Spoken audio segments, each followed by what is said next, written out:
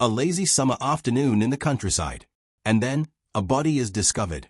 What begins as a quiet visit to a country estate soon turns into a tangled mystery of secrets, suspicion, and puzzles that refuse to stay hidden. This is the Red House Mystery, a classic detective story where every clue matters and every guest is a possibility. In the drowsy heat of the summer afternoon, the Red House was taking its siesta. There was a lazy murmur of bees in the flower borders, a gentle cooing of pigeons in the tops of the elms. From distant lawns came the whir of a mowing machine, that most restful of all country sounds, making ease the sweeter in that it is taken while others are working. It was the hour when even those whose business it is to attend to the wants of others have a moment or two for themselves. In the housekeeper's room, Audrey Stevens, the pretty parlour-maid, retrimmed her best hat and talked idly to her aunt, the cook housekeeper of Mr. Mark Ablett's bachelor home. "For Joe," said Mrs. Stevens placidly, her eye on the hat. Audrey nodded. She took a pin from her mouth, found a place in the hat for it, and said, "He likes a bit of pink." "I don't say I mind a bit of pink myself," said her aunt. "Joe Turner isn't the only one." "It isn't everybody's color," said Audrey, holding the hat out at arm's length and regarding it thoughtfully. "Stylish, isn't it?" "Oh, it'll suit you all right, and it would have suited me at your age. A bit too dressy for me now, though wearing better than some other people, I dare say. I was never the one to pretend to be what I wasn't. If I'm 55, I'm 55, that's what I say." "58, isn't it, Auntie?" "I was just giving that as an example," said Mrs. Stevens with great dignity. Audrey threaded a needle, held her hand out and looked at her nails critically for a moment, and then began to sew. "Funny thing, that about Mr. Mark's brother. Fancy not seeing your brother for 15 years. She gave a self-conscious laugh and went on, "Wonder what I should do if I didn't see Joe for 15 years. "As I told you all this morning," said her aunt, "I've been here 5 years, and never heard of a brother. I could say that before everybody if I was going to die tomorrow. There's been no brother here while I've been here. You could have knocked me down with a feather when he spoke about him at breakfast this morning. I didn't hear what went before, naturally, but they was all talking about the brother when I went in. Now what was it I went in for? Hot milk, was it, or toast? Well, they was all talking, and Mr. Mark turns to me and says, 'You know his way, Stevens,' he says. 'My brother is coming to see me this afternoon. I'm expecting him about 3, he says. 'Show him into the office,' he says, just like that. 'Yes, sir,' I says quite quietly, but I was never so surprised in my life, not knowing he had a brother. 'My brother from Australia,' he says. There, I'd forgotten that. From Australia. Well, he may have been in Australia, said Mrs. Stevens judicially. I can't say for that, not knowing the country. But what I do say is he's never been here. Not while I've been here, and that's 5 years. Well, but, Auntie, he hasn't been here for 15 years. I heard Mr. Mark telling Mr. Cayley. 15 years, he says. Mr. Cayley having asked him when his brother was lost in England. Mr. Cayley knew of him, I heard him telling Mr. Beverley, but didn't know when he was lost in England. See? So that's why he asked Mr. Mark. I'm not saying anything about 15 years, Audrey. I can only speak for what I know, and that's 5 years Whitsuntide. I can take my oath he's not set foot in the house since 5 years Whitsuntide. And if he's been in Australia, as you say, well, I dare say he's had his reasons. What reasons? Said Audrey lightly. Never mind what reasons. Being in the place of a mother to you, since your poor mother died, I say this, Audrey, when a gentleman goes to Australia, he has his reasons. And when he stays in Australia 15 years, as Mr. Mark says, and as I know for myself for 5 years, he has his reasons. And a respectably brought-up girl doesn't ask what reasons. Got into trouble, I suppose, said Audrey carelessly. They were saying at breakfast he'd been a wild one. Debts. I'm glad Joe isn't like that. He's got £15 in the post office savings bank. Did I tell you? But there was not to be any more talk of Joe Turner that afternoon. The ringing of a bell brought Audrey to her feet. No longer Audrey, but now Stevens. She arranged her cap in front of the glass. There, that's the front door, she said. That's him. Show him into the office, said Mr. Mark. I suppose he doesn't want the other ladies and gentlemen to see him. Well, they're all out at their golf. Anyhow, wonder if he's going to stay. Perhaps he's brought back a lot of gold from Australia. I might hear something about Australia. Because if anybody can get gold there, then I don't say but what Joe and I. Now, get on, Audrey. Just going, darling. She went out.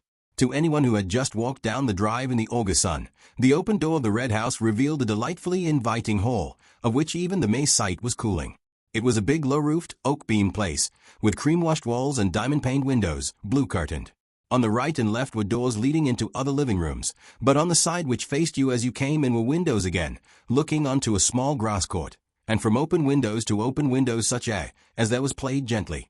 The staircase went up in broad, low steps along the right-hand wall, and, turning to the left, led you along a gallery, which ran across the width of the hall, to your bedroom. That is, if you were going to stay the night. Mr. Robert Ablett's intentions in this matter were as yet unknown. As Audrey came across the hall, she gave a little start as she saw Mr. Cayley suddenly, sitting unobtrusively in a seat beneath one of the front windows, reading. No reason why he shouldn't be there. Certainly a much cooler place than the golf links on such a day, but somehow there was a deserted air about the house that afternoon, as if all the guests were outside, or, perhaps the wisest place of all, up in their bedrooms, sleeping. Mr. Cayley, the master's cousin, was a surprise, and, having given a little exclamation as she came suddenly upon him, she blushed, and said, "Oh, I beg your pardon, sir, I didn't see you at first," and he looked up from his book and smiled at her. An attractive smile it was on that big ugly face. Such a gentleman, Mr. Cayley, she thought to herself as she went on, and wondered what the master would do without him. If this brother, for instance, had to be bundled back to Australia, it was Mr. Cayley who would do most of the bundling. "So this is Mr. Robert," said Audrey to herself, as she came in sight of the visitor. She told her aunt afterwards that she would have known him anywhere for Mr. Mark's brother, but she would have said that in any event. Actually, she was surprised. Dapper little Mark, with his neat pointed beard and his carefully curled moustache, with his quick darting eyes, always moving from one to the other of any company he was in, to register one more smile to his credit when he had said a good thing, one more expectant look when he was only waiting his turn to say it. He was a very different man from this rough-looking, ill-dressed colonial, staring at her so loweringly. "I want to see Mr. Mark Ablett," he growled. It sounded almost like a threat. Audrey recovered herself and smiled reassuringly at him. She had a smile for everybody. "Yes, sir. He is expecting you, if you will come this way." "Oh, so you know who I am, eh? Mr. Robert Ablett." "Eh, that's right. So he's expecting me, eh? He'll be glad to see me, eh?" "If you will come this way, sir," said Audrey primly. She went to the second door on the left and opened it. "Mr. Robert A.B.," she began, and then broke off. The room was empty. She turned to the man behind her. "If you will sit down, sir, I will find the master. I know he's in, because he told me that you were coming this afternoon." "Oh." He looked round the room. "What do you call this place, eh?" "The office, sir." "The office?" "The room where the master works, sir." "Works, eh? That's new.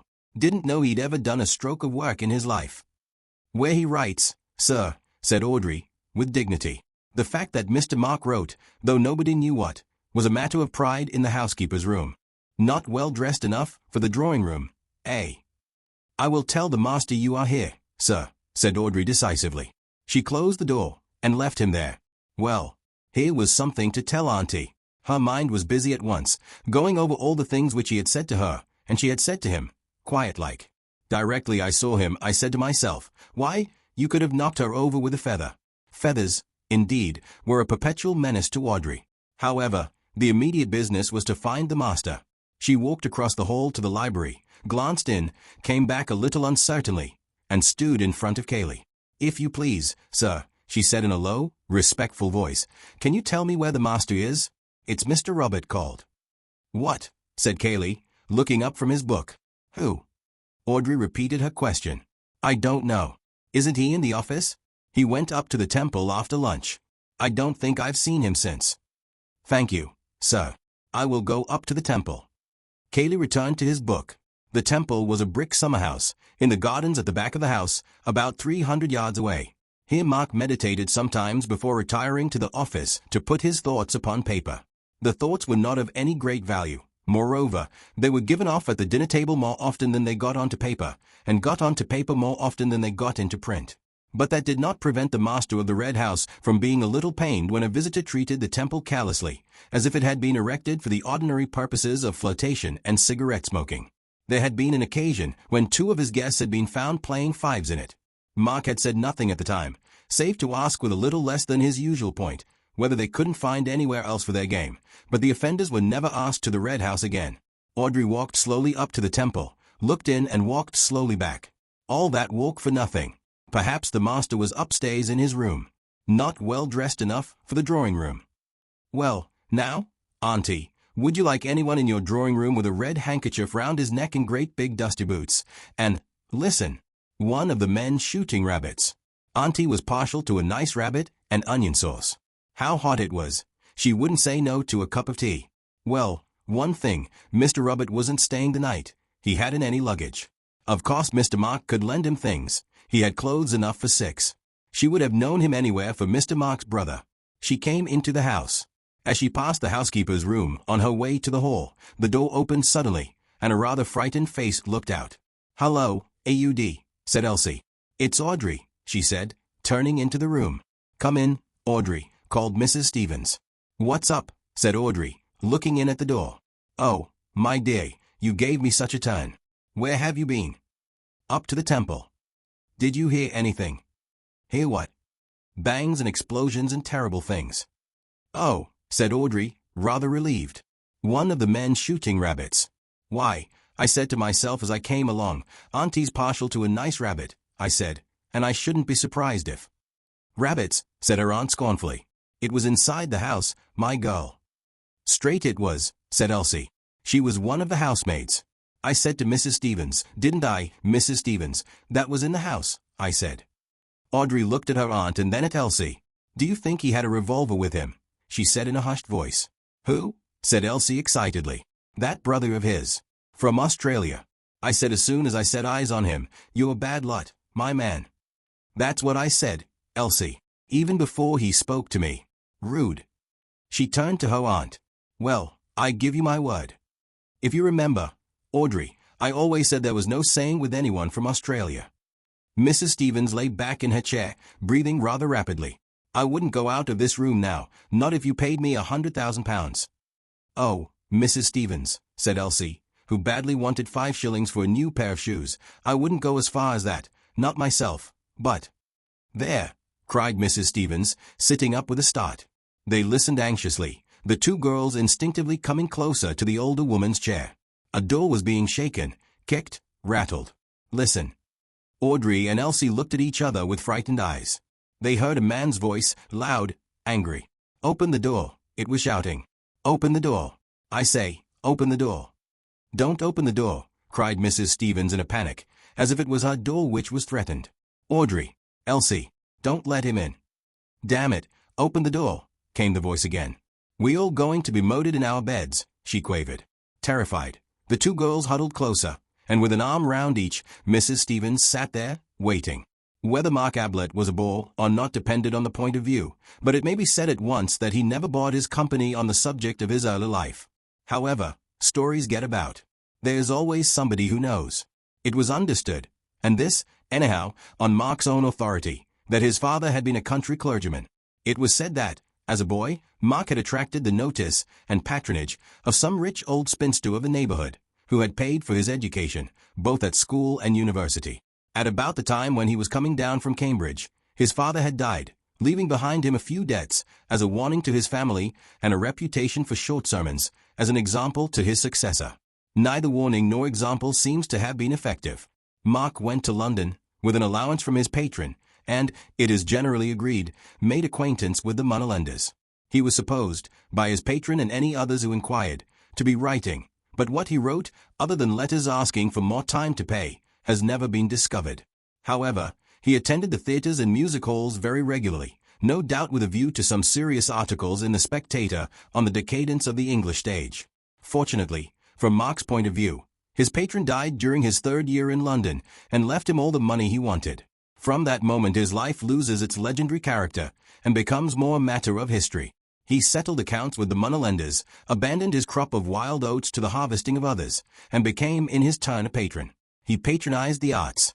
It was not only usurers who discovered that Mark Ablett no longer wrote for money. Editors were now offered free contributions as well as free lunches. Publishers were given agreements for an occasional slender volume, in which the author paid all expenses and waived all royalties. Promising young painters and poets dined with him, and he even took a theatrical company on tour, playing host and lead with equal lavishness. He was not what most people call a snob. A snob has been defined carelessly as a man who loves a lord, and, more carefully, as a mean lover of mean things, which would be a little unkind to the peerage if the first definition were true. Mark had his vanities undoubtedly, but he would sooner have met an actor manager than an earl. He would have spoken of his friendship with Dante, had that been possible, more glibly than of his friendship with the Duke. Call him a snob if you like, but not the worst kind of snob, a hanger-on, but to the skates of art, not society, a climber, but in the neighborhood of Parnassus, not Hay Hill. His patronage did not stop at the arts.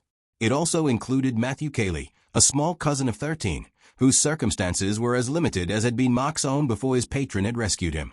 He sent the Cayley cousin to school in Cambridge. His motives, no doubt, were unworldly enough at first, a mere repaying to his account in the recording angel's book of the generosity which had been lavished on himself, a laying up of treasure in heaven. But it is probable that, as the boy grew up, Mark's designs for his future were based on his own interests as much as those of his cousin, and that a suitably educated Matthew Cayley of 23 was felt by him to be a useful property for a man in his position, a man, that is to say, whose vanities left him so little time for his affairs. Cayley, then, at 23, looked after his cousin's affairs. By this time Mark had bought the Red House and the considerable amount of land which went with it. Cayley superintended the necessary staff. His duties, indeed, were many. He was not quite secretary, not quite land agent, not quite business adviser, not quite companion, but something of all four. Mark leant upon him and called him Key, objecting quite rightly in the circumstances to the name of Matthew. Key, he felt, was, above all, dependable, a big, heavy-jawed, solid fellow, who didn't bother you with unnecessary talk, a boon to a man who liked to do most of the talking himself. Cayley was now 28, but had all the appearance of 40, which was his patron's age. Spasmodically they entertained a good deal at the Red House, and Mark's preference, call it kindliness or vanity, as you please, was for guests who were not in a position to repay his hospitality. Let us have a look at them as they came down to that breakfast, of which Stevens, the parlour-maid, has already given us a glimpse. The first to appear was Major Rumbold, a tall, grey-haired, grey-moustached, silent man, wearing a Norfolk coat and grey flannel trousers, who lived on his retired pay and wrote natural history articles for the papers. He inspected the dishes on the side table, decided carefully on kedgeree, and got to work on it. He had passed on to a sausage by the time of the next arrival. This was Bill Beverley, a cheerful young man in white flannel trousers and a blazer. "Hello, Major," he said as he came in. "How's the gout?" "It isn't gout," said the Major gruffly. "Well, whatever it is." The Major grunted. "I make a point of being polite at breakfast," said Bill, helping himself largely to porridge. "Most people are so rude. That's why I asked you. But don't tell me if it's a secret. Coffee?" he added, as he poured himself out a cup. "No, thanks. I never drink till I've finished eating." "Quite right, Major, it's only manners." He sat down opposite to the other. "Well, we've got a good day for our game. It's going to be dashed hot, but that's where Betty and I score. On the 5th green, your old wound, the one you got in that frontier skirmish in '43, will begin to trouble you. On the 8th, your liver, undermined by years of curry, will drop to pieces. On the 12th. Oh, shut up, you ass. Well, I'm only warning you. Hello, good morning, Miss Norris. I was just telling the Major what was going to happen to you and him this morning. Do you want any assistance, or do you prefer choosing your own breakfast?" "Please don't get up," said Miss Norris. "I'll help myself. Good morning, Major." She smiled pleasantly at him. The Major nodded. "Good morning. Going to be hot." "As I was telling him," began Bill, "that's where? Hello, here's Betty. Morning, Cayley." Betty Calladine and Cayley had come in together. Betty was the 18-year-old daughter of Mrs. John Calladine, widow of the painter, who was acting hostess on this occasion for Mark. Ruth Norris took herself seriously as an actress and, on her holidays, seriously as a golfer. She was quite competent as either. Neither the stage society nor Sandwich had any terrors for her. "By the way, the car will be round at 10:30, said Cayley, looking up from his letters. "You're lunching there and driving back directly afterwards. Isn't that right?" "I don't see why we shouldn't have 2 rounds, said Bill hopefully. "Much too hot in the afternoon," said the Major. "Get back comfortably for tea." Mark came in. He was generally the last. He greeted them and sat down to toast and tea. Breakfast was not his meal. The others chatted gently while he read his letters. "Good God," said Mark suddenly. There was an instinctive turning of heads towards him. "I beg your pardon, Miss Norris. Sorry, Betty. Miss Norris smiled her forgiveness. She often wanted to say it herself, particularly at rehearsals. I say, Key. He was frowning to himself, annoyed, puzzled. He held up a letter and shook it. Who do you think this is from? Cayley, at the other end of the table, shrugged his shoulders. How could he possibly guess? Rub it, said Mark. Rub it. It was difficult to surprise Cayley. Well. It's all very well to say well, like that, said Mark peevishly. He's coming here this afternoon. I thought he was in Australia, or somewhere. Of course. So did I. He looked across at Rumbold. Got any brothers, Major? No. Well, take my advice, and don't have any. Not likely to now, said the Major. Bill laughed. Miss Norris said politely, but you haven't any brothers, Mr. Ablett. One, said Mark grimly. If you're back in time, you'll see him this afternoon. He'll probably ask you to lend him £5. Don't. Everybody felt a little uncomfortable. I've got a brother, said Bill helpfully, but I always borrow from him. Like Robert, said Mark. When was he in England last? Asked Cayley. About 15 years ago, wasn't it? You'd have been a boy, of course. Yes, I remember seeing him once about then, but I didn't know if he had been back since. No, not to my knowledge. Mark, still obviously upset, returned to his letter. Personally, said Bill, I think relations are a great mistake. All the same, said Betty a little daringly, it must be rather fun having a skeleton in the cupboard. Mark looked up, frowning. If you think it's fun, I'll hand him over to you, Betty. If he's anything like he used to be, and like his few letters have been, well, Key knows. Cayley grunted. All I knew was that one didn't ask questions about him. It may have been meant as a hint to any too curious guest not to ask more questions, or a reminder to his host not to talk too freely in front of strangers, although he gave it the sound of a mere statement of fact. But the subject dropped, to be succeeded by the more fascinating one of the coming foursome. Mrs. Calladine was driving over with the players in order to lunch with an old friend who lived near the links, and Mark and Cayley were remaining at home, on affairs. Apparently affairs were now to include a prodigal brother. But that need not make the foursome less enjoyable. At about the time when the Major, for whatever reasons, was fluffing his tea-shot at the 16th, and Mark and his cousin were at their business at the Red House, an attractive gentleman of the name of Anthony Gillingham was handing up his ticket at Woodham Station and asking the way to the village. Having received directions, he left his bag with the station master and walked off leisurely. He is an important person to this story, so that it is as well we should know something about him before letting him loose in it. Let us stop him at the top of the hill on some excuse, and have a good look at him. The first thing we realize is that he is doing more of the looking than we are. Above a clean-cut, clean-shaven face, of a type usually associated with the Navy, he carries a pair of gray eyes which seem to be absorbing every detail of our person. To strangers this look is almost alarming at first, until they discover that his mind is very often elsewhere, that he has, so to speak, left his eyes on God, while he himself follows a train of thought in another direction. Many people do this, of course, when, for instance, they are talking to one person and trying to listen to another, but their eyes betray them. Anthony's never did.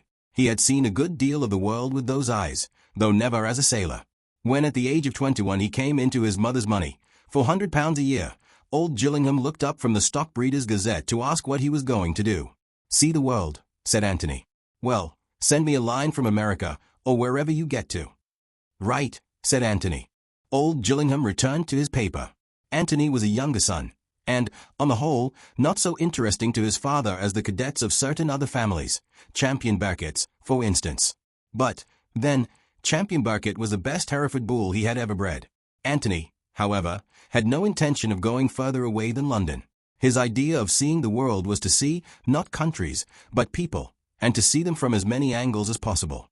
There are all sorts in London if you know how to look at them. So Anthony looked at them, from various strange corners, from the viewpoint of the valet, the newspaper reporter, the waiter, the shop assistant. With the independence of £400 a year behind him, he enjoyed it immensely.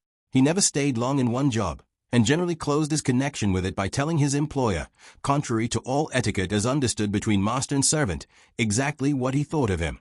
He had no difficulty in finding a new profession.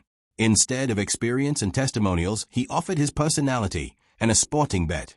He would take no wages the first month, and, if he satisfied his employer, double wages the second. He always got his double wages. He was now 30. He had come to Woodham for a holiday, because he liked the look of the station. His ticket entitled him to travel further, but he had always intended to please himself in the matter. Woodham attracted him, and he had a suitcase in the carriage with him and money in his pocket. Why not get out? The landlady of the George was only too glad to put him up, and promised that her husband would drive over that afternoon for his luggage. "And you would like some lunch, I expect, sir." "Yes, but don't give yourself any trouble about it. Cold anything you've got." "What about beef, sir?" she asked, as if she had 100 varieties of meat to select from, and was offering him her best. "That will do splendidly.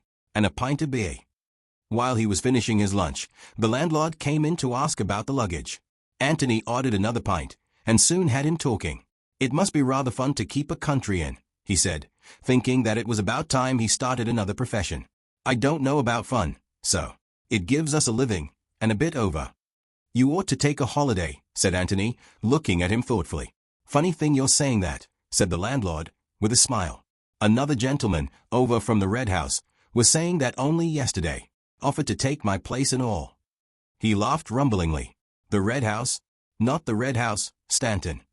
"That's right, sir. Stanton's the next station to Woodham. The Red House is about a mile from here, Mr. Ablett's." Anthony took a letter from his pocket. It was addressed from the Red House, Stanton, and signed Bill. "Good old Bill," he murmured to himself. "Is getting on." Anthony had met Bill Beverly 2 years before in a tobacconist's shop. Gillingham was on one side of the counter and Mr. Beverly on the other. Something about Bill, his youth and freshness, perhaps, attracted Anthony, and when cigarettes had been ordered and an address given to which they were to be sent, he remembered that he had come across an aunt of Beverly's once at a country house. Beverly and he met again a little later at a restaurant. Both of them were in evening dress, but they did different things with their napkins, and Anthony was the more polite of the two. However, he still liked Bill. So on one of his holidays, when he was unemployed, he arranged an introduction through a mutual friend. Beverly was a little inclined to be shocked when he was reminded of their previous meetings, but his uncomfortable feelings soon wore off, and he and Anthony quickly became intimate. But Bill generally addressed him as "Dear Madman" when he happened to write. Anthony decided to stroll over to the Red House after lunch and call upon his friend. Having inspected his bedroom, which was not quite the lavender-smelling country inn bedroom of fiction, but sufficiently clean and comfortable, he set out over the fields. As he came down the drive and approached the old red brick front of the house, there was a lazy murmur of bees in the flower borders, a gentle cooing of pigeons in the tops of the elms, and from distant lawns the whir of a mowing machine, that most restful of all country sounds. And in the hall a man was banging at a locked door, and shouting, "Open the door, I say, open the door." "Hello," said Anthony in amazement. Kaylee looked round suddenly at the voice. "Can I help?" said Anthony politely. "Something's happened," said Kaylee. He was breathing quickly. "I heard a shot. It sounded like a shot. I was in the library. A loud bang. I didn't know what it was. And the door's locked."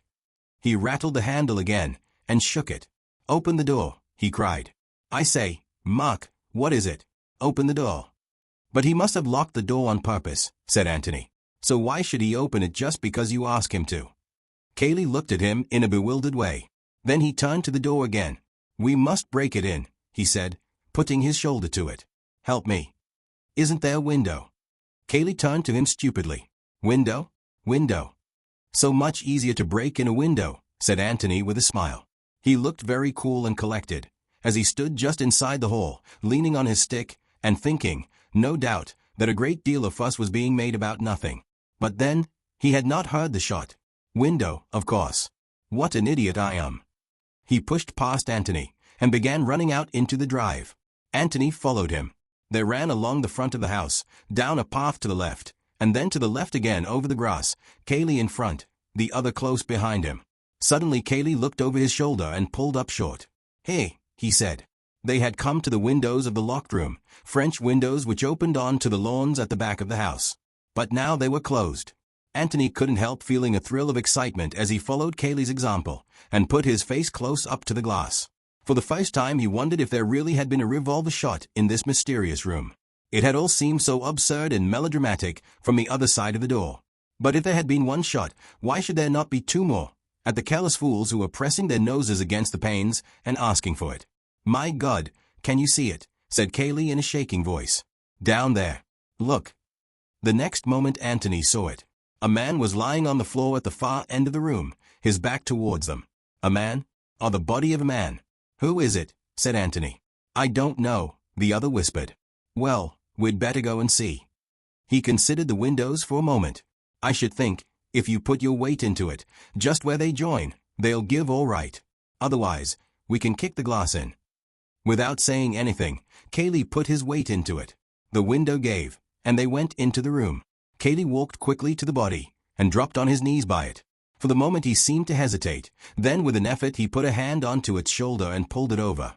Thank God, he murmured, and let the body go again. Who is it? Said Anthony. Robert Ablett. Oh, said Anthony.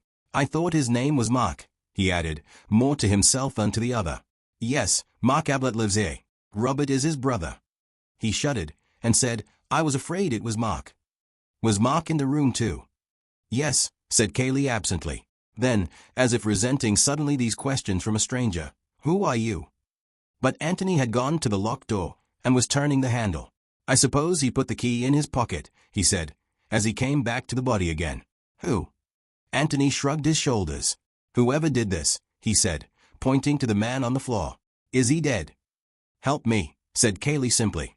They turned the body onto its back, nerving themselves to look at it. Robert Ablett had been shot between the eyes. It was not a pleasant sight, and with his horror Anthony felt a sudden pity for the man beside him, and a sudden remorse for the callous, easy way in which he had treated the affair. But then one always went about imagining that these things didn't happen, except to other people. It was difficult to believe in them just at first, when they happened to yourself. Did you know him well? Said Anthony quietly. He meant, were you fond of him? Hardly at all. Mark is my cousin. I mean, Mark is the brother I know best. Your cousin? Yes. He hesitated, and then said, is he dead? I suppose he is. Do you know anything about that sort of thing? Perhaps I'd better get some water. There was another door opposite to the locked one, which led, as Anthony was to discover for himself directly, into a passage from which opened 2 more rooms. Cayley stepped into the passage, and opened the door on the right. The door from the office, through which he had gone, remained open. The door, at the end of the short passage, was shut. Anthony, kneeling by the body, followed Cayley with his eyes, and, after he had disappeared, kept his eyes on the blank wall of the passage, but he was not conscious of that at which he was looking, for his mind was with the other man, sympathizing with him.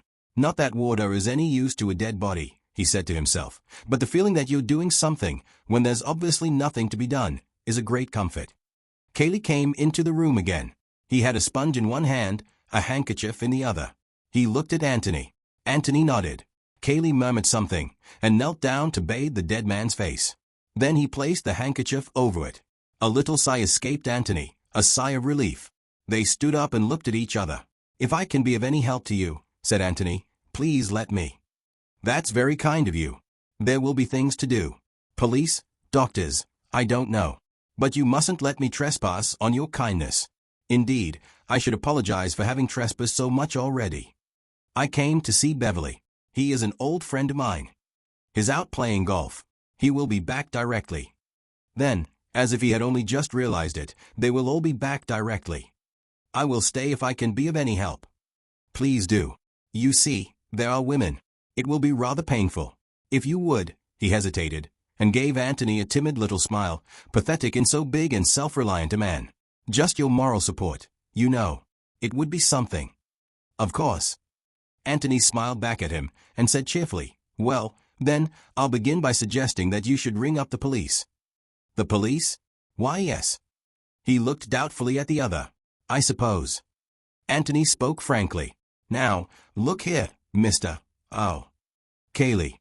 I'm Mark Ablett's cousin. I live with him. My name's Gillingham. I'm sorry, I ought to have told you before. Well now, Mr. Cayley, we shan't do any good by pretending. Here's a man being shot. Well, somebody shot him. He might have shot himself, mumbled Cayley. Yes, he might have, but he didn't. Or if he did, somebody was in the room at the time, and that somebody isn't here now. And that somebody took a revolver away with him. Well, the police will want to say a word about that, won't they? Cayley was silent, looking on the ground. Oh, I know what you're thinking, and believe me I do sympathize with you, but we can't be children about it. If your cousin Mark Ablett was in the room with this, he indicated the body, this man, then. Who said he was? Said Kaylee, jerking his head up suddenly at Anthony. You did. I was in the library. Mark went in. He may have come out again. I know nothing. Somebody else may have gone in. Yes, yes, said Anthony patiently, as if to a little child. You know your cousin. I don't. Let's agree that he had nothing to do with it. But somebody was in the room when this man was shot, and, well, the police will have to know. Don't you think? He looked at the telephone. Or would you rather I did it? Kaylee shrugged his shoulders and went to the telephone. May I, look round a bit? Anthony nodded towards the open door. Oh, do. Yes. He sat down and drew the telephone towards him. You must make allowances for me, Mr. Gillingham. You see, I've known Mark for a very long time. But, of course, you're quite right, and I'm merely being stupid. He took off the receiver. Let us suppose that, for the purpose of making a first acquaintance with this office, we are coming into it from the hall, through the door which is now locked, but which, for our special convenience, has been magically unlocked for us. As we stand just inside the door, the length of the room runs right and left, or, more accurately, to the right only, for the left-hand wall is almost within our reach. Immediately opposite to us, across the breadth of the room, some 15 feet, is that other door, by which Kaylee went out and returned a few minutes ago. In the right-hand wall, 30 feet away from us, are the French windows. Crossing the room and going out by the opposite door, we come into a passage, from which 2 rooms lead. The one on the right, into which Kaylee went, is less than half the length of the office, a small, square room, which has evidently been used some time or other as a bedroom. The bed is no longer there, but there is a basin, with hot and cold taps, in a corner, chairs, a cupboard or two, and a chest of drawers. The window faces the same way as the French windows in the next room, but anybody looking out of the bedroom window has his view on the immediate right shut off by the outer wall of the office, which projects, by reason of its greater length, 15 feet further into the lawn. The room on the other side of the bedroom is a bathroom. The 3 rooms together, in fact, form a sort of private suite, used, perhaps, during the occupation of the previous owner, by some invalid, who could not manage the stairs, but allowed by Mark to fall into disuse, save for the living room. At any rate, he never slept downstairs. Anthony glanced at the bathroom, and then wandered into the bedroom, the room into which Kaylee had been. The window was open, and he looked out at the well-kept grass beneath him and the peaceful stretch of park beyond, and he felt very sorry for the owner of it all, who was now mixed up in so grim a business. Kaylee thinks he did it, said Anthony to himself. That's obvious. It explains why he wasted so much time banging on the door. Why should he try to break a lock when it's so much easier to break a window? Of course he might just have lost his head. On the other hand, he might have wanted to give his cousin a chance of getting away. The same about the police, and, lots of things. Why, for instance, did we run all the way round the house in order to get to the windows? Surely there's a back way out through the hall. I must have a look later on. Anthony, it will be observed, had by no means lost his head. There was a step in the passage outside, and he turned round, to see Kaylee in the doorway. He remained looking at him for a moment, asking himself a question. It was rather a curious question. He was asking himself why the door was open. Well, not exactly why the door was open. That could be explained easily enough. But why had he expected the door to be shut? He did not remember shutting it, but somehow he was surprised to see it open now, to see Kaylee through the doorway, just coming into the room. Something working subconsciously in his brain had told him that it was surprising. Why? He tucked the matter away in a corner of his mind for the moment. The answer would come to him later on. He had a wonderfully retentive mind. Everything which he saw or heard seemed to make its corresponding impression somewhere in his brain, often without his being conscious of it. And these photographic impressions were always there ready for him when he wished to develop them. Kaylee joined him at the window. I've telephoned, he said. They are sending an inspector or someone from Middleston, and the local police and doctor from Stanton. He shrugged his shoulders. We're in for it now. How far away is Middleston? It was the town for which Anthony had taken a ticket that morning, only 6 hours ago. How absurd it seemed. About 20 miles. These people will be coming back soon. Beverly, and the others. Yes. I expect they'll want to go away at once. Much better that they should. Yes. Kaylee was silent for a little.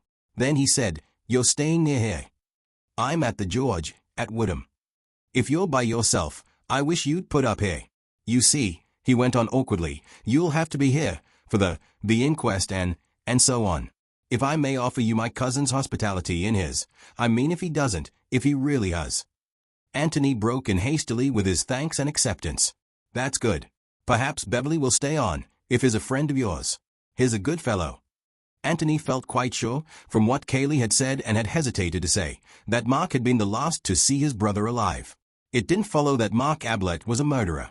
Revolvers go off accidentally, and when they have gone off, people lose their heads and run away, fearing that their story will not be believed. Nevertheless, when people run away, whether innocently or guiltily, one can't help wondering which way they went. I suppose this way, said Anthony aloud, looking out of the window. Who? Said Kaylee stubbornly. Well, whoever it was, said Anthony, smiling to himself. The murderer. Oh, let us say, the man who locked the door after Robert Ablett was killed. I wonder. Well, how else could he have got away?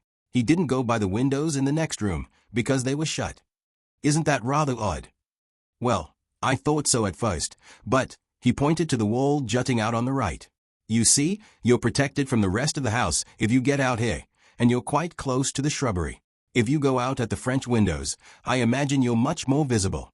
All that part of the house, he waved his right hand, the west, well, northwest almost, where the kitchen parts are, you see, you're hidden from them here. Oh, yes. He knew the house, whoever it was, and he was quite right to come out of this window. He'd be into the shrubbery at once. Kaylee looked at him thoughtfully. It seems to me, Mr. Gillingham, that you know the house pretty well, considering that this is the first time you've been to it. Anthony laughed. Oh, well, I notice things, you know. I was born noticing. But I'm right, aren't I, about why he went out this way? Yes, I think you are. Kaylee looked away, towards the shrubbery. Do you want to go noticing in there now? He nodded at it. I think we might leave that to the police, said Anthony gently. Well, there's no hurry. Kaylee gave a little sigh, as if he had been holding his breath for the answer, and could now breathe again. Thank you, Mr. Gillingham, he said. Guests at the Red House were allowed to do what they liked within reason, the reasonableness or otherwise of it being decided by Mark. But when once they, or Mark, had made up their minds as to what they wanted to do, the plan had to be kept. Mrs. Calladine, who knew this little weakness of their hosts, resisted, therefore, the suggestion of Bill that they should have a second round in the afternoon, and drive home comfortably after tea. The other golfers were willing enough, but Mrs. Calladine, without actually saying that Mr. Ablett wouldn't like it, was firm on the point that, having arranged to be back by 4, they should be back by 4. I really don't think Mark wants us, you know, said the Major. Having played badly in the morning, he wanted to prove to himself in the afternoon that he was really better than that. With this brother of his coming, he'll be only too glad to have us out of the way. Of course he will, Major. This from Bill. You'd like to play, wouldn't you, Miss Norris? Miss Norris looked doubtfully at the hostess. Of course, if you want to get back, dear, we mustn't keep you here. Besides, it's so dull for you, not playing. Just 9 holes, Mother, pleaded Betty. The car could take you back, and you could tell them that we were having another round, and then it could come back for us, said Bill brilliantly. It's certainly much cooler here than I expected, put in the Major. Mrs. Calladine fell. It was very pleasantly cool outside the golf house, and of course Mark would be rather glad to have them out of the way. So she consented to 9 holes, and the match having ended all square, and everybody having played much better than in the morning, they drove back to the Red House, very well pleased with themselves.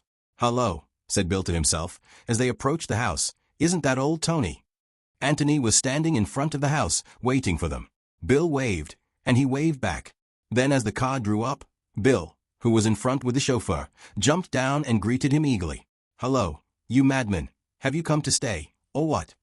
He had a sudden idea. Don't say you're Mark Ablett's long-lost brother from Australia, though I could quite believe it of you. He laughed boyishly. Hello, Bill, said Anthony quietly. Will you introduce me? I'm afraid I've got some bad news. Bill, rather sobered by this, introduced him. The Major and Mrs. Calladine were on the near side of the car, and Anthony spoke to them in a low voice. I'm afraid I'm going to give you rather a shock, he said. Robert Ablett, Mr. Mark Ablett's brother, has been killed. He jerked a thumb over his shoulder. In the house. Good God, said the Major. Do you mean that he has killed himself? Asked Mrs. Calladine. Just now. It was about 2 hours ago. I happened to come here. He half turned to Beverly and explained. I was coming to see you, Bill, and I arrived just after the death. Mr. Cayley and I found the body. Mr. Cayley being busy just now, there are police and doctors and so on in the house. He asked me to tell you. He says that no doubt you would prefer, the house party having been broken up in this tragic way, to leave as soon as possible.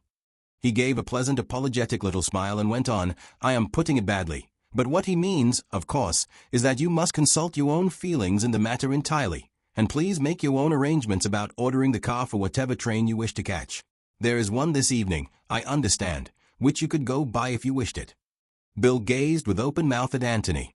He had no words in his vocabulary to express what he wanted to say, other than those the Major had already used. Betty was leaning across to Miss Norris and saying, Who's killed? In an awestruck voice, and Miss Norris, who was instinctively looking as tragic as she looked on the stage when a messenger announced the death of one of the cast, stopped for a moment in order to explain. Mrs. Calladine was quietly mistress of herself.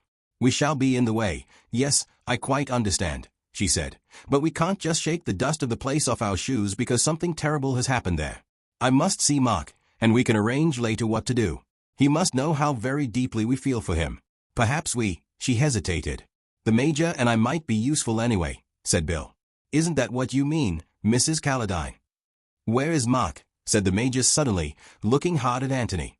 Anthony looked back unwaveringly, and said nothing. I think, said the Major gently, leaning over to Mrs. Calladine, that it would be better if you took Betty back to London tonight. Very well, she agreed quietly. You will come with us, Ruth.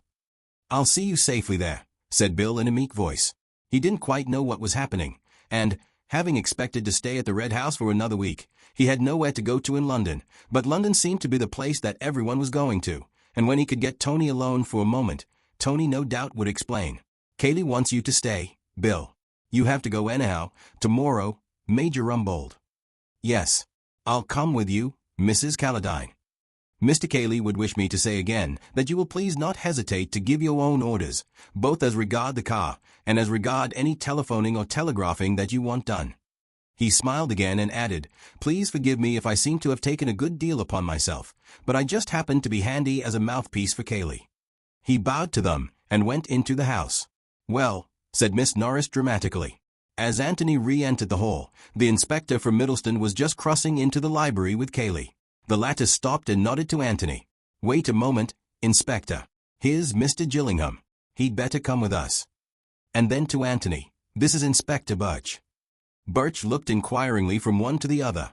Mr. Gillingham and I found the body together, explained Cayley. Oh, well, come along, and let's get the facts sorted out a bit.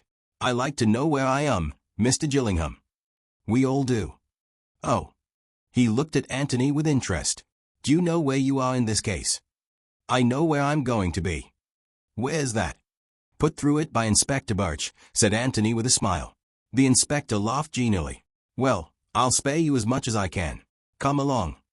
They went into the library.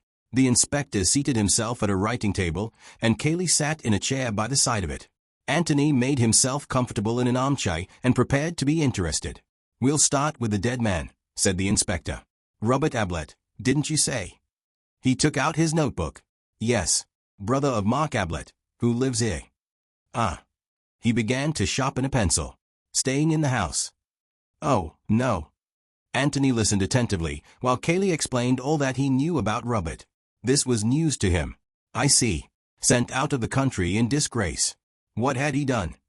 I hardly know. I was only about 12 at the time. The sort of age when you're told not to ask questions. Inconvenient questions. Exactly. So you don't really know whether he had been merely wild or wicked. No. Old Mr. Ablett was a clergyman, added Cayley. Perhaps what might seem wicked to a clergyman might seem only wild to a man of the world. I dare say, Mr. Cayley, smiled the inspector. Anyhow, it was more convenient to have him in Australia. Yes. Mark Ablett never talked about him. Hardly ever. He was very much ashamed of him, and, well, very glad he was in Australia. Did he write Mark sometimes? Occasionally, perhaps 3 or 4 times in the last 5 years. Asking for money. Something of the sort. I don't think Mark always answered them.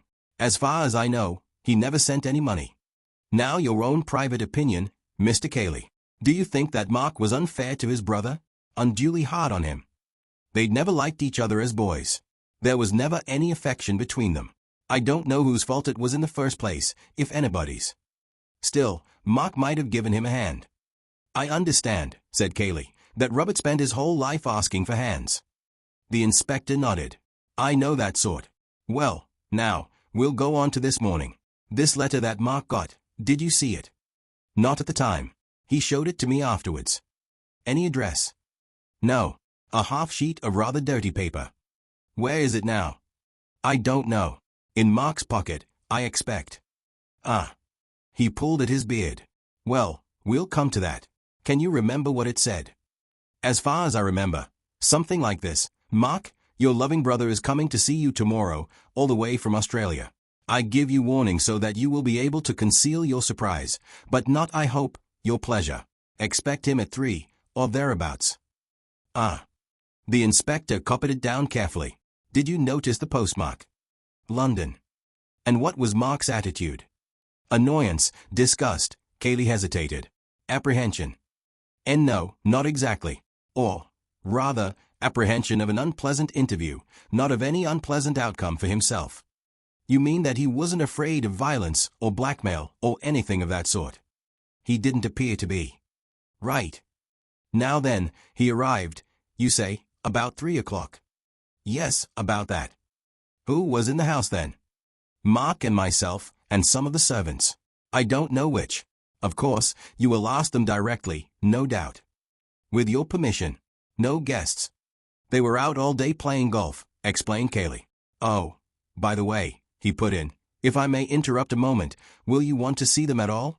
It isn't very pleasant for them now, naturally, and I suggested, he turned to Anthony, who nodded back to him. I understand that they want to go back to London this evening. There's no objection to that, I suppose. You will let me have their names and addresses in case I want to communicate with them. Of course. One of them is staying on, if you would like to see him later, but they only came back from their golf as we crossed the hall. That's all right, Mr. Cayley. Well, now then, let's go back to 3 o'clock. Where were you when Robert arrived? Cayley explained how he had been sitting in the hall, how Audrey had asked him where the master was, and how he had said that he had last seen him going up to the temple. She went away, and I went on with my book. There was a step on the stairs, and I looked up to see Mark coming down. He went into the office, and I went on with my book again. I went into the library for a moment, to refer to another book, and when I was in there I heard a shot. At least, it was a loud bang. I wasn't sure if it was a shot. I stood and listened. Then I came slowly to the door, and looked out. Then I went back again, hesitated a bit, you know, and finally decided to go across to the office, and make sure that it was all right. I turned the handle of the door, and found it was locked. Then I got frightened, and I banged at the door, and shouted, and, well, that was when Mr. Gillingham arrived. He went on to explain how they had found the body. The inspector looked at him with a smile. Yes. Well, we shall have to go over some of that again, Mr. Cayley. Mr. Mark, now. You thought he was in the temple. Could he have come in, and gone up to his room, without your seeing him? There are backstays. He wouldn't have used them in the ordinary way, of course. But I wasn't in the hall all the afternoon. He might easily have gone upstairs without my knowing anything about it. So that you weren't surprised when you saw him coming down? Oh, not a bit. Well, did he say anything? He said, Robert's here, or something of the sort. I suppose he'd heard the bell, or the voices in the hall. Which way does his bedroom face? Could he have seen him coming down the drive? He might have, yes. Well, then, I said yes, and he gave a sort of shrug, and said, don't go too far away, I might want you, and then went in. What did you think he meant by that? Well, he consults me a good deal, you know. I'm his sort of unofficial solicitor, in a kind of way. This was a business meeting rather than a brotherly one. Oh, yes. That's how he regarded it, I'm sure. Yes. How long was it before you heard the shot? Very soon. 2 minutes, perhaps. The inspector finished his writing, and then regarded Cayley thoughtfully. Suddenly he said, What is your theory of Robert's death? Cayley shrugged his shoulders. You've probably seen more than I've seen, he answered. It's your job. I can only speak as a layman, and Mark's friend. Well, then I should say that Robert came here meaning trouble, and bringing a revolver with him. He produced it almost at once. Mark tried to get it from him. There was a little struggle perhaps, and it went off. Mark lost his head, finding himself there with a revolver in his hand and a dead man at his feet. His one idea was to escape. He locked the door almost instinctively, and then, when he heard me hammering at it, went out of the window. Why, yes. Well, that sounds reasonable enough. What do you say, Mr. Gillingham? I should hardly call it reasonable to lose your head, said Anthony, getting up from his chair and coming towards them. Well, you know what I mean. It explains things. Oh, yes. Any other explanation would make them much more complicated. Have you any other explanation? Not I. Are there any points on which you would like to correct Mr. Cayley? Anything that he left out after you arrived here? No, thanks. He described it all very accurately. Ah, well now, about yourself. You're not staying in the house, I gather. Anthony explained his previous movements. Yes. Did you hear the shot? Anthony put his head on one side, as if listening. Yes. Just as I came in sight of the house. It didn't make any impression at the time, but I remember it now. Where were you then? Coming up the drive. I was just in sight of the house. Nobody left the house by the front door after the shot. Anthony closed his eyes and considered. Nobody, he said. No. You're certain of that? Absolutely, said Anthony, as though rather surprised that he could be suspected of a mistake. Thank you. You're at the George, if I want you. Mr. Gillingham is staying here until after the inquest, explained Cayley. Good. Well now, about these servants. As Cayley went over to the bell, Anthony got up and moved to the door. Well, you won't want me, I suppose, Inspector, he said. No, thank you, Mr. Gillingham. You'll be about, of course. Oh, yes. The inspector hesitated. I think, Mr. Cayley, it would be better if I saw the servants alone. You know what they are. The more people about, the more they get alarmed. I expect I can get at the truth better by myself. Oh, quite so. In fact, I was going to ask you to excuse me. I feel rather responsible towards these guests of ours. Although Mr. Gillingham very kindly, he smiled at Anthony, who was waiting at the door, and left his sentence unfinished. Ah, that reminds me, said the inspector. Didn't you say that one of your guests, Mr. Beverley was it, a friend of Mr. Gillingham's, was staying on? Yes. Would you like to see him? Afterwards, if I may. I'll warn him. I shall be up in my room, if you want me. I have a room upstairs where I work. Any of the servants will show you. Ah, Stevens, Inspector Birch would like to ask you a few questions. Yes, sir, said Audrey primly, but inwardly fluttering. The housekeeper's room had heard something of the news by this time, and Audrey had had a busy time explaining to other members of the staff exactly what he had said and what she had said. The details were not quite established yet, but this much at least was certain, that Mr. Mark's brother had shot himself and spirited Mr. Mark away, and that Audrey had seen at once that he was that sort of man when she opened the door to him. She had passed the remark to Mrs. Stevens. And Mrs. Stevens, if you remember, Audrey, had always said that people didn't go away to Australia except for very good reasons. Elsie agreed with both of them, but she had a contribution of her own to make. She had actually heard Mr. Mark in the office, threatening his brother. You mean Mr. Robert, said the second parlourmaid. She had been having a little nap in her room, but she had heard the bang. In fact, it had woken her up, just like something going off. It was Mr. Mark's voice, said Elsie firmly. Pleading for mercy, said an eager-eyed kitchen maid hopefully from the door, and was hurried out again by the others, wishing that she had not given her presence away. But it was hard to listen in silence when she knew so well from her novelettes just what happened on these occasions. I shall have to give that girl a piece of my mind, said Mrs. Stevens. Well, Elsie, he said, I heard him say it with my own ears. It's my turn now, he said, triumphant-like. Well, if you think that's a threat, dear, you're very particular, I must say. But Audrey remembered Elsa's words when she was in front of Inspector Birch. She gave her own evidence with the readiness of one who had already repeated it several times, and was examined and cross-examined by the inspector with considerable skill. The temptation to say, never mind about what you said to him, was strong, but he resisted it, knowing that in this way he would discover best what he said to her. By this time both his words and the looks he gave her were getting their full value from Audrey, but the general meaning of them seemed to be well established. Then you didn't see Mr. Mark at all? No, sir, he must have come in before and gone up to his room, or come in by the front door, likely enough, while I was going out by the back. Yes. Well, I think that's all that I want to know, thank you very much. Now what about the other servants? Elsie heard the master and Mr. Robert talking together, said Audrey eagerly. He was saying, Mr. Mark, I mean. Ah. Well, I think Elsie had better tell me that herself. Who is Elsie, by the way? One of the housemaids. Shall I send her to you, sir? Please. Elsie was not sorry to get the message. It interrupted a few remarks from Mrs. Stevens about Elsie's conduct that afternoon which were, Elsie thought, much better interrupted. In Mrs. Stevens' opinion, any crime committed that afternoon in the office was as nothing to the double crime committed by the unhappy Elsie. For Elsie realized too late that she would have done better to have said nothing about her presence in the hall that afternoon. She was bad at concealing the truth and Mrs. Stevens was good at discovering it. Elsie knew perfectly well that she had no business to come down the front stairs, and it was no excuse to say that she happened to come out of Miss Norris' room just at the head of the stairs, and didn't think it would matter, as there was nobody in the hall. And what was she doing anyhow in Miss Norris' room at that time?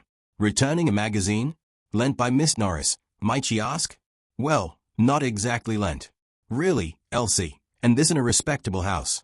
In vain for poor Elsie to plead that a story by her favorite author was advertised on the cover, with a picture of the villain falling over the cliff. That's where you'll go to, my girl, if you aren't careful, said Mrs. Stevens firmly.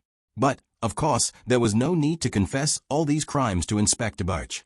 All that interested him was that she was passing through the hall, and heard voices in the office, and stopped to listen. Certainly not, said Elsie with dignity, feeling that nobody really understood her. I was just passing through the hall, just as you might have been yourself, and not supposing they was talking secrets, didn't think to stop my ears, as no doubt I ought to have done. And she sniffed slightly. Come, said the inspector soothingly, I didn't mean to suggest.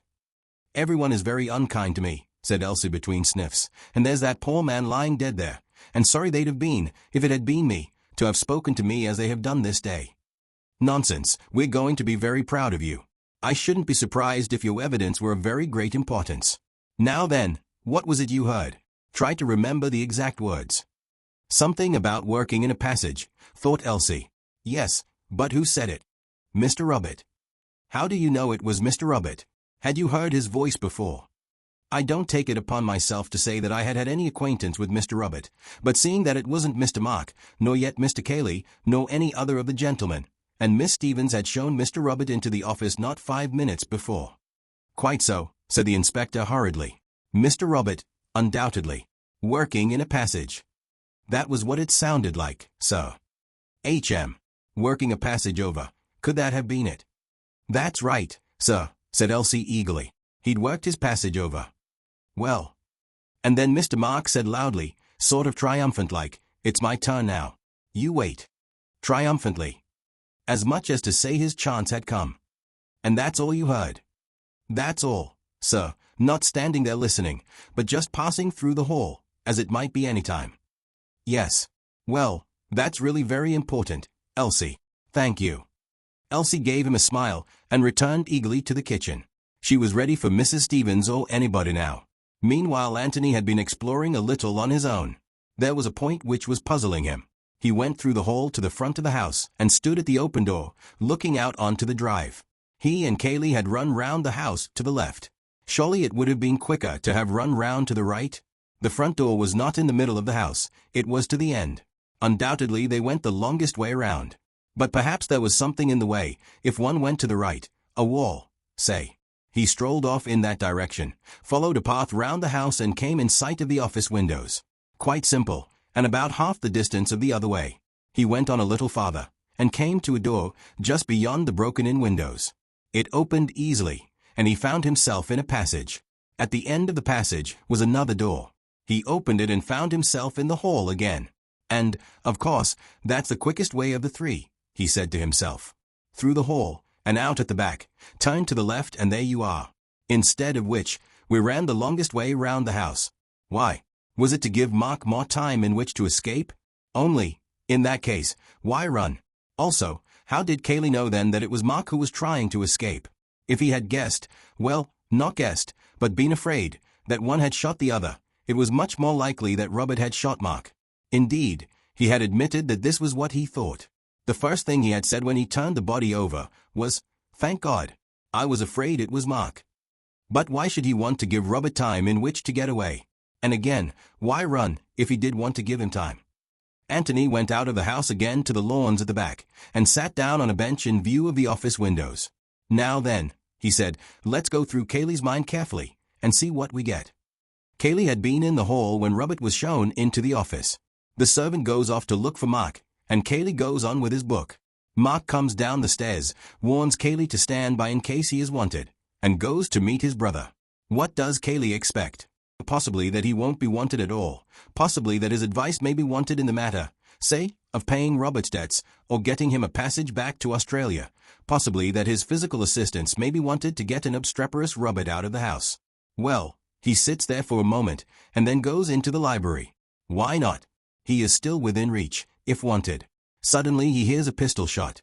A pistol shot is the last noise you expect to hear in a country house, very natural. Then, that for the moment he would hardly realize what it was. He listens, and hears nothing more. Perhaps it wasn't a pistol shot after all. After a moment or two he goes to the library door again. The profound silence makes him uneasy now. Was it a pistol shot? Absurd. Still, no harm in going into the office on some excuse, just to reassure himself. So he tries the door, and finds it locked. What are his emotions now? Alarm, uncertainty. Something is happening. Incredible though it seems, it must have been a pistol shot. He is banging at the door and calling out to Mark, and there is no answer. Alarm, yes. But alarm for whose safety? Mark's, obviously. Robert is a stranger, Mark is an intimate friend.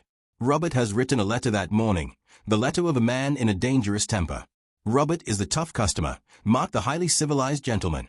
If there has been a quarrel, it is Robert who has shot Mark. He bangs at the door again.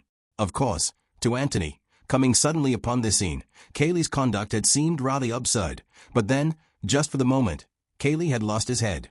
Anybody else might have done the same. But, as soon as Anthony suggested trying the windows, Kaylee saw that that was the obvious thing to do. So he leads the way to the windows, the longest way. Why? To give the murderer time to escape? If he had thought then that Mark was the murderer, perhaps, yes. But he thinks that Robert is the murderer. If he is not hiding anything, he must think so. Indeed he says so. When he sees the body, "I was afraid it was Mark," he says, when he finds that it is Robert who is killed. No reason, then, for wishing to gain time. On the contrary, every instinct would urge him to get into the room as quickly as possible and seize the wicked Robert. Yet he goes the longest way around. Why? And then, why run? That's the question, said Anthony to himself, as he filled his pipe, and bless me if I know the answer. It may be, of course, that Kaylee is just a coward. He was in no hurry to get close to Robert's revolver, and yet wanted me to think that he was boasting with eagerness. That would explain it. But then that makes Kaylee out a coward. Is he? At any rate he pushed his face up against the window bravely enough. No, I want a better answer than that. He sat there with his unlit pipe in his hand, thinking.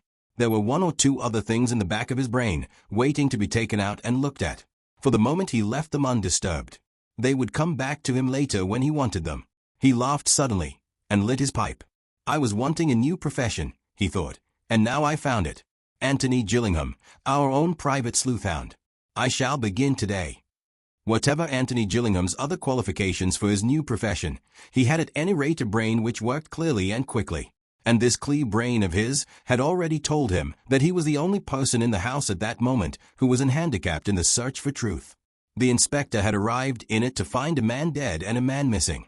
It was extremely probable, no doubt, that the missing man had shot the dead man.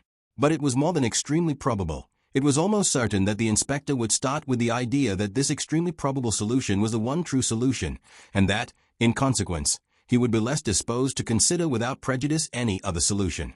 As regards all the rest of them, Kaylee, the guests, the servants, they also were prejudiced, in favor of Mark, or possibly, for all he knew, against Mark, in favor of, or against, each other. They had formed some previous opinion, from what had been said that morning, of the sort of man Robert was.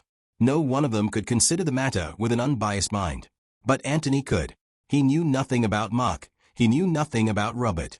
He had seen the dead man before he was told who the dead man was. He knew that a tragedy had happened before he knew that anybody was missing. Those first impressions, which are so vitally important, had been received solely on the merits of the case. They were founded on the evidence of his senses, not on the evidence of his emotions or of other people's senses. He was in a much better position for getting at the truth than was the inspector. It is possible that, in thinking this, Anthony was doing Inspector Birch a slight injustice. Birch was certainly prepared to believe that Mark had shot his brother. Robert had been shown into the office, witness Audrey. Mark had gone into Robert, witness Kaylee. Mark and Robert had been heard talking, witness Elsie. There was a shot, witness everybody. The room had been entered and Robert's body had been found, witness Kaylee and Gillingham. And Mark was missing. Obviously. Then, Mark had killed his brother, accidentally, as Kaylee believed, or deliberately, as Elsie's evidence seemed to suggest. There was no point in looking for a difficult solution to a problem, when the easy solution had no flaw in it. But at the same time Birch would have preferred the difficult solution, simply because there was more credit attached to it. A sensational arrest of somebody in the house would have given him more pleasure than a commonplace pursuit of Mark Ablett across country. Mark must be found, guilty or not guilty. But there were other possibilities. It would have interested Anthony to know that, just at the time when he was feeling rather superior to the prejudiced inspector, the inspector himself was letting his mind dwell lovingly upon the possibilities in connection with Mr. Gillingham. Was it only a coincidence that Mr. Gillingham had turned up just when he did? And Mr. Beverley's curious answers when asked for some account of his friend. An assistant in a tobacconist's, a waiter. An odd man, Mr. Gillingham, evidently. It might be as well to keep an eye on him. The guests had said goodbye to Kaylee, according to their different manner. The Major, gruff and simple, if you want me, command me. Anything I can do, goodbye. Betty, silently sympathetic, with everything in her large eyes which she was too much overawed to tell. Mrs. Calladine, protesting that she did not know what to say, but apparently finding plenty. And Miss Norris, crowding so much into one despairing gesture that Kaylee's unvarying thank you very much might have been taken this time as gratitude for an artistic entertainment. Bill had seen them into the car, had taken his own farewells with a special squeeze of the hand for Betty, and had wandered out to join Anthony on his garden seat. "Well, this is a rum show," said Bill as he sat down. "Very rum, William. And you actually walked right into it." "Right into it," said Anthony. "Then you're the man I want. There are all sorts of rumors and mysteries about, and that inspector fellow simply wouldn't keep to the point when I wanted to ask him about the murder, or whatever it is, but kept asking me questions about where I'd met you first, and all sorts of dull things like that. Now, what really happened?" Anthony told him as concisely as he could all that he had already told the inspector, Bill interrupting him here and there with appropriate good lauds and whistles. "I say, it's a bit of a business, isn't it? Where do I come in, exactly?" "How do you mean?" "Well, everybody else is bundled off except me, and I get put through it by that inspector as if I knew all about it. What's the idea?" Anthony smiled at him. "Well, there's nothing to worry about, you know. Naturally Birch wanted to see one of you, so as to know what you'd all been doing all day. And Kaylee was nice enough to think that you'd be company for me, as I knew you already. And, well, that's all." "You're staying here, in the house," said Bill eagerly. "Good man. That's splendid. It reconciles you to the departure of some of the others." Bill blushed. "Oh, well, I shall see her again next week, anyway," he murmured. "I congratulate you. I liked her looks. And that gray dress. A nice comfortable sort of woman." "You fool, that's her mother." "Oh, I beg your pardon. But anyhow, Bill, I want you more than she does just now. So try and put up with me." "I say, do you really?" said Bill, rather flattered. He had a great admiration for Anthony, and was very proud to be liked by him. "Yes. You see, things are going to happen here soon. Inquests and that sort of thing. Well, perhaps something before that. Hello, here comes Kaylee." Kaylee was walking across the lawn towards them, a big, heavy-shouldered man, with one of those strong, clean-shaven, ugly faces which can never quite be called plain. "Bad luck on Kaylee," said Bill. "I say, ought I to tell him how sorry I am and all that sort of thing? It seems so dashed inadequate." "I shouldn't bother," said Anthony. Kaylee nodded as he came to them, and stood there for a moment. "We can make room for you," said Bill, getting up. "Oh, don't bother, thanks. I just came to say," he went on to Anthony, "that naturally they rather lost their heads in the kitchen, and dinner won't be till 8:30. Do just as you like about dressing, of course. And what about your luggage?" "I thought Bill and I would walk over to the inn directly and see about it. The car can go and fetch it as soon as it comes back from the station." "It's very good of you, but I shall have to go over myself, anyhow, to pack up and pay my bill. Besides, it's a good evening for a walk. If you wouldn't mind it, Bill." "I should love it." "Well, then, if you leave the bag there, I'll send the car round for it later." thanks very much. Having said what he wanted to say, Kaylee remained there a little awkwardly, as if not sure whether to go or to stay. Anthony wondered whether he wanted to talk about the afternoon's happenings, or whether it was the one subject he wished to avoid. To break the silence, he asked carelessly if the inspector had gone. Kaylee nodded. Then he said abruptly, "Is getting a warrant for Mark's arrest." Bill made a suitably sympathetic noise, and Anthony said with a shrug of the shoulders, "Well, he was bound to do that, wasn't he? It doesn't follow that. Well, it doesn't mean anything. They naturally want to get hold of your cousin, innocent or guilty." "Which do you think he is, Mr. Gillingham?" said Kaylee, looking at him steadily. "Mark." "It's absurd," said Bill impetuously. "Bill's loyal, you see, Mr. Kaylee. And you owe no loyalty to anyone concerned." "Exactly. So perhaps I might be too frank." Bill had dropped down on the grass, and Kaylee took his place on the seat, and sat there heavily, his elbows on his knees, his chin on his hands, gazing at the ground. "I want you to be quite frank," he said at last. "Naturally, I am prejudiced where Mark is concerned. So I want to know how my suggestion strikes you, who have no prejudices either way." "Your suggestion?" "My theory that, if Mark killed his brother, it was purely accidental, as I told the inspector." Bill looked up with interest. "You mean that Robert did the hold-up business," he said, "and there was a bit of a struggle, and the revolver went off, and then Mark lost his head and bolted? That sort of idea?" "Exactly." "Well, that seems all right." He turned to Anthony. "There's nothing wrong with that, is there? It's the most natural explanation to anyone who knows Mark." Anthony pulled at his pipe. "I suppose it is," he said slowly. "But there's one thing that worries me rather." "What's that?" Bill and Kaylee asked the question simultaneously. "The key." "The key?" said Bill. Kaylee lifted his head and looked at Anthony. "What about the key?" he asked. "Well, there may be nothing in it. I just wondered. Suppose Robert was killed, as you say, and suppose Mark lost his head and thought of nothing but getting away before anyone could see him. Well, very likely he'd lock the door and put the key in his pocket. He'd do it without thinking, just to gain a moment's time." "Yes, that's what I suggest." "It seems sound enough," said Bill. "Sort of thing you do without thinking. Besides, if you are going to run away, it gives you more of a chance." "Yes, that's all right if the key is there. But suppose it isn't there?" The suggestion, made as if it were already an established fact, startled them both. They looked at him wonderingly. "What do you mean?" said Kaylee. "Well, it's just a question of where people happen to keep their keys. You go up to your bedroom, and perhaps you like to lock your door in case anybody comes wandering in when you've only got one sock and a pair of braces on. Well, that's natural enough. And if you look round the bedrooms of almost any house, you'll find the keys all ready, so that you can lock yourself in at a moment's notice. But downstairs people don't lock themselves in. It's really never done at all. Bill, for instance, has never locked himself into the dining room in order to be alone with the sherry. On the other hand, all women, and particularly servants, have a horror of burglars. And if a burglar gets in by the window, they like to limit his activities to that particular room. So they keep the keys on the outside of the doors, and lock the doors when they go to bed." He knocked the ashes out of his pipe, and added, "At least, my mother always used to." "You mean," said Bill excitedly, "that the key was on the outside of the door when Mark went into the room?" "Well, I was just wondering."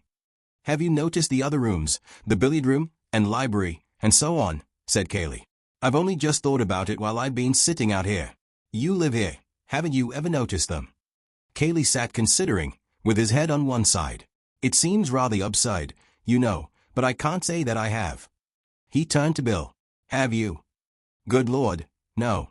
I should never worry about a thing like that." "I'm sure you wouldn't," laughed Anthony. "Well, we can have a look when we go in.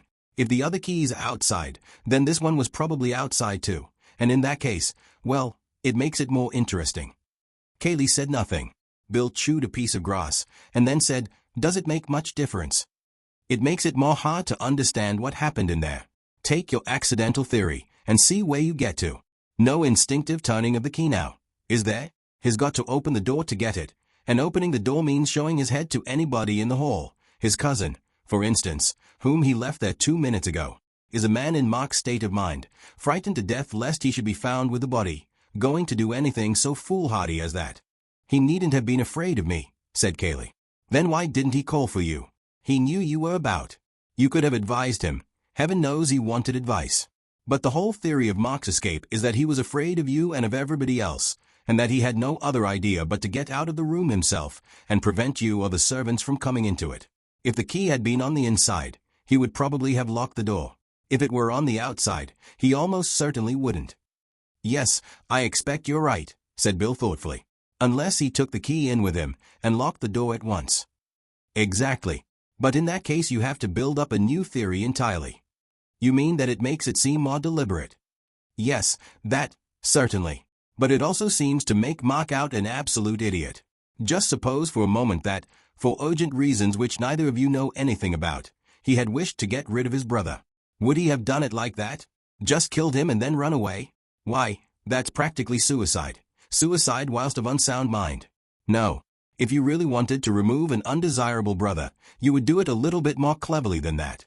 You'd begin by treating him as a friend, so as to avoid suspicion, and when you did kill him at last, you would try to make it look like an accident, or suicide, or the work of some other man. Wouldn't you? You mean you'd give yourself a bit of a run for your money?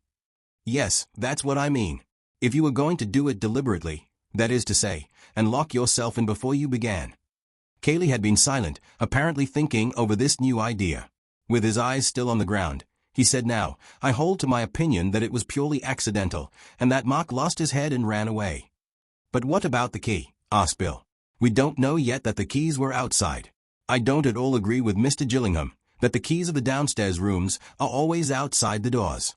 Sometimes they are, no doubt, but I think we shall probably find that these are inside." "Oh, well, of course, if they are inside, then your original theory is probably the correct one. Having often seen them outside, I just wondered, that's all. You asked me to be quite frank, you know, and tell you what I thought. But no doubt you're right, and we shall find them inside, as you say. Even if the key was outside," went on Cayley stubbornly, "I still think it might have been accidental. He might have taken it in with him, knowing that the interview would be an unpleasant one, and not wishing to be interrupted. But he had just told you to stand by in case he wanted you, so why should he lock you out? Besides, I should think that if a man were going to have an unpleasant interview with a threatening relation, the last thing he would do would be to barricade himself in with him. He would want to open all the doors and say, 'Get out of it.'" Cayley was silent, but his mouth looked obstinate. Anthony gave a little apologetic laugh and stood up. "Well, come on, Bill," he said, "we ought to be stepping." He held out a hand and pulled his friend up. Then, turning to Cayley, he went on, "You must forgive me if I have let my thoughts run on rather. Of course, I was considering the matter purely as an outsider, just as a problem, I mean, which didn't concern the happiness of any of my friends." "That's all right, Mr. Gillingham," said Cayley, standing up too. "It is for you to make allowances for me. I'm sure you will. You say that you're going up to the inn now about your bag." "Yes." He looked up at the sun, and then round the parkland stretching about the house. "Let me see, it's over in that direction, isn't it?" He pointed southwards. "Can we get to the village that way, or must we go by the road?" "I'll show you, my boy," said Bill. "Bill will show you. The park reaches almost as far as the village. Then I'll send the car round in about half an hour." "Thanks very much." Cayley nodded and turned to go into the house. Anthony took hold of Bill's arm and walked off with him in the opposite direction. They walked in silence for a little, until they had left the house and gardens well behind them. In front of them and to the right the park dipped and then rose slowly, shutting out the rest of the world. A thick belt of trees on the left divided them from the main road. "Ever been here before?" said Anthony suddenly. "Oh, rather. Dozens of times." "I meant just here, where we are now. Or do you stay indoors and play billiards all the time?" "Oh Lord, no." "Well, tennis and things. So many people with beautiful parks never by any chance use them, and all the poor devils passing by on the dusty road think how lucky the owners are to have them, and imagine them doing all sorts of jolly things inside." He pointed to the right. "Ever been over there?" Bill laughed, as if a little ashamed. "Well, not very much. I've often been along here, of course, because it's the short way to the village." "Yes." "All right, now tell me something about Mark." "What sort of things?" "Well, never mind about his being your host, or about your being a perfect gentleman, or anything like that. Cut out the manners for men, and tell me what you think of Mark, and how you like staying with him, and how many rows your little house party has had this week, and how you get on with Cayley, and all the rest of it." Bill looked at him eagerly. "I say, are you being the complete detective?" Well, I wanted a new profession, smiled the other. What fun. I mean, he corrected himself apologetically. One oughtn't to say that, when there's a man dead in the house, and one's host. He broke off a little uncertainly, and then rounded off his period by saying again, by Jove, what a rum show it is. Good Lord. Well, said Anthony. Carry on, Mark. What do I think of him? Yes. Bill was silent, wondering how to put into words thoughts which had never formed themselves very definitely in his own mind. What did he think of Mark? Seeing his hesitation, Anthony said, I ought to have warned you that nothing that you say will be taken down by the reporters, so you needn't bother about a split infinitive or two. Talk about anything you like, how you like. Well, I'll give you a start. Which do you enjoy more, a weekend here or at the Barringtons? Say. Well, of course, that would depend. Take it that she was there in both cases. Ass, said Bill, putting an elbow into Anthony's ribs. It's a little difficult to say, he went on. Of course they do you awfully well here. Yes. I don't think I know any house where things are so comfortable. One's room, the food, drinks, cigars, the way everything's arranged. All that sort of thing. They look after you awfully well. Yes. Yes. He repeated it slowly to himself, as if it had given him a new idea. They look after you awfully well. Well, that's just what it is about Mark. That's one of his little ways. Weaknesses. Looking after you. Arranging things for you. Yes. Of course, it's a delightful house, and there's plenty to do, and opportunities for every game or sport that's ever been invented.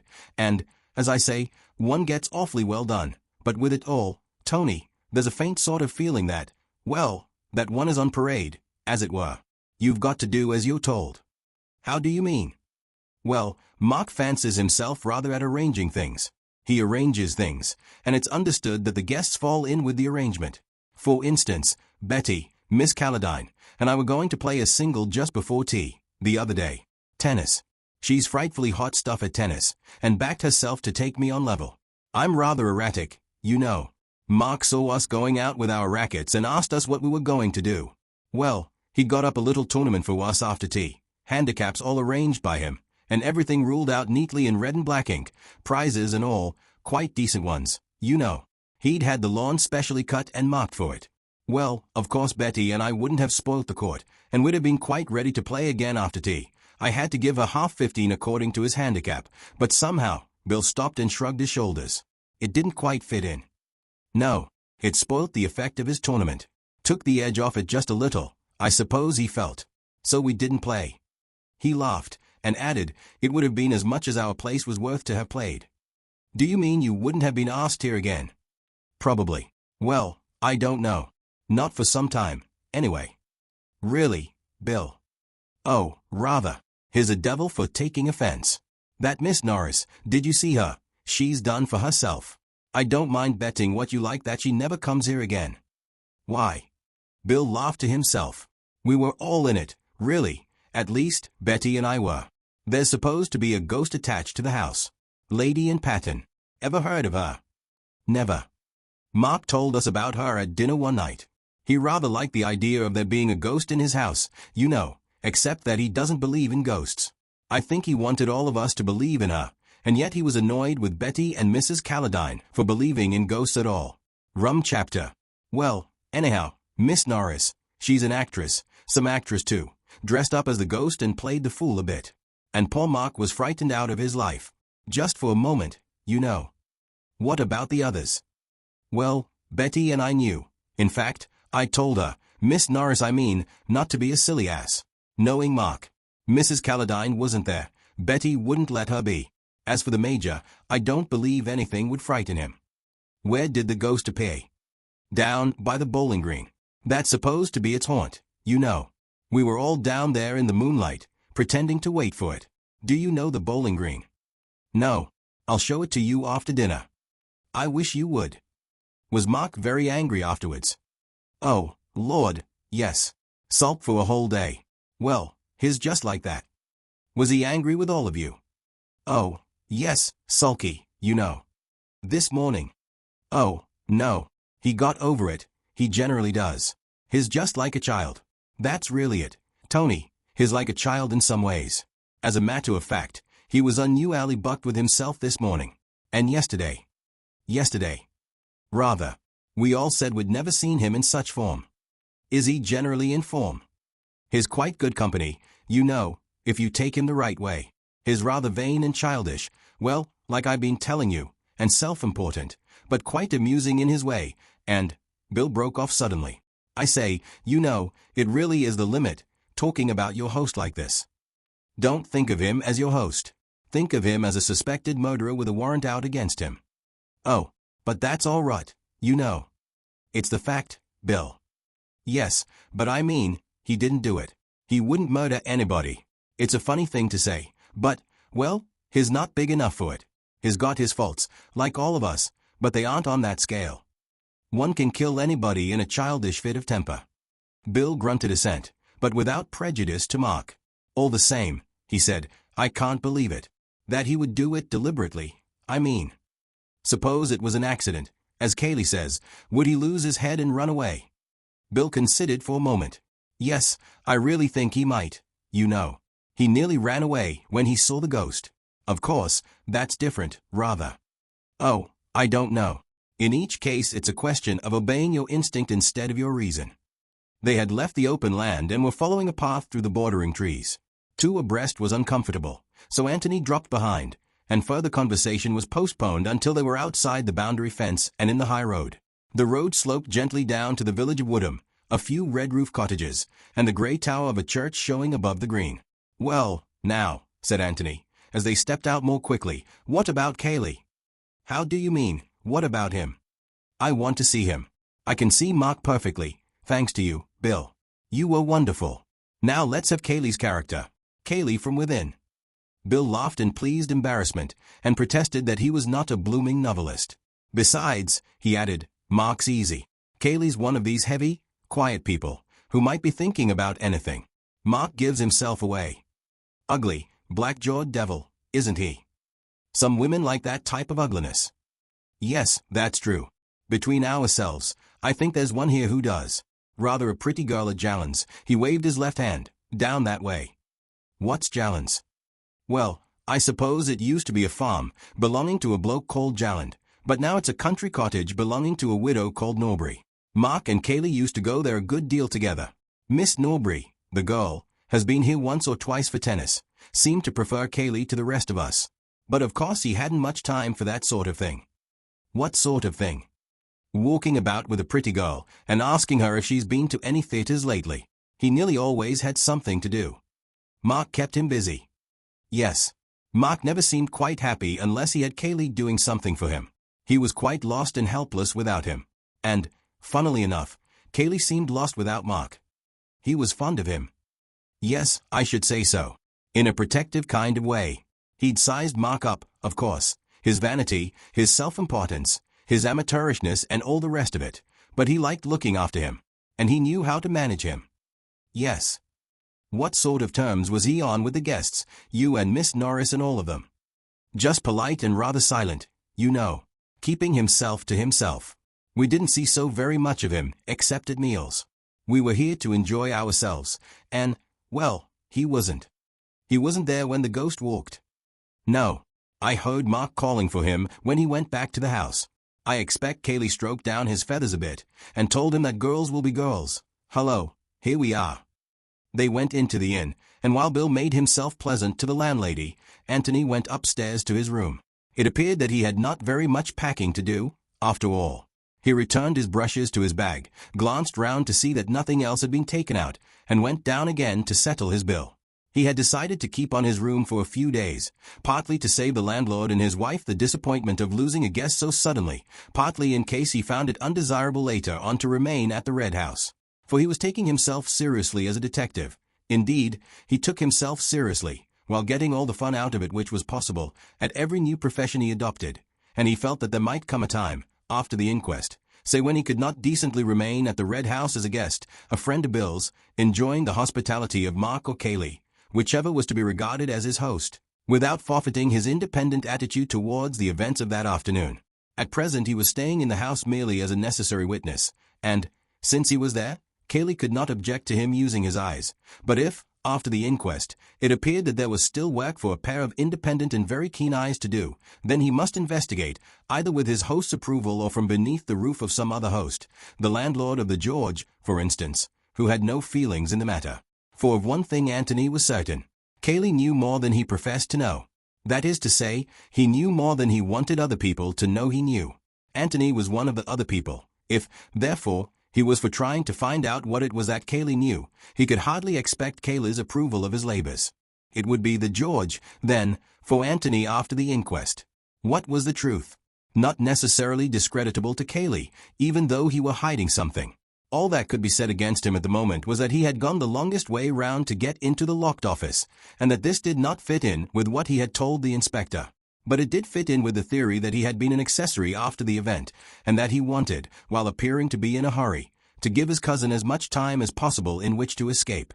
That might not be the true solution, but it was at least a workable one. The theory which he had suggested to the inspector was not. However, there would be a day or two before the inquest, in which Anthony could consider all these matters from within the Red House. The car was at the door. He got in with Bill. The landlord put his bag on the front seat next to the chauffeur, and they drove back. Anthony's bedroom looked over the park at the back of the house. The blinds were not yet drawn while he was changing his clothes for dinner, and at various stages of undress he would pause and gaze out of the window, sometimes smiling to himself, sometimes frowning, as he turned over in his mind all the strange things that he had seen that day. He was sitting on his bed, in shirt and trousers, absently smoothing down his thick black hair with his brushes, when Bill shouted an "hello" through the door, and came in. "I say, buck up, old boy, I'm hungry," he said. Anthony stopped smoothing himself and looked up at him thoughtfully. "Where's Mark?" he said. "Mark? You mean Cayley?" Anthony corrected himself with a little laugh. "Yes, I mean Cayley. Is he down?" "I say, I shan't be a moment, Bill." He got up from the bed and went on briskly with his dressing. "Oh, by the way," said Bill, taking his place on the bed, "your idea about the keys is a washout." "Why, how do you mean?" "I went down just now and had a look at them. We were asses not to have thought of it when we came in. The library key is outside, but all the others are inside." "Yes, I know." "You devil, I suppose you did think of it, then." "I did, Bill," said Anthony apologetically. "Bother, I hoped you'd forgotten." "Well, that knocks your theory on the head, doesn't it?" "I never had a theory. I only said that if they were outside, it would probably mean that the office key was outside, and that in that case Cayley's theory was knocked on the head." "Well, now, it isn't, and we don't know anything. Some were outside and some inside, and there you are. It makes it much less exciting. When you were talking about it on the lawn, I really got quite keen on the idea of the key being outside and Mark taking it in with him." "It's going to be exciting enough," said Anthony mildly, as he transferred his pipe and tobacco into the pocket of his black coat. "Well, let's come down. I'm ready now." Cayley was waiting for them in the hall. He made some polite inquiry as to the guest comfort, and the three of them fell into a casual conversation about houses in general and the Red House in particular. "You were quite right about the keys," said Bill, during a pause. He was less able than the other two, perhaps because he was younger than they, to keep away from the subject which was uppermost in the minds of them all. "Keys," said Cayley blankly. "We were wondering whether they were outside or inside." Oh, yes." He looked slowly round the hall, at the different doors, and then smiled in a friendly way at Anthony. "We both seem to have been right, Mr. Gillingham. So we don't get much farther." "No," he gave a shrug. "I just wondered, you know. I thought it was worth mentioning." "Oh, quite. Not that you would have convinced me, you know. Just as Elsie's evidence doesn't convince me." "Elsie?" said Bill excitedly. Anthony looked inquiringly at him, wondering who Elsie was. "One of the housemaids," explained Cayley. "You didn't hear what she told the inspector? Of course, as I told Birch, girls of that class make things up, but he seemed to think she was genuine." "What was it?" said Bill. Cayley told them of what Elsie had heard through the office door that afternoon. "You were in the library then, of course," said Anthony, rather to himself than to the other. "She might have gone through the hall, without your hearing." "Oh, I've no doubt she was there, and heard voices. Perhaps heard those very words. But," he broke off, and then added impatiently, "it was accidental. I know it was accidental. What's the good of talking as if Mark was a murderer?" Dinner was announced at that moment, and as they went in, he added, "What's the good of talking about it at all, if it comes to that?" "What, indeed," said Anthony, and to Bill's great disappointment they talked of books and politics during the meal. Kaylee made an excuse for leaving them as soon as their cigars were alight. He had business to attend to, as was natural. Bill would look after his friend. Bill was only too willing. He offered to beat Anthony at billiards, to play him at piquet, to show him the garden by moonlight, or indeed to do anything else with him that he required. "Thank the Lord you're here," he said piously. "I couldn't have stood it alone." "Let's go outside," suggested Anthony. "It's quite warm. Somewhere where we can sit down, right away from the house. I want to talk to you." "Good man. What about the bowling green?" "Oh, you were going to show me that, anyhow, weren't you? Is it somewhere where we can talk without being overheard?" "Rather. The ideal place. You'll see." They came out of the front door and followed the drive to the left. Coming from Woodham, Anthony had approached the house that afternoon from the other side. The way they were going now would take them out at the opposite end of the park, on the high road to Stanton, a country town some 3 miles away. They passed by a gate and a gardener's lodge, which marked the limit of what auctioneers like to call the ornamental grounds of the estate, and then the open park was before them. "Sure we haven't missed it," said Anthony. The park lay quietly in the moonlight on either side of the drive, wearing a little way ahead of them a deceptive air of smoothness which retreated always as they advanced. "Rum, isn't it?" said Bill. "An absurd place for a bowling green, but I suppose it was always here." "Yes, but always where? It's short enough for golf, perhaps, but, hello." They had come to the place. The road bent round to the right, but they kept straight on over a broad grass path for 20 yards, and there in front of them was the green. A dry ditch, 10 feet wide and 6 feet deep, surrounded it, except in the one place where the path went forward. 2 or 3 grass steps led down to the green, on which there was a long wooden bench for the benefit of spectators. "Yes, it hides itself very nicely," said Anthony. "Where do you keep the bowls?" "In a sort of summer house place. Round here." They walked along the edge of the green until they came to it, a low wooden bunk which had been built into one wall of the ditch. Jolly view." Bill laughed. "Nobody sits there. It's just for keeping things out of the rain." "They finished their circuit of the green, just in case anybody's in the ditch," said Anthony, and then sat down on the bench. "Now then," said Bill, "we are alone. Fire ahead."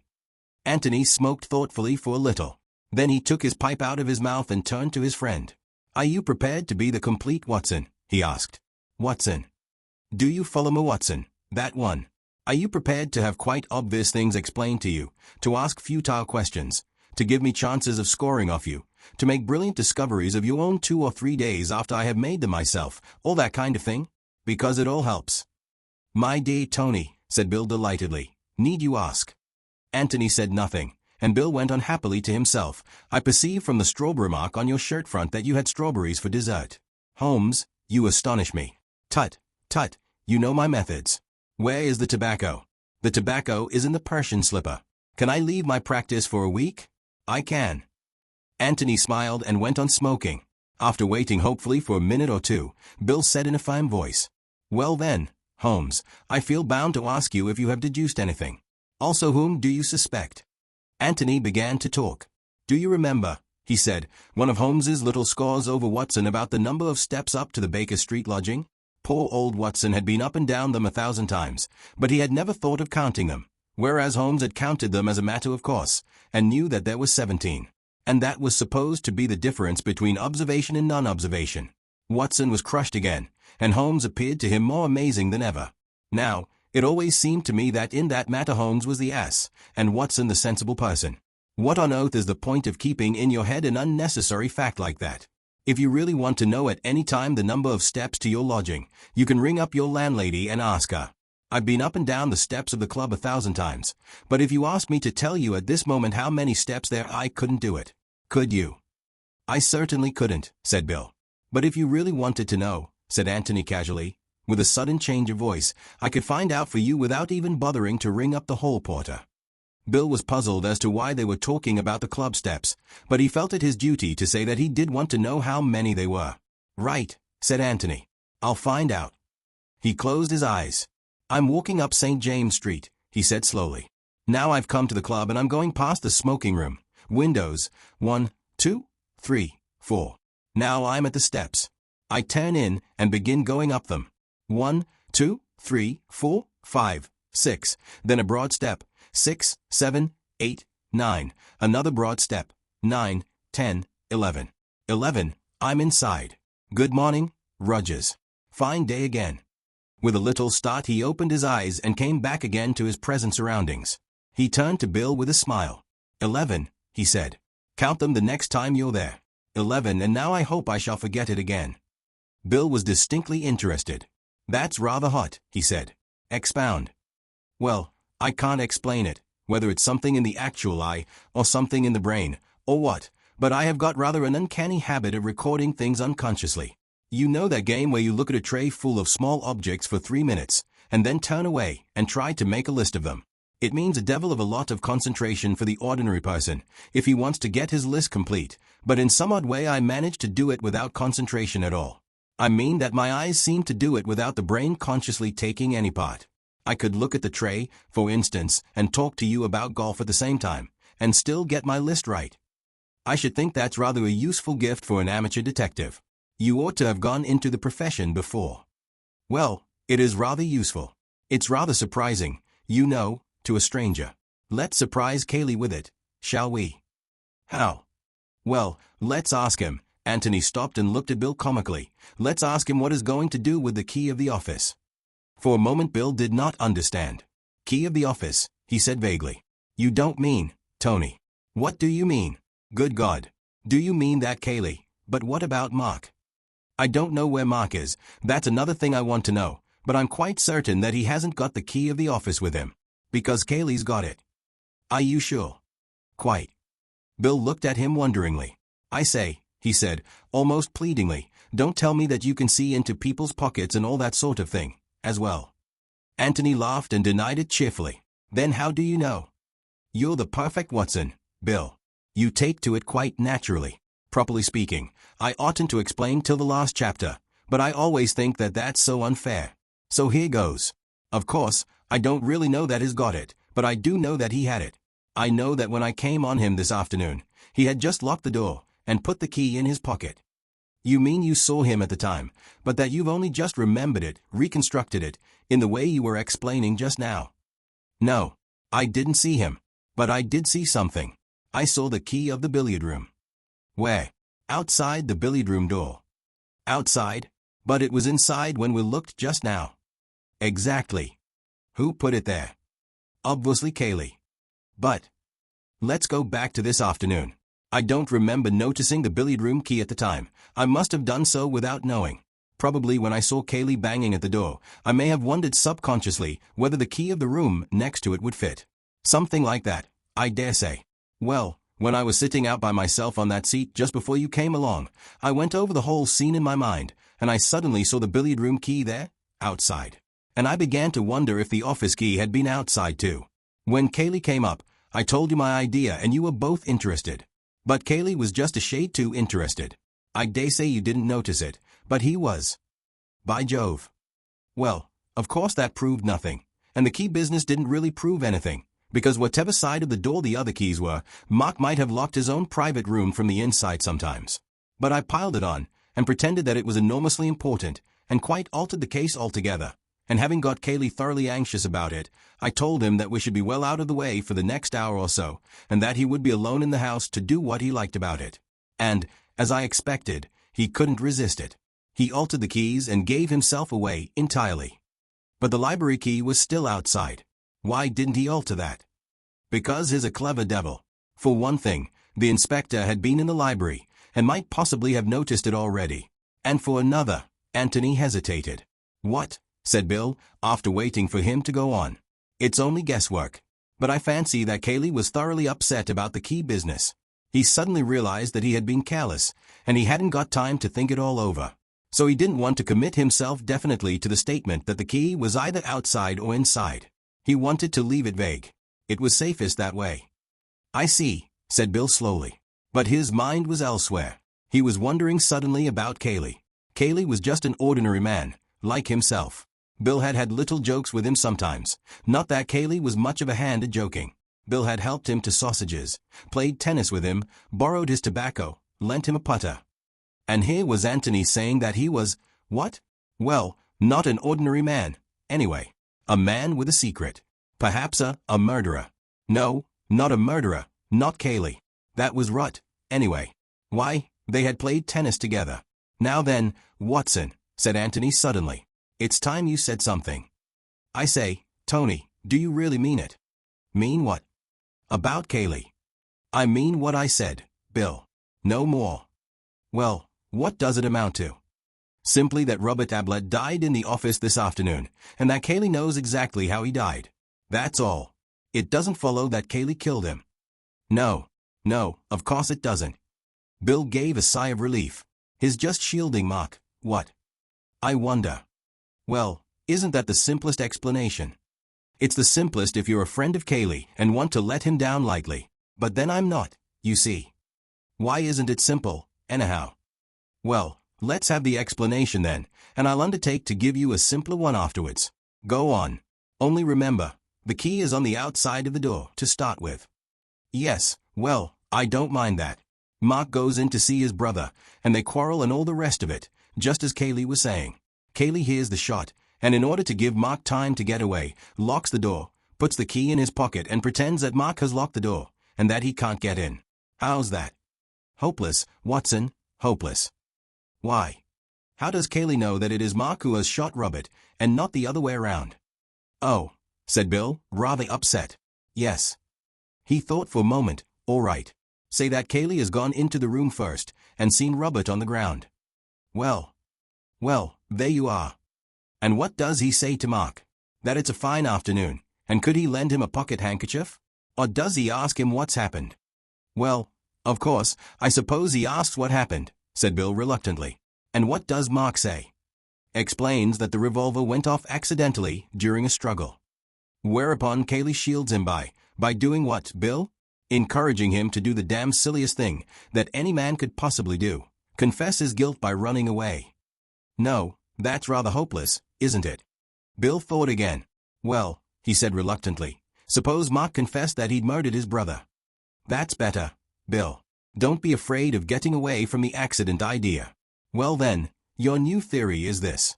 Mark confesses to Kaylee that he shot Robert on purpose, and Kaylee decides, even at the risk of committing perjury and getting into trouble himself, to help Mark to escape. Is that right? Bill nodded. Well then, I want to ask you two questions. First, is it possible, as I said before dinner, that any man would commit such an idiotic murder, a murder that puts the rope so very tightly round his neck? Secondly, if Kaylee is prepared to perjure himself for Mark, as he has to, anyway, now, wouldn't it be simpler for him to say that he was in the office all the time, and that Robert's death was accidental? Bill considered this carefully, and then nodded slowly again. Yes, my simple explanation is a washout, he said. Now let's have yours. Anthony did not answer him. He had begun to think about something quite different. What's the matter? Said Bill sharply. Anthony looked round at him with raised eyebrows. You've thought of something suddenly, said Bill. What is it? Anthony laughed. My dear Watson, he said, you aren't supposed to be as clever as this. Oh, you can't take me in. No. Well, I was wondering about this ghost of yours, Bill. It seems to me. Oh, that. Bill was profoundly disappointed. What on earth has the ghost got to do with it? I don't know, said Anthony apologetically. I don't know what anything has got to do with it. I was just wondering. You shouldn't have brought me here if you hadn't wanted me to think about the ghost. This is where she appeared, isn't it? Yes. Bill was distinctly short about it. How? What? I said, how? How do ghosts appear? I don't know. They just appear. Over 400 or 500 yards of open park. Well, but she had to appear here, because this is where the original one, lady, and, was supposed to walk. Oh, never mind Lady Anne. A real ghost can do anything. But how did Miss Norris appear suddenly, over 500 yards of Bear Park? Bill looked at Anthony with open mouth. I don't know, he stammered. We never thought of that. You would have seen her long before, wouldn't you, if she had come the way we came? Of course we should. And that would have spoilt it rather. You would have had time to recognize her walk. Bill was interested now. That's rather funny, Tony. We none of us thought of that. You're sure she didn't come across the park when none of you were looking? Quite. Because, you see, Betty and I were expecting her, and we kept looking round in case we saw her, so that we should all be playing with our backs to her. You and Miss Calladine were playing together. I say, however do you know that? Brilliant deductive reasoning. Well, then you suddenly saw her. Yes, she walked across that side of the lawn. He indicated the opposite side, nearer to the house. She couldn't have been hiding in the ditch? Do you call it the moat, by the way? Mark does. We don't among ourselves. No, she couldn't. Betty and I were here before the others, and walked round a bit. We should have seen her. Then she must have been hiding in the shed. Or do you call it the summer house? We had to go there for the bowls, of course. She couldn't have been there. Oh. It's dashed funny, said Bill, after an interval for thought. But it doesn't matter, does it? It has nothing to do with Robert. Hasn't it? I say, has it? Said Bill, getting excited again. I don't know. We don't know what has, or what hasn't. But it has got something to do with Miss Norris. And Miss Norris, he broke off suddenly. What about her? Well, you're all in it in a kind of way. And if something unaccountable happens to one of you a day or two before something unaccountable happens to the whole house, one is, well, interested. It was a good enough reason, but it wasn't the reason he had been on the point of giving. I see. Well. Anthony knocked out his pipe and got up slowly. Well then, let's find the way from the house by which Miss Norris came. Bill jumped up eagerly. By Jove. Do you mean there's a secret passage?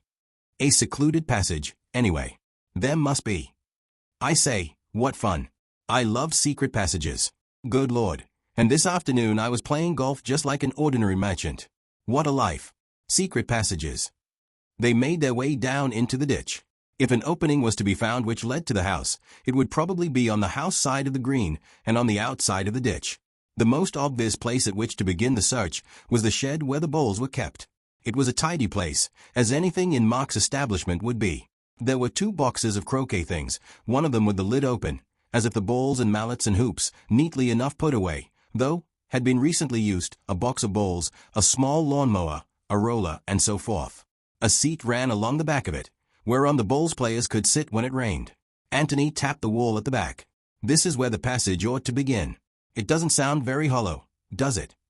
It needn't begin here at all, need it? Said Bill, walking round with bent head, and tapping the other walls. He was just too tall to stand upright in the shed. There's only one reason why it should, and that is that it would save us the trouble of looking anywhere else for it. Surely Mark didn't let you play croquet on his bowling green. He pointed to the croquet things. He didn't encourage it at one time, but this year he got rather keen about it. There's really nowhere else to play. Personally, I hate the game. He wasn't very keen on bowls, you know, but he liked calling it the bowling green, and surprising his visitors with it. Anthony laughed. I love you on Mark, he said. You're priceless. He began to feel in his pockets for his pipe and tobacco, and then suddenly stopped and stiffened to attention. For a moment he stood listening, with his head on one side, holding up a finger to bid Bill listen to. What is it? Whispered Bill. Anthony waved into silence, and remained listening. Very quietly he went down on his knees, and listened again. Then he put his ear to the floor. He got up and dusted himself quickly, walked across to Bill and whispered in his ear. Footsteps. Somebody coming. When I begin to talk, back me up. Bill nodded.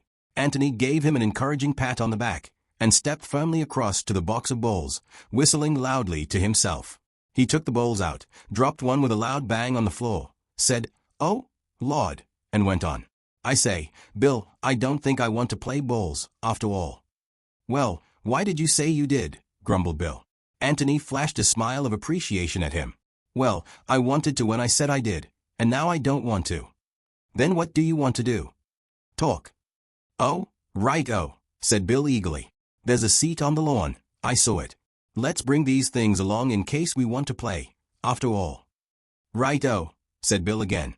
He felt safe with that, not wishing to commit himself until he knew what he was wanted to say. As they went across the lawn, Anthony dropped the bowls and took out his pipe. Got a match, he said loudly. As he bent his head over the match, he whispered, There'll be somebody listening to us. You take the Cayley view, and then went on in his ordinary voice, I don't think much of your matches, Bill, and struck another. They walked over to the seat and sat down. What a heavenly night, said Anthony. Ripping. I wonder where that poor devil Mark is now. It's a rum business. You agree with Cayley that it was an accident? Yes. You see, I know Mark. H.M. Anthony produced a pencil and a piece of paper and began to write on his knee, but while he wrote, he talked. He said that he thought Mark had shot his brother in a fit of anger, and that Kaylee knew, or anyhow guessed, this and had tried to give his cousin a chance of getting away. Mind you, I think is right. I think it's what any of us would do. I shan't give it away, of course, but somehow there are one or two little things which make me think that Mark really did shoot his brother, I mean other than accidentally. Murdered him. Well, manslaughtered him, anyway. I may be wrong. Anyway, it's not my business. But why do you think so? Because of the keys. Oh, the keys are washout. Still, it was a brilliant idea of mine, wasn't it? And it would have been rather a score for me if they had all been outside. He had finished his writing, and now passed the paper over to Bill. In the clear moonlight, the carefully printed letters could easily be read. Go on talking as if I were here. After a minute or two, turn round as if I was sitting on the grass behind you, but go on talking. I know you don't agree with me, Anthony went on as Bill read, but you'll see that I'm right. Bill looked up and nodded eagerly. He had forgotten golf and Betty and all the other things which had made up his world lately. This was the real thing. This was life. Well, he began deliberately, the whole point is that I know Mark. Now, Mark. But Anthony was off the seat and letting himself gently down into the ditch. His intention was to crawl round it until the shed came in sight. The footsteps which he had heard seemed to be underneath the shed. Probably there was a trapdoor of some kind in the floor. Whoever it was would have heard their voices, and would probably think it worthwhile to listen to what they were saying. He might do this merely by opening the door a little without showing himself, in which case Anthony would have found the entrance to the passage without any trouble to himself. But when Bill turned his head and talked over the back of the seat, it was probable that the listener would find it necessary to put his head outside in order to hear, and then Anthony would be able to discover who it was. Moreover, if he should venture out of his hiding place altogether and peep at them over the top of the bank, the fact that Bill was talking over the back of the seat would mislead the watcher into thinking that Anthony was still there, sitting on the grass, no doubt, behind the seat, swinging his legs over the side of the ditch. He walked quickly but very silently along the half-length of the bowling green to the first corner, passed cautiously round, and then went even more carefully along the width of it to the second corner. He could hear Bill hard at it, arguing from his knowledge of Mark's character that this, that and the other must have happened, and he smiled appreciatively to himself. Bill was a great conspirator, worth 100 Watsons. As he approached the second corner he slowed down, and did the last few yards on hands and knees. Then, lying at full length, inch by inch his head went round the corner. The shed was 2 or 3 yards to his left, on the opposite side of the ditch. From where he lay he could see almost entirely inside it. Everything seemed to be as they left it. The bowls box, the lawnmower, the roller, the open croquet box, the... By Jove, said Anthony to himself, that's neat. The lid of the other croquet box was open, too. Bill was turning round now. His voice became more difficult to hear.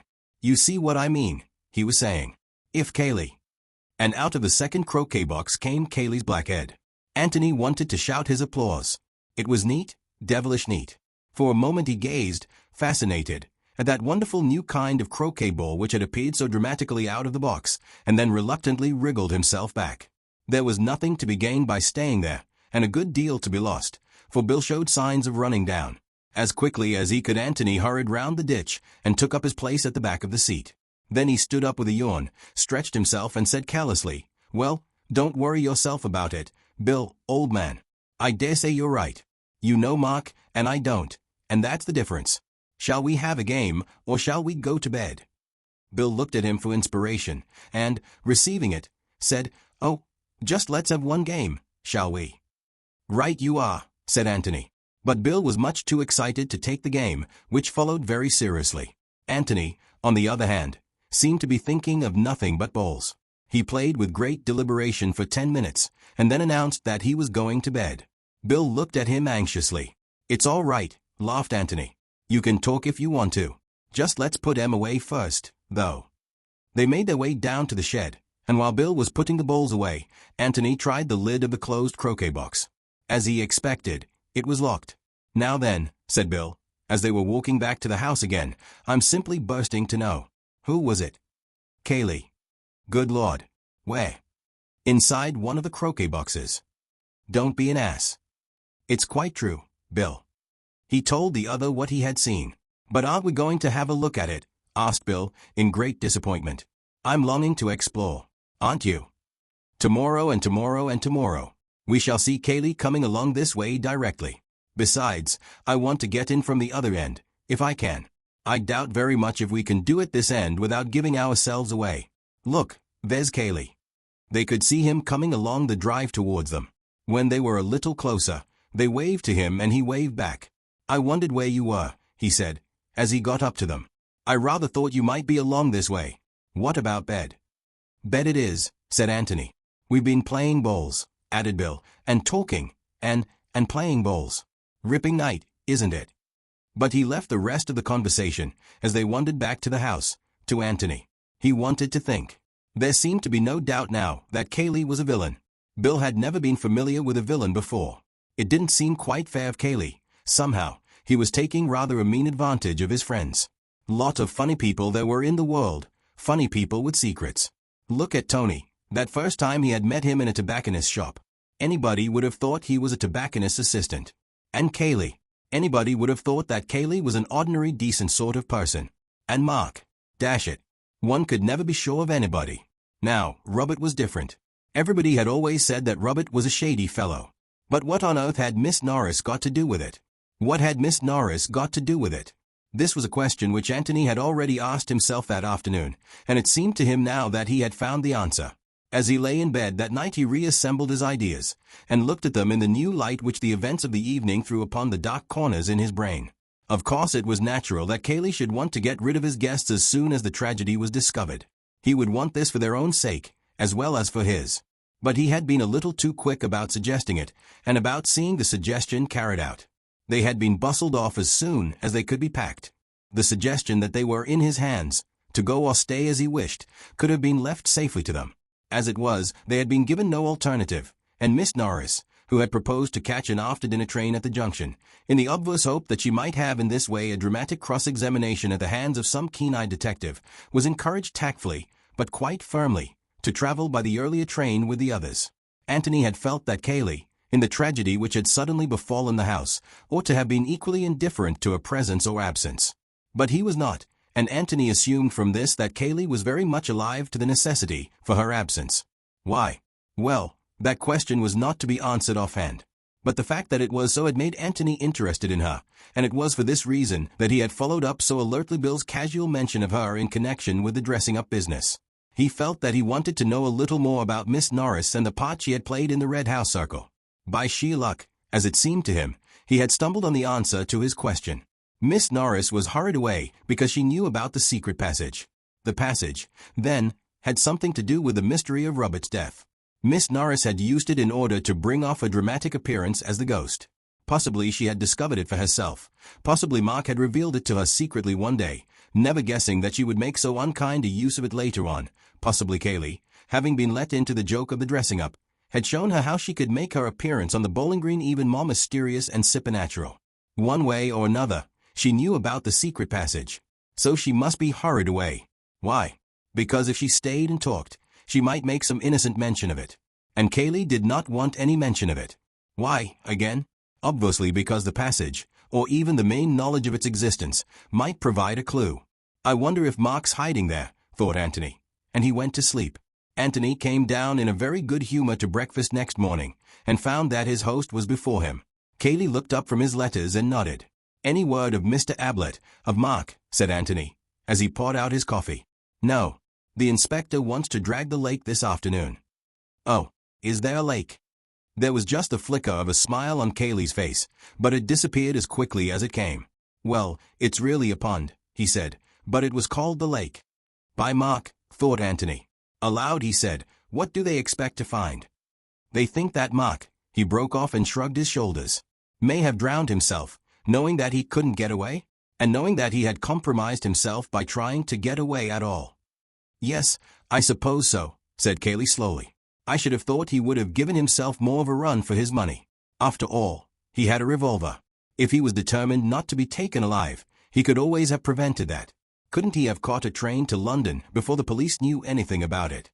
He might just have managed it. There was a train. They would have noticed him at Woodham, of course, but he might have managed it at Stanton. He's not so well known there, naturally. The inspector has been inquiring. Nobody seems to have seen him.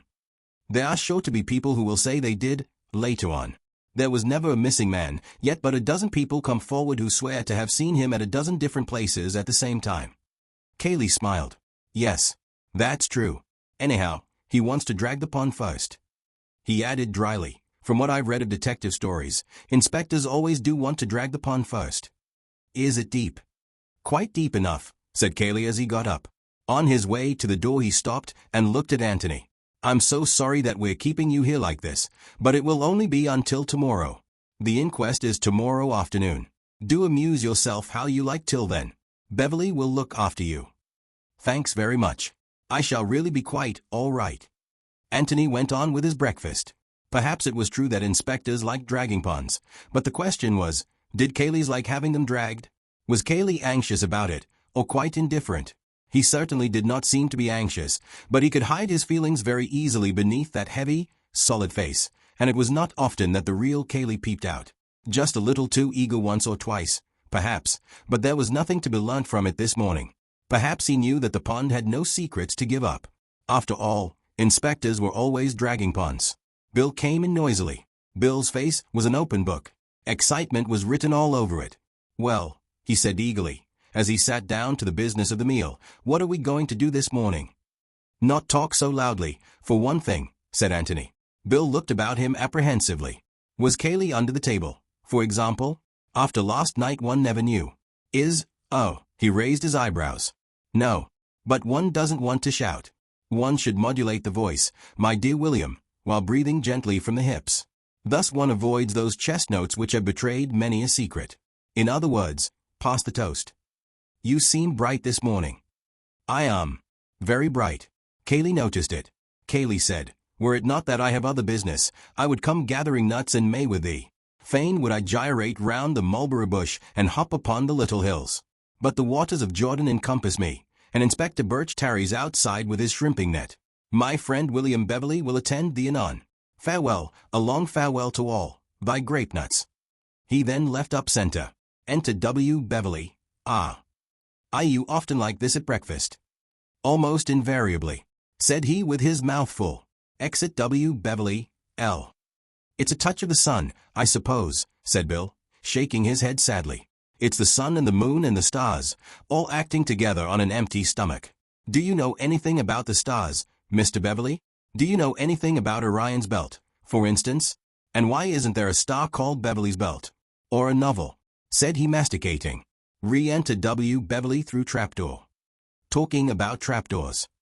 Don't, said Anthony, getting up. Some talk of Alexander and some of Hercules, but nobody talks about, what's the Latin for trapdoor? Mensa, a table, you might get it from that. Well, Mr. Beverly, and he slapped him heartily on the back as he went past him, I shall see you later.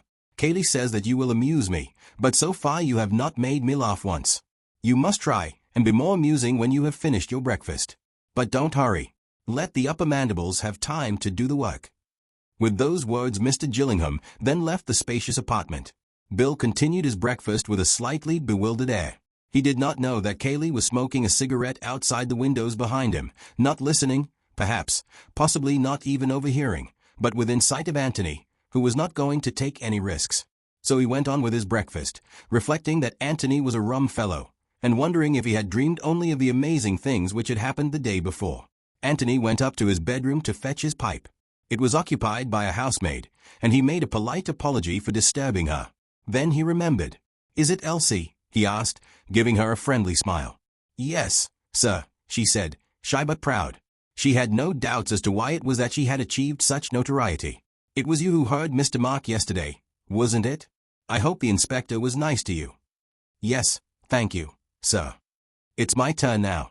You wait, murmured Anthony to himself. Yes, sir. Nasty-like, meaning to say his chance had come.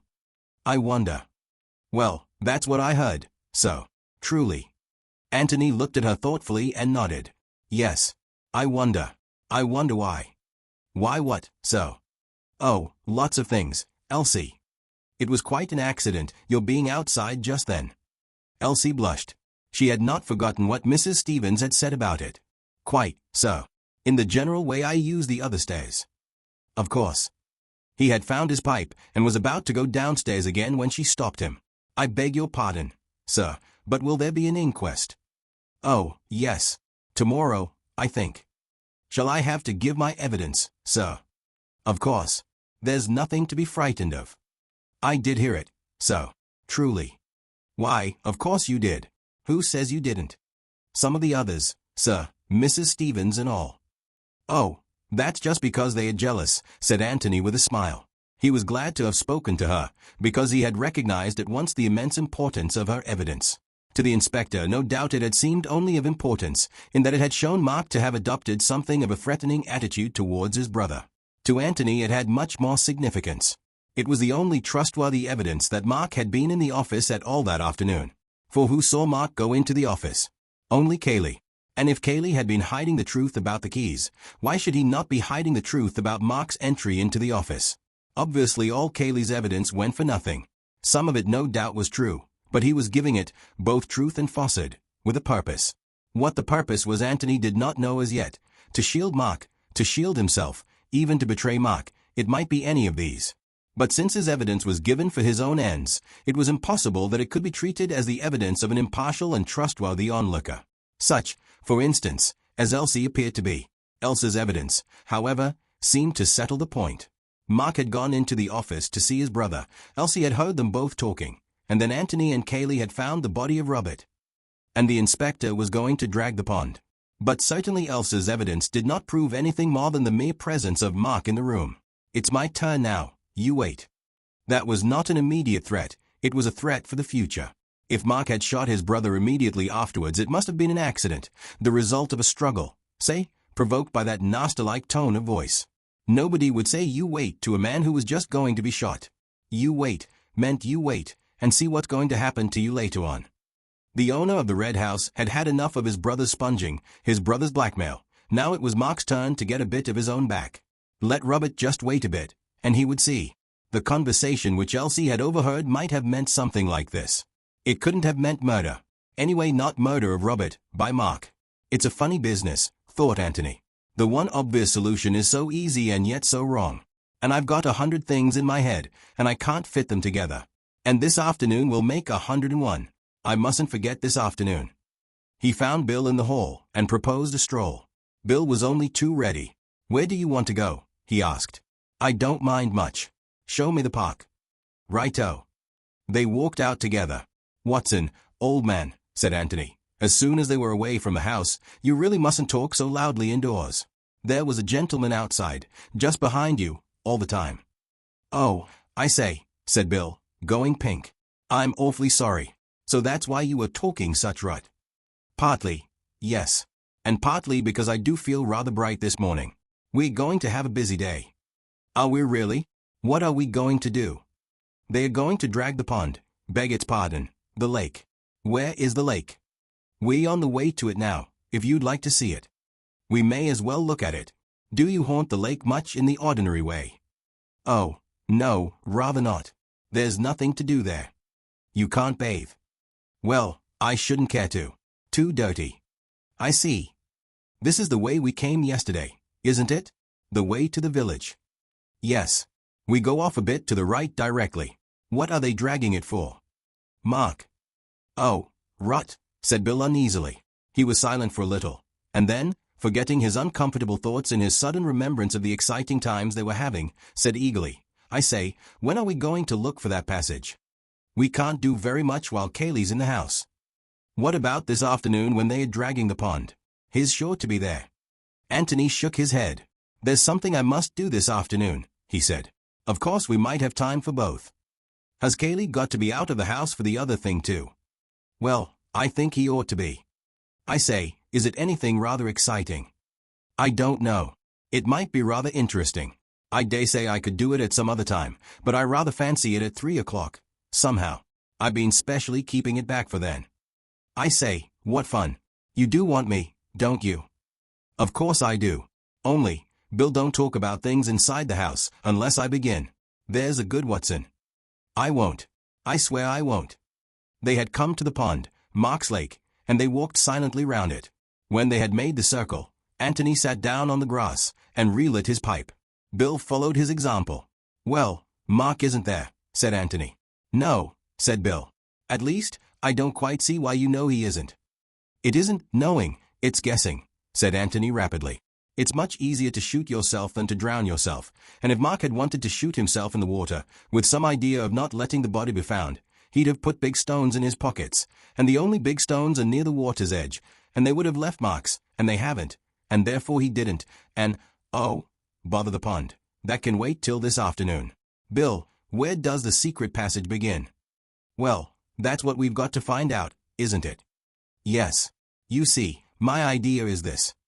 He explained his reasons for thinking that the secret of the passage was concerned in some way with the secret of Robert's death, and went on. My theory is that Mark discovered the passage about a year ago, the time when he began to get keen on croquet. The passage came out into the floor of the shed, and probably it was Kaylee's idea to put a croquet box over the trapdoor, so as to hide it more completely. You know, when once you've discovered a secret yourself, it always seems as if it must be so obvious to everybody else. I can imagine that Mark loved having this little secret all to himself, and to Kaylee, of course, but Kaylee wouldn't count, and they must have had great fun fixing it up, and making it more difficult for other people to find out. Well then, when Miss Norris was going to dress up, Kaylee gave it away. Probably he told her that she could never get down to the bowling green without being discovered, and then perhaps showed that he knew there was one way in which she could do it, and she wormed the secret out of him somehow. But this was 2 or 3 days before Robert turned up. Exactly. I am not suggesting that there was anything sinister about the passage in the first place. It was just a little private bit of romance and adventure for Mark, 3 days ago. He didn't even know that Robert was coming. But somehow the passage has been used since, in connection with Robert. Perhaps Mark escaped that way, perhaps is hiding there now. And if so, then the only person who could give him away was Miss Norris. And she of course would only do it innocently, not knowing that the passage had anything to do with it. So it was safer to have her out of the way. Yes. But, look here, Tony, why do you want to bother about this end of it? We can always get in at the bowling green end. I know, but if we do that we shall have to do it openly. It will mean breaking open the box and letting Kaylee know that we've done it. You see, Bill, if we don't find anything out for ourselves in the next day or two, we've got to tell the police what we have found out, and then they can explore the passage for themselves. But I don't want to do that yet. Rather not. So we've got to carry on secretly for a bit. It's the only way. He smiled and added, and it's much more fun. Rather. Bill chuckled to himself. Very well. Where does the secret passage begin? There's one thing which we have got to realize at once, said Anthony, and that is that if we don't find it easily, we shan't find it at all. You mean that we shan't have time? Neither time nor opportunity, which is rather a consoling thought to a lazy person like me. But it makes it much harder, if we can't really look properly. Harder to find, yes, but so much easier to look. For instance, the passage might begin in Kaylee's bedroom. Well, now we know that it doesn't.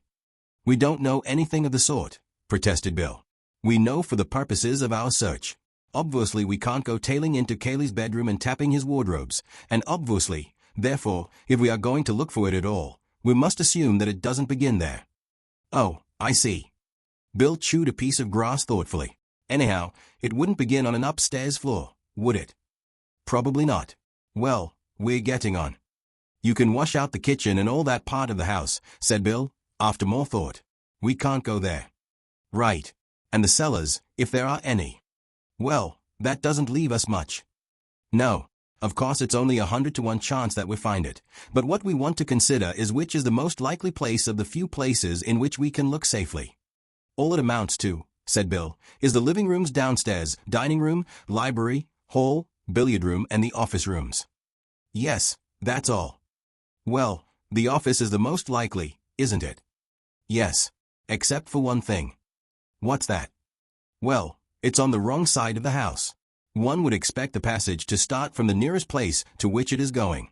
Why make it longer by going under the house first? Yes, that's true. Well, then, you think the dining room or the library? Yes. And the library for choice. I mean for our choice. There are always servants going into dining rooms. We shouldn't have much of a chance of exploring properly in there. Besides, there's another thing to remember. Mark has kept this a secret for a year. Could he have kept it a secret in the dining room? Could Miss Norris have got into the dining room and used the secret door just after dinner without being seen? It would have been much too risky. Bill got up eagerly. Come along, he said, Let's try the library. If Kaylee comes in, we can always pretend we're choosing a book.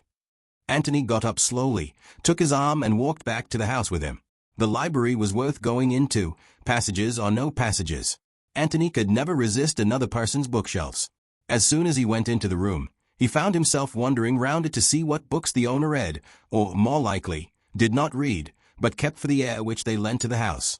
Mark had prided himself on his library. It was a mixed collection of books.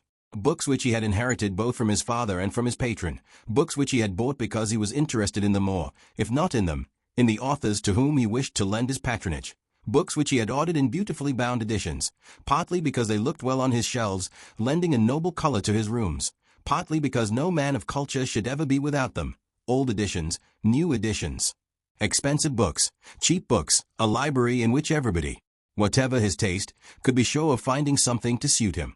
"And which is your particular fancy, Bill?" said Anthony, looking from one shelf to another. "Or are you always playing billiards?"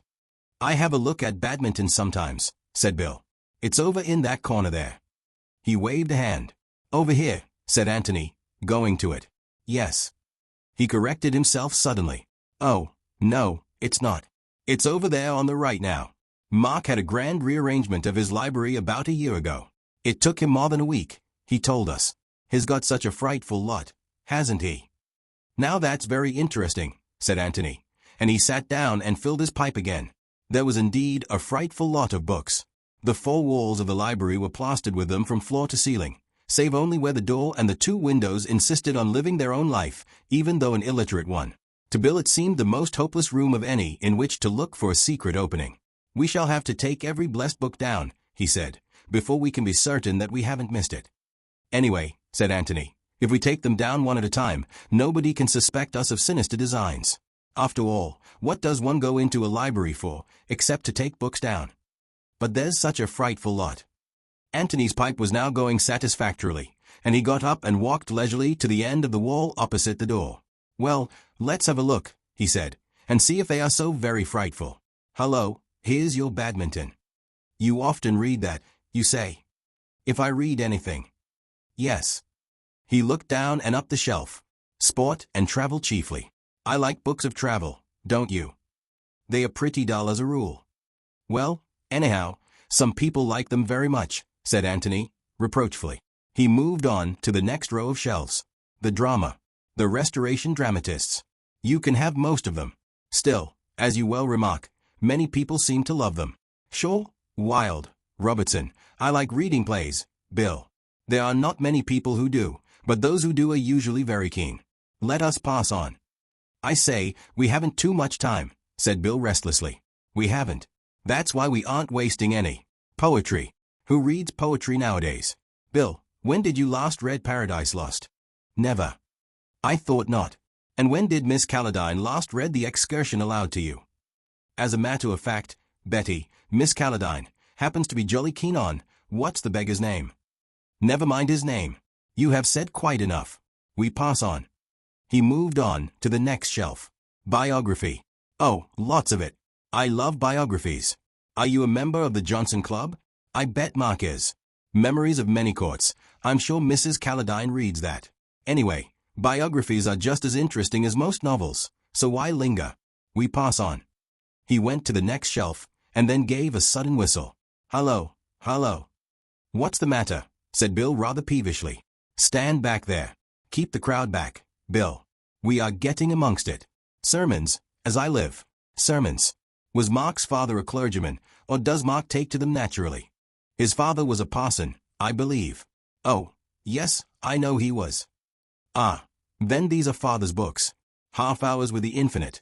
I must order that from the library when I get back. The Lost Sheep, Jones on the Trinity, the Epistles of St. Paul explained." "Oh, Bill, we amongst it. The Narrow Way, being sermons by the Reverend Theodore Usher, Howlow.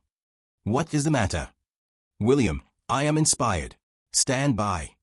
He took down the Reverend Theodore Usher's classic work, looked at it with a happy smile for a moment, and then gave it to Bill. "Hey, hold Usher for a bit." Bill took the book obediently. "No, give it me back. Just go out into the hall, and see if you can hear Kaylee anywhere. Say hello loudly, if you do." Bill went out quickly, listened, and came back. It's all right. Good. He took the book out of its shelf again. Now then, you can hold Usher. Hold him in the left hand. So. With the right or dexter hand, grasp this shelf firmly. So. Now, when I say pull, pull gradually. Got that? Bill nodded, his face alight with excitement. Good. Anthony put his hand into the space left by the stout Usher, and fingered the back of the shelf. Pull, he said. Bill pulled. Now just go on pulling like that. I shall get it directly. Not hard, you know, but just keeping up the strain. His fingers went at it again busily, and then suddenly the whole row of shelves, from top to bottom, swung gently open towards them. Good Lord, said Bill, letting go of the shelf in his amazement. Anthony pushed the shelves back, extracted Usher from Bill's fingers, replaced him, and then, taking Bill by the arm, led him to the sofa and deposited him in it. Standing in front of him, he bowed gravely. Child play, Watson, he said. Child's play. How on earth? Anthony laughed happily and sat down on the sofa beside him.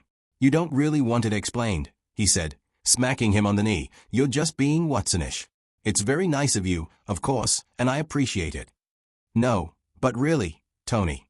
Oh, my dear Bill.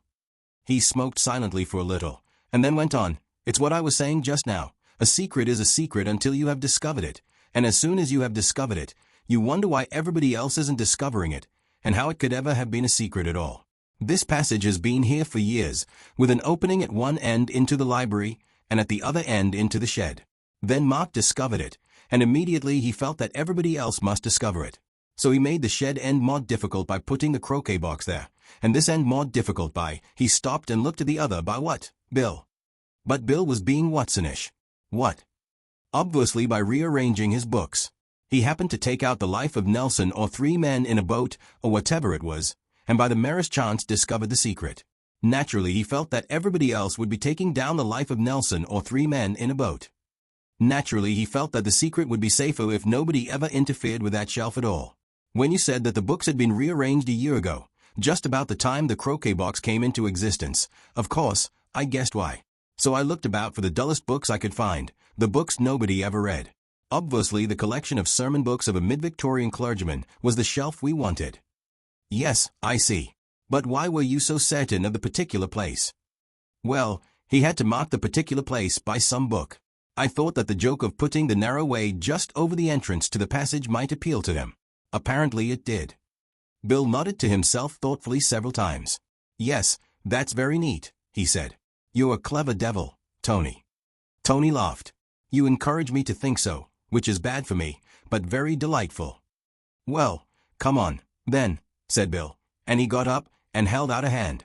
Come on where? To explore the passage, of course. Anthony shook his head. Why ever not? Well, what do you expect to find there? I don't know, but you seem to think that we might find something that would help. Suppose we find Mark, said Anthony quietly. I say, do you really think he's there? Suppose he is. Well, then, there we are. Anthony walked over to the fireplace, knocked out the ashes of his pipe, and turned back to Bill. He looked at him gravely, without speaking. What are you going to say to him? He said at last. How do you mean? Are you going to arrest him, or help him to escape? Well, of course began Bill, stammering, and then ended lamely. Well, I don't know. Exactly. We've got to make up our minds, haven't we? Bill didn't answer.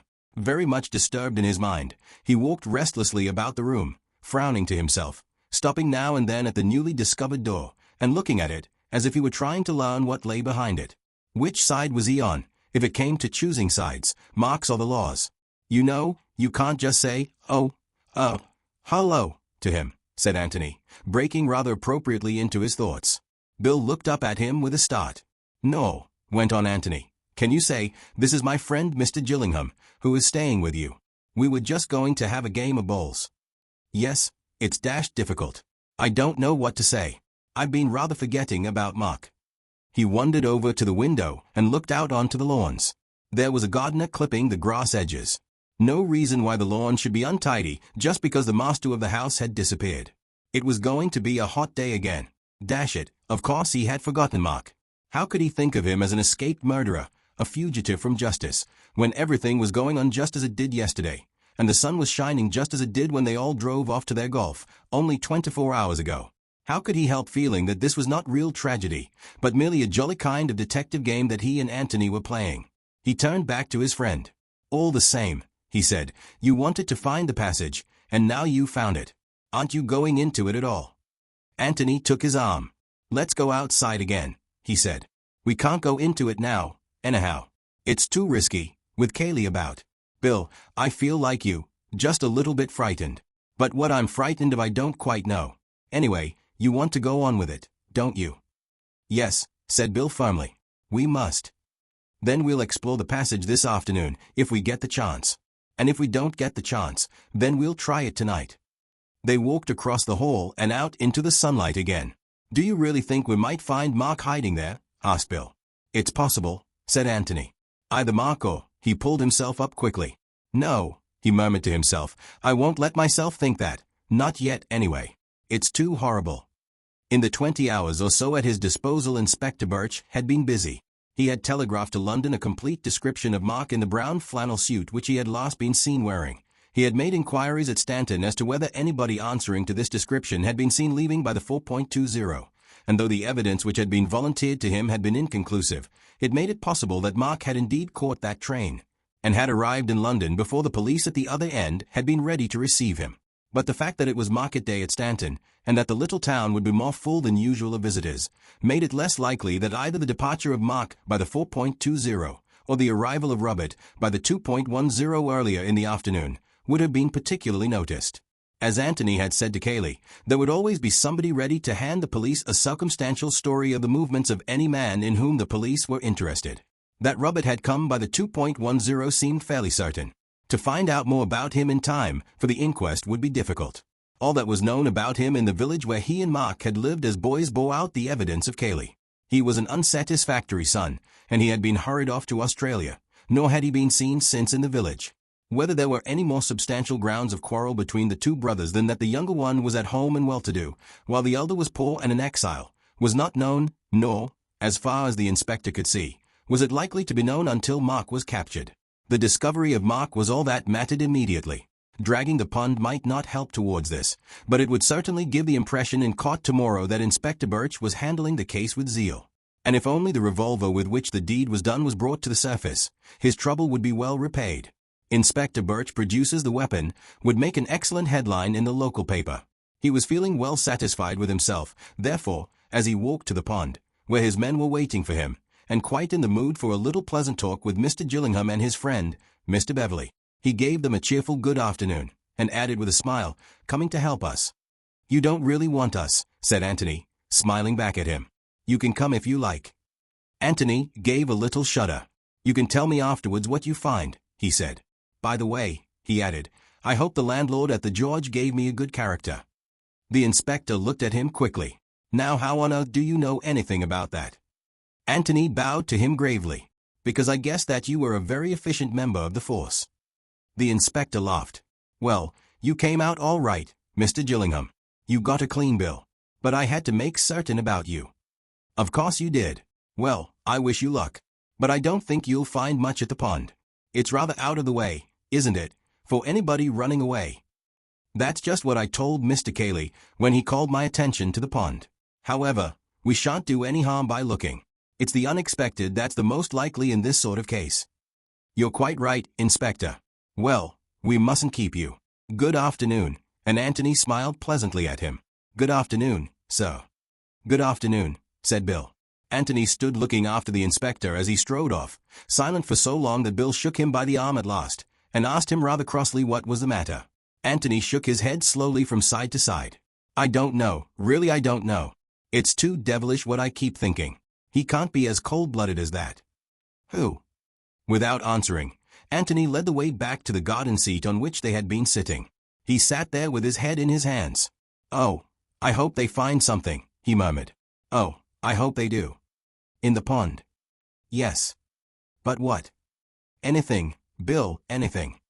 Bill was annoyed. "I say, Tony, this won't do. You really mustn't be so damn mysterious. What's happened to you suddenly?" Anthony looked up at him in surprise. "Didn't you hear what he said?"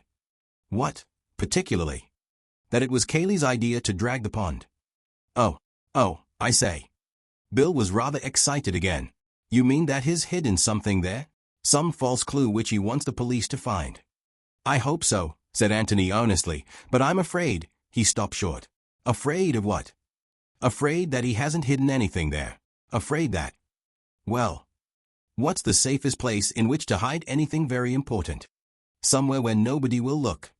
There's a better place than that. What? Somewhere where everybody has already looked. By Jove. You mean that as soon as the pond has been dragged, Kaylee will hide something there? Yes, I'm afraid so. But why afraid? Because I think that it must be something very important, something which couldn't easily be hidden anywhere else. What? Asked Bill eagerly. Anthony shook his head. No, I'm not going to talk about it yet. We can wait and see what the inspector finds. He may find something, I don't know what, something that Kaylee has put there for him to find. But if he doesn't, then it will be because Kaylee is going to hide something there tonight. What? Asked Bill again. You will see what, Bill, said Anthony, because we shall be there. Are we going to watch him? Yes, if the inspector finds nothing. That's good, said Bill. If it were a question of Kaylee or the law, he was quite decided as to which side he was taking. Previous to the tragedy of yesterday, he had got on well enough with both of the cousins, without being in the least intimate with either. Indeed, of the two he preferred, perhaps, the silent, solid Kaylee to the more volatile Mark. Kaylee's qualities, as they appeared to Bill, may have been chiefly negative, but even if this merit lay in the fact that he never exposed whatever weaknesses he may have had, this is an excellent quality in a fellow guest, or, if you like, fellow host, in a house where one is continually visiting. Mark's weaknesses, on the other hand, were very plain to the eye, and Bill had seen a good deal of them.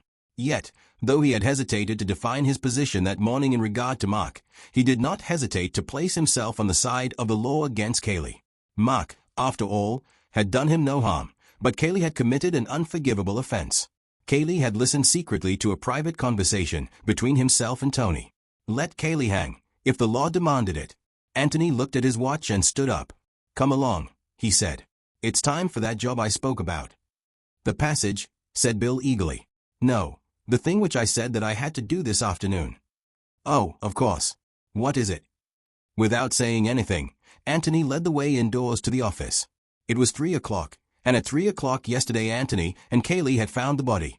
At a few minutes after 3, he had been looking out of the window of the adjoining room, and had been surprised suddenly to find the door open and Kaylee behind him.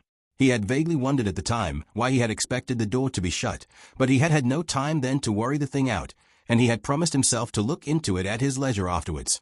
Possibly it meant nothing. Possibly, if it meant anything, he could have found out its meaning by a visit to the office that morning. But he had felt that he would be more likely to recapture the impressions of yesterday if he chose as far as possible the same conditions for his experiment. So he had decided that 3 o'clock that afternoon should find him once more in the office. As he went into the room, followed by Bill, he felt it almost as a shock that there was now no body of Robert lying there between the two doors. But there was a dark stain which showed where the dead man's head had been, and Anthony knelt down over it, as he had knelt 24 hours before. I want to go through it again, he said. You must be Kaylee.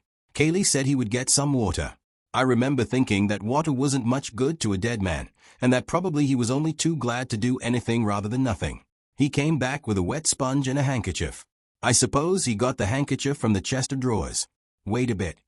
He got up and went into the adjoining room, looked round it, pulled open a drawer or two, and, after shutting all the doors, came back to the office. The sponge is there, and there are handkerchiefs in the top right-hand drawer. Now then, Bill, just pretend you're Kaylee. You've just said something about water, and you get up.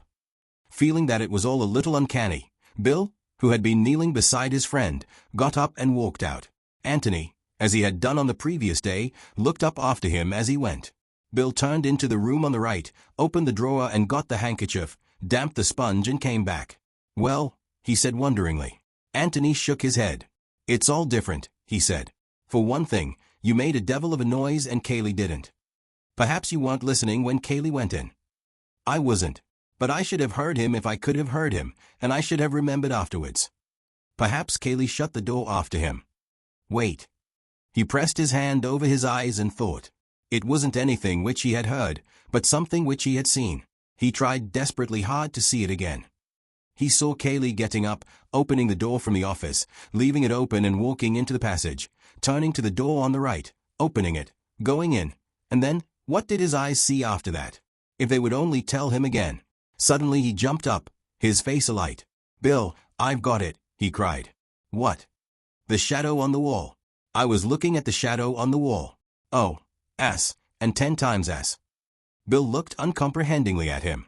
Anthony took his arm and pointed to the wall of the passage. "Look at the sunlight on it," he said.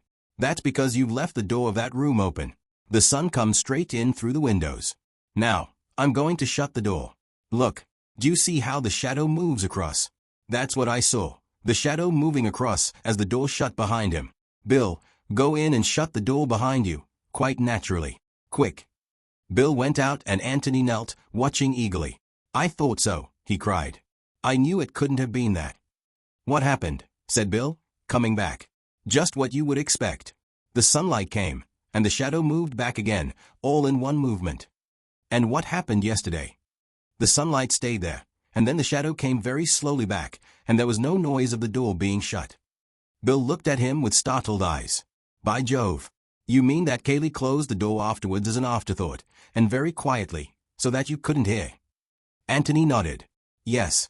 That explains why I was surprised afterwards when I went into the room to find the door open behind me. You know how those doors with springs on them close?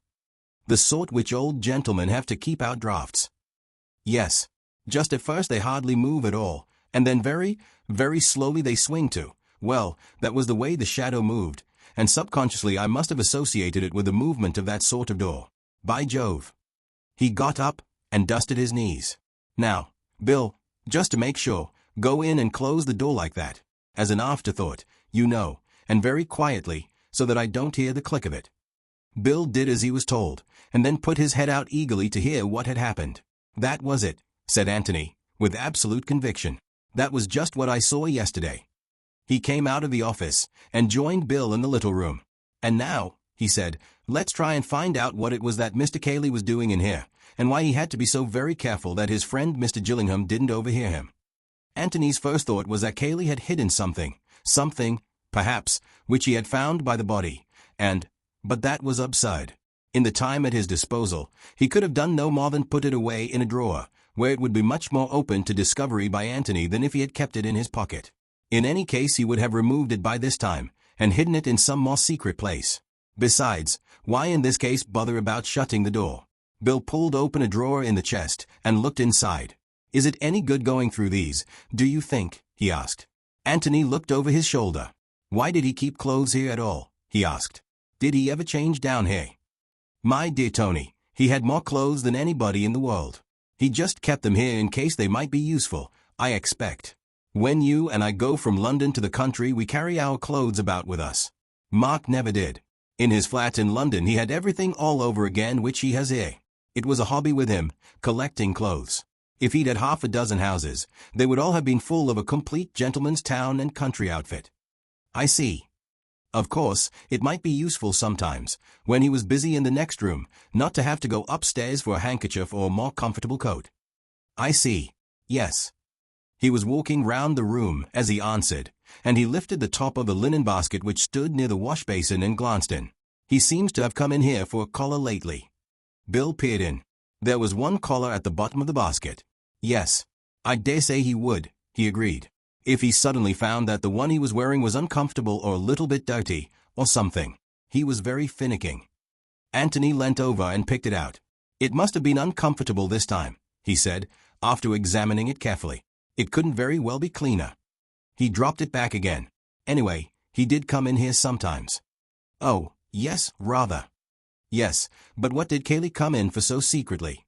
"What did he want to shut the door for?" said Bill. "That's what I don't understand. You couldn't have seen him, anyhow." "No, so it follows that I might have heard him. He was going to do something which he didn't want me to hear." "By Jove, that's it," said Bill eagerly. "Yes, but what?" Bill frowned hopefully to himself, but no inspiration came. "Well, let's have some air, anyway," he said at last, exhausted by the effort, and he went to the window, opened it, and looked out. Then, struck by an idea, he turned back to Anthony and said, "Do you think I had better go up to the pond to make sure that they are still at it?" Because. He broke off suddenly at the sight of Antony's face. Oh, idiot, idiot. Antony cried. Oh, most super excellent of Watsons. Oh, you lamb, you blessing. Oh, Gillingham, you incomparable ass. What on earth? The window, cried Antony, pointing to it. Bill turned back to the window, expecting it to say something. As it said nothing, he looked at Antony again. He was opening the window, cried Antony. Who? Cayley, of course. Very gravely and slowly he expounded. He came in here in order to open the window. He shut the door so that I shouldn't hear him open the window. He opened the window. I came in here and found the window open. I said, this window is open. My amazing powers of analysis tell me that the murderer must have escaped by this window. Oh, said Cayley, raising his eyebrows. Well, said he, I suppose you must be right. Said I proudly, I am. For the window is open, I said. Oh, you incomparable ass. He understood now. It explained so much that had been puzzling him. He tried to put himself in Cayley's place. Cayley, when Antony had first discovered him, hammering at the door and crying, let me in. Whatever had happened inside the office, whoever had killed Robert, Cayley knew all about it, and knew that Mark was not inside, and had not escaped by the window. But it was necessary to Cayley's plans, to Mark's plans if they were acting in concert, that he should be thought so to have escaped. At some time, then, while he was hammering, the key in his pocket, at the locked door, he must suddenly have remembered, with what a shock, that a mistake had been made. A window had not been left open. Probably it would just have been a horrible doubt at first. Was the office window open? Surely it was open. Was it? Would he have time now to unlock the door, slip in, open the French windows and slip out again? No. At any moment the servants might come. It was too risky. Fatal, if he were discovered. But servants were stupid. He could get the windows safely open while they were crowding round the body. They wouldn't notice. He could do it somehow. And then Antony's sudden appearance. Here was a complication. And Antony suggesting that they should try the window. Why, the window was just what he wanted to avoid. No wonder he had seemed dazed at first. Ah, and here at last was the explanation why they had gone the longest way round and yet run. It was Cayley's only chance of getting a start on Antony, of getting to the windows first, of working them open somehow before Antony caught him up. Even if that were impossible, he must get there first, just to make sure. Perhaps they were open. He must get away from Antony and see. And if they were shut, hopelessly shut, then he must have a moment to himself, a moment in which to think of some other plan, and avoid the ruin which seemed so suddenly to be threatening. So he had run. But Antony had kept up with him. They had broken in the window together, and gone into the office. But Cayley was not done yet. There was the dressing-room window. But quietly, quietly. Antony mustn't hear. And Antony didn't hear. Indeed, he had played up to Cayley splendidly. Not only had he called attention to the open window, but he had carefully explained to Cayley why Mark had chosen this particular window in preference to the office window. And Cayley had agreed that probably that was the reason. How he must have chuckled to himself. But he was still a little afraid. Afraid that Antony would examine the shrubbery. Why? Obviously because there was no trace of anyone having broken through the shrubbery. No doubt Cayley had provided the necessary traces since, and had helped the inspector to find them. Had he even gone as far as footmarks, in Mark's shoes? But the ground was very hard. Perhaps footmarks were not necessary. Antony smiled as he thought of the big Cayley trying to squeeze into the dapper little Mark's shoes. Cayley must have been glad that footmarks were not necessary. No, the open window was enough. The open window and a broken twig or two. But quietly, quietly. Antony mustn't hear. And Antony had not heard. But he had seen a shadow on the wall. They were outside on the lawn again now, Bill and Antony, and Bill was listening open-mouthed to his friend's theory of yesterday's happenings. It fitted in, it explained things, but it did not get them any further. It only gave them another mystery to solve. What's that? Said Antony. Mark. Where's Mark? If he never went into the office at all, then where is he now? I don't say that he never went into the office. In fact, he must have gone. Elsie heard him. He stopped and repeated slowly. She heard him, at least she says she did. But if he was there, he came out again by the door. Well, but where does that lead you? Where it led Mark. The passage. Do you mean that he's been hiding there all the time? Antony was silent until Bill had repeated his question, and then with an effort he came out of his thoughts and answered him. I don't know. But look here. Here is a possible explanation. I don't know if it is the right one. I don't know, Bill. I'm rather frightened. Frightened of what may have happened, of what may be going to happen. However, here is an explanation. See if you can find any fault with it. With his legs stretched out and his hands deep in his pockets, he lay back on the garden seat, looking up to the blue summer sky above him, and just as if he saw up there the events of yesterday being enacted over again, he described them slowly to Bill as they happened. We'll begin at the moment when Mark shoots Robert. Call it an accident. Probably it was. Mark would say it was. Anyhow, he is in a panic, naturally. But he doesn't lock the door and run away. For one thing, the key is on the outside of the door. For another, he is not quite such a fool as that. But he is in a horrible position. He is known to be on bad terms with his brother. He has just uttered some foolish threat to him, which may possibly have been overheard. What is he to do? He does the natural thing, the thing which Mark would always do in such circumstances. He consults Kaylee, the invaluable, inevitable Kaylee. Kaylee is just outside. Kaylee must have heard the shot. Kaylee will tell him what to do. He opens the door, just as Kaylee is coming to see what is the matter. He explains rapidly. What's to be done, Key? What's to be done? It was an accident. I swear it was an accident. He threatened me. He would have shot me if I hadn't. Think of something. Quick. Kaylee has thought of something. Leave it to me, he says. You clear out altogether. I shot him, if you like. I'll do all the explaining. Get away. Hide. Nobody, so you go in. Into the passage. Quick. I'll come to you there as soon as I can. Good Kaylee. Faithful Kaylee. Mark's courage comes back. Kaylee will explain, all right.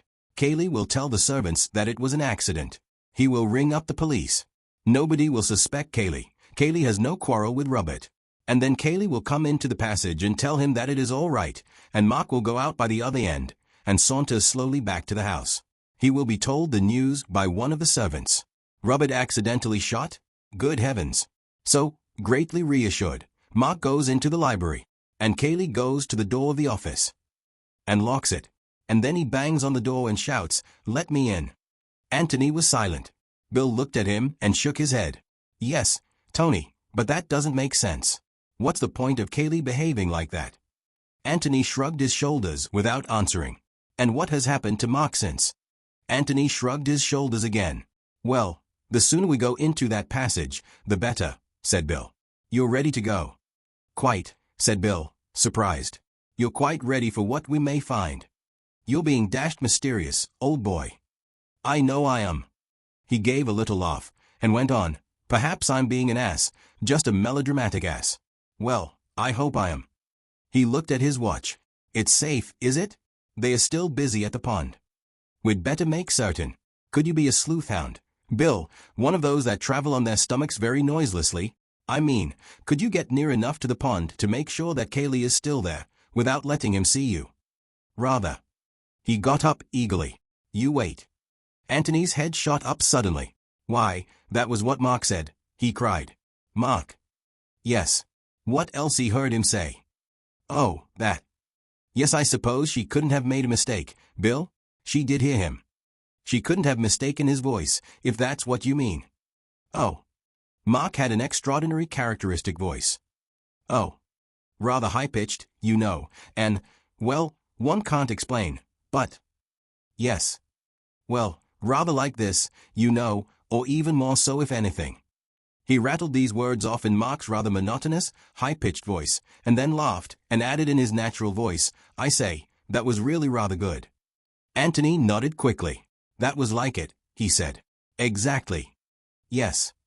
He got up and squeezed Bill's arm. Well, just go and see about Kaylee, and then we'll get moving. I shall be in the library. Right. Bill nodded and walked off in the direction of the pond. This was glorious fun. This was life. The immediate program could hardly be bettered. First of all, he was going to stalk Kaylee. There was a little copse above the level of the pond, and about 100 yards away from it. He would come into this from the back, creep cautiously through it, taking care that no twigs cracked, and then, drawing himself on his stomach to the edge, peer down upon the scene below him. People were always doing that sort of thing in books, and he had been filled with a hopeless envy of them. Well, now he was actually going to do it himself. What fun! And then, when he had got back unobserved to the house and reported to Anthony, they were going to explore the secret passage. Again, what fun! Unfortunately, there seemed to be no chance of buried treasure, but there might be buried clues. Even if you found nothing, you couldn't get away from the fact that a secret passage was a secret passage, and anything might happen in it. But even that wasn't the end of this exciting day. They were going to watch the pond that night. They were going to watch Cayley under the moonlight, watch him as he threw into the silence of the pond. What? The revolver? Well, anyhow, they were going to watch him. What fun! To Anthony, who was older and who realized into what deep waters they were getting, it did not seem fun. But it was amazingly interesting. He saw so much, and yet somehow it was all out of focus. It was like looking at an opal, and discovering with every movement of it some new color, some new gleam of light reflected, and yet never really seeing the opal as a whole. He was too near it, or too far away. He strained his eyes and he relaxed his eyes. It was no good. His brain could not get hold of it. But there were moments when he almost had it, and then turned away from it. He had seen more of life than Bill, but he had never seen murder before, and this which was in his mind now, and to which he was afraid to listen, was not just the hot-blooded killing which any man may come to if he lose control. It was something much more horrible. Too horrible to be true. Then let him look again for the truth. He looked again, but it was all out of focus. "I will not look again," he said aloud, as he began to walk towards the house. Not yet, anyway. He would go on collecting facts and impressions. Perhaps the one fact would come along, by itself, which would make everything clay. Bill had come back, and had reported, rather breathless, that Cayley was still at the pond. "But I don't think they are getting up much except mud," he said. "I ran most of the way back, so as to give us as much time as possible." Anthony nodded. "Well, come along, then," he said. "The sooner, the quicker." They stood in front of the row of sermons. Anthony took down the Reverend Theodore Ussher's famous volume, and felt for the spring. Bill pulled. The shelves swung open towards them. "By Jove," said Bill, "it is a narrow way." There was an opening about a yard square in front of them, which had something the look of a brick fireplace, a fireplace raised about 2 feet from the ground. But, save for one row of bricks in front, the floor of it was emptiness. Anthony took a torch from his pocket and flashed it down into the blackness. "Look," he whispered to the eager Bill. "The steps begin down there, 6 feet down." He flashed his torch up again. There was a handhold of iron, a sort of large iron staple, in the bricks in front of them. "You swing off from there," said Bill. "At least, I suppose you do. I wonder how Ruth Norris liked doing it." "Cayley helped her, I should think. It's funny." "Shall I go first?" asked Bill, obviously longing to do so. Anthony shook his head with a smile. "I think I will, if you don't mind very much, Bill. Just in case." "In case of what?" "Well, in case." Bill had to be content with that, but he was too much excited to wonder what Anthony meant. "Righto," he said. "Go on."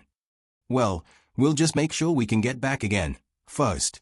It really wouldn't be fair on the inspector if we got stuck down here for the rest of our lives. He's got enough to do trying to find Mark, but if he has to find you and me as well, we can always get out at the other end." "Well, we're not certain yet. I think I'd better just go down and back. I promise faithfully not to explore." "Right you are." Anthony sat down on the ledge of bricks, swung his feet over, and sat there for a moment, his legs dangling. He flashed his torch into the darkness again, so as to make sure where the steps began, then returned it to his pocket, seized the staple in front of him and swung himself down. His feet touched the steps beneath him, and he let go. "Is it all right?" said Bill anxiously. "All right. I'll just go down to the bottom of the steps and back. Stay there." The light shone down by his feet. His head began to dissipate. For a little while Bill, craning down the opening, could still see faint splashes of light, and could hear slow, uncertain footsteps. For a little longer he could fancy that he saw and heard them. Then he was alone.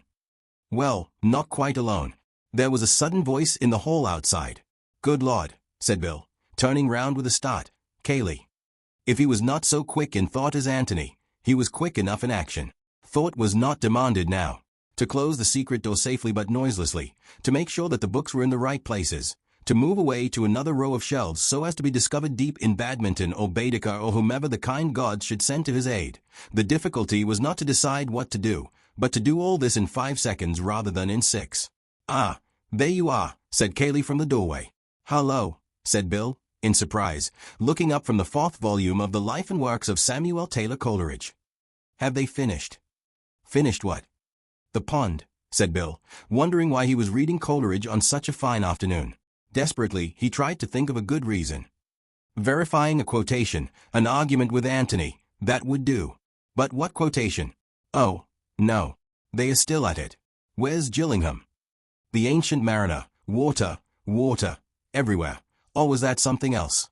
And where was Gillingham? Water, water everywhere. Tony? Oh, he's about somewhere.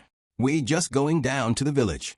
They aren't finding anything at the pond, are they? No. But they like doing it. Something off their minds when they can say they've done it. Bill, deep in his book, looked up and said yes, and went back to it again. He was just getting to the place. What's the book? Said Cayley, coming up to him. Out of the corner of his eye he glanced at the shelf of sermons as he came. Bill saw that glance and wondered. Was there anything there to give away the secret? I was just looking up a quotation, he drawled. Tony and I had a bet about it. You know that thing about, water, water everywhere, and, not a drop to drink. But what on earth, he wondered to himself, were they betting about? No, any drop to drink, to be accurate. Bill looked at him in surprise. Then a happy smile came on his face. Quite sure, he said. Of course. Then you've saved me a lot of trouble. That's what the bet was about. He closed the book with a slam, put it back in its shelf, and began to feel for his pipe and tobacco. I was a fool to bet with Tony, he added. He always knows that sort of thing. So far, so good. But here was Cayley still in the library, and there was Antony, all unsuspecting, in the passage. When Antony came back he would not be surprised to find the door closed, because the whole object of his going had been to see if he could open it easily from the inside. At any moment, then, the bookshelf might swing back and show Antony's head in the gap. A nice surprise for Cayley.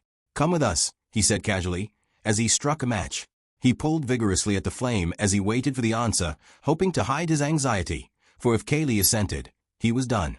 I've got to go into Stanton. Bill blew out a great cloud of smoke with an expiration, which covered also a heartfelt sigh of relief. Oh, a pity. You're driving, I suppose. Yes. The car will be here directly. There's a letter I must write first. He sat down at a writing table and took out a sheet of notepaper. He was facing the secret door. If it opened he would see it. At any moment now it might open. Bill dropped into a chair and thought. Antony must be warned. Obviously. But how? How did one signal to anybody? By code. Morse code. Did Antony know it? Did Bill know it himself, if it came to that? He had picked up a bit in the army, not enough to send a message, of course. But a message was impossible. Anyhow, Cayley would hear him tapping it out. It wouldn't do to send more than a single letter. What letters did he know? And what letter would convey anything to Antony? He pulled at his pipe, his eyes wandering from Cayley at his desk to the Reverend Theodore Usher in his shelf. What letter? C for Cayley. Would Antony understand? Probably not, but it was just worth trying. What was C? Long, short, umpty-iddy. Was that right? C? Yes, that was C. He was sure of that. C, umpty-iddy. Hands in pockets. He got up and wandered across the room, humming vaguely to himself, the picture of a man waiting for another man, as it might be his friend Gillingham, to come in and take him away for a walk or something. He wandered across to the books at the back of Cayley, and began to tap absent-mindedly on the shelves as he looked at the titles. Umpty-iddy. Not that it was much like that at first. He couldn't get the rhythm of it. Umpty-iddy. That was better. He was back at Samuel Taylor Coleridge now. Antony would begin to hear him soon. Umpty-iddy. Just the aimless tapping of a man who is wondering what book he will take out with him to read on the lawn. Would Antony hear? One always heard the man in the next flat knocking out his pipe. Would Antony understand? Umpty-iddy. C for Cayley, Antony. Cayley's here. For God's sake, wait. Good Lord. Sermons, said Bill, with a loud laugh. Umpty-iddy. Ever read 'em, Cayley? What? Cayley looked up suddenly. Bill's back moved slowly along, his fingers beating a tattoo on the shelves as he walked. Oh, no, said Cayley, with a little laugh. An awkward, uncomfortable little laugh, it seemed to Bill. Nor do I. He was past the sermons now, past the secret door, but still tapping in the same aimless way. Oh, for God's sake sit down, burst out Cayley. Or go outside if you want to walk about. Bill turned round in astonishment. Hello, what's the matter? Cayley was slightly ashamed of his outburst. Sorry, Bill, he apologized. My nerves are on edge. Your constant tapping and fidgeting about. Tapping, said Bill with an air of complete surprise. Tapping on the shelves and humming. Sorry. It got on my nerves. My dear old chap, I'm awfully sorry. I'll go out in the hall. It's all right, said Cayley, and went on with his letter. Bill sat down in his chair again. Had Anthony understood? Well, anyhow, there was nothing to do now but wait for Cayley to go. And if you ask me, said Bill to himself, much pleased, I ought to be on the stage. That's where I ought to be. The complete actor. A minute, 2 minutes, 3 minutes. 5 minutes. It was safe now. Anthony had guessed. Is the car there? Asked Cayley, as he sealed up his letter. Bill strolled into the hall, called back yes, and went out to talk to the chauffeur. Cayley joined him, and they stood there for a moment. Hello, said a pleasant voice behind them. They turned round and saw Anthony. Sorry to keep you waiting, Bill. With a tremendous effort, Bill restrained his feelings, and said casually enough that it was all right. Well, I must be off, said Cayley. You're going down to the village. That's the idea. I wonder if you'd take this letter to Jallan's for me. Of course. Thanks very much. Well, I shall see you later. He nodded and got into the car. As soon as they were alone, Bill turned eagerly to his friend. Well, he said excitedly. Come into the library. They went in, and Tony sank down into a chair. You must give me a moment, he panted. I've been running. Running? Well, of course. How do you think I got back here? You don't mean you went out at the other end? Anthony nodded. I say, did you hear me tapping? I did, indeed. Bill, you're a genius. Bill blushed. I knew you'd understand, he said. You guessed that I meant Cayley. I did. It was the least I could do after you had been so brilliant. You must have had rather an exciting time. Exciting? Good Lord, I should think it was. Tell me about it. As modestly as possible, Mr. Beverly explained his qualifications for a life on the stage. Good man, said Anthony at the end of it. You are the most perfect Watson that ever lived. Bill, my lad, he went on dramatically, rising and taking Bill's hand in both of his, there's nothing that you and I could not accomplish together, if we gave our minds to it.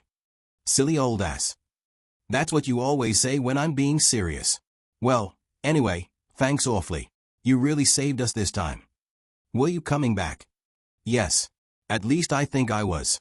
I was just wondering when I heard you tapping. The fact of the door being shut was rather surprising. Of course the whole idea was to see if it could be opened easily from the other side, but I felt somehow that you wouldn't shut it until the last possible moment, until you saw me coming back. Well, then I heard the taps, and I knew it must mean something, so I sat tight. Then when she began to come along I said, Cayley, be Jove, bright, aren't I? And I simply head to the other end of the passage for all I was worth. And head back again. Because I thought you might be getting rather involved in explanations about where I was, and so on. You didn't see Mark, then? No. Nor his, no, I didn't see anything. Nor what? Anthony was silent for a moment. I didn't see anything, Bill. Or rather, I did see something. I saw a door in the wall, a cupboard. And it's locked. So if there's anything we want to find, that's where it is. Could Mark be hiding there? I called through the keyhole, in a whisper, Mark, are you there? He would have thought it was Cayley. There was no answer. Well, let's go down and try again. We might be able to get the door open. Anthony shook his head. Aren't I going at all? Said Bill in great disappointment. When Anthony spoke, it was to ask another question. Can Cayley drive a car? Yes, of course. Why? Then he might easily drop the chauffeur at his lodge and go off to Stanton, or wherever he wanted to, on his own. I suppose so, if he wanted to. Yes. Anthony got up. Well, look here. As we said we were going into the village, and as we promised to leave that letter, I almost think we'd better do it. Oh. Oh, very well. Jallan's. What were you telling me about that? Oh, yes, the widow Norbury. That's right. Cayley used to be rather keen on the daughter. The letter's for her. Yes, well, let's take it. Just to be on the safe side. Am I going to be done out of that secret passage altogether? Asked Bill fretfully. There's nothing to see, really, I promise you. You're very mysterious. What's upset you? You did see something down there, I'm certain of it. I did, and I've told you about it. No, you haven't. You only told me about the door in the wall. That's it, Bill. And it's locked. And I'm frightened of what's behind it. But then we shall never know what's there if we aren't going to look. We shall know tonight, said Anthony, taking Bill's arm and leading him to the hall, when we watch our dear friend Kaylee dropping it into the pond. They left the road, and took the path across the fields which sloped gently downwards towards Jallan's. Anthony was silent, and since it is difficult to keep up a conversation with a silent man for any length of time, Bill had dropped into silence too. Or rather, he hummed to himself, hit at thistles in the grass with his stick, and made uncomfortable noises with his pipe. But he noticed that his companion kept looking back over his shoulder, almost as if he wanted to remember for a future occasion the way by which they were coming.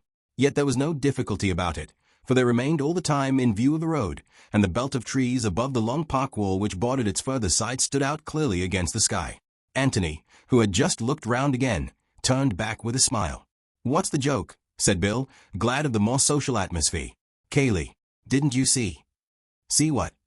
"The car. Going past on the road there." "So that's what you were looking for. You've got jolly good eyes, my boy, if you recognize the car at this distance after only seeing it twice." "Well, I have got jolly good eyes." "I thought he was going to Stanton." "He hoped you'd think so, obviously." "Then where is he going?" "The library, probably. To consult our friend Usher." After making quite sure that his friends Beverly and Gillingham really were going to Jallan's, as they said. Bill stopped suddenly in the middle of the path. "I say, do you think so?" Anthony shrugged his shoulders. "I shouldn't be surprised. We must be devilishly inconvenient for him, hanging about the house. Any moment he can get, when we're definitely somewhere else, must be very useful to him." "Useful for what?" "Well, useful for his nerves, if for nothing else. We know he's mixed up in this business. We know he's hiding a secret or two. Even if he doesn't suspect that we're on his tracks, he must feel that at any moment we might stumble on something." Bill gave a grunt of assent, and they went slowly on again. "What about tonight?" he said, after a lengthy blow at his pipe. "Try a piece of grass," said Anthony, offering it to him. Bill pushed it through the mouthpiece, blew again, said, "That's better," and returned the pipe to his pocket. "How are we going to get out without Kaylee knowing?" "Well, that wants thinking over. It's going to be difficult. I wish we were sleeping at the inn." "Is this Miss Norbury, by any chance?" Bill looked up quickly. They were close to Jallan's now, an old thatched farmhouse which, after centuries of sleep, had woken up to a new world, and had forthwith sprouted wings, however, of so discreet a growth that they had not brought with them any obvious change of character, and Jallan's even with a bathroom was still Jallan's. To the outward view, at any rate. Inside, it was more clearly Mrs. Norbury's. "Yes, Angela Norbury," murmured Bill. "Not bad looking, is she?" The girl who stood by the little white gate of Jallan's was something more than not bad looking, but in this matter Bill was keeping his superlatives for another. In Bill's eyes she must be judged and condemned by all that distinguished her from Betty Calladine. To Anthony, unhampered by these standards of comparison, she seemed, quite simply, beautiful. "Kaylee asked us to bring a letter along," explained Bill, when the necessary handshakings and introductions were over. "Here you are. You will tell him, won't you, how dreadfully sorry I am about what has happened. It seems so hopeless to say anything, so hopeless even to believe it. If it is true what we've heard." Bill repeated the outline of events of yesterday. "Yes." "And Mr. Ablett hasn't been found yet." She shook her head in distress. "It still seems to have happened to somebody else, somebody we didn't know at all." Then, with a sudden grave smile which included both of them, "But you must come and have some tea." "It's awfully decent of you," said Bill awkwardly, "but You will, won't you?" she said to Anthony. "Thank you very much." Mrs. Norbury was delighted to see them, as she always was to see any man in her house who came up to the necessary standard of eligibility. When her life work was completed, and summed up in those beautiful words, "A marriage has been arranged and will shortly take place between Angela, daughter of the late John Norbury." Then she would utter a grateful Nunc Dimittis and depart in peace, to a better world, if heaven insisted, but preferably to her new son-in-law's more dignified establishment. For there was no doubt that eligibility meant not only eligibility as a husband, but it was not as eligibles that the visitors from the Red House were received with such eagerness today, and even if her special smile for possibles was there, it was instinctive rather than reasoned. All that she wanted at this moment was news of Mark, for she was bringing it off at last, and, if the engagement columns of the Morning Post were preceded, as in the case of its obituary columns, by a premonitory bulletin, the announcement of yesterday would have cried triumphantly to the world, or to such part of the world as mattered. A marriage has very nearly been arranged by Mrs. Norbury, and will certainly take place, between Angela, only daughter of the late John Norbury, and Mark Ablett of the Red House. And, coming across it on his way to the sporting page, Bill would have been surprised. For he had thought that, if anybody, it was Kaylee. To the girl it was neither. She was often amused by her mother's ways, sometimes ashamed of them, sometimes distressed by them. The Mark Ablett affair had seemed to her particularly distressing, for Mark was so obviously in league with her mother against her. Other suitors, upon whom her mother had smiled, had been embarrassed by that championship.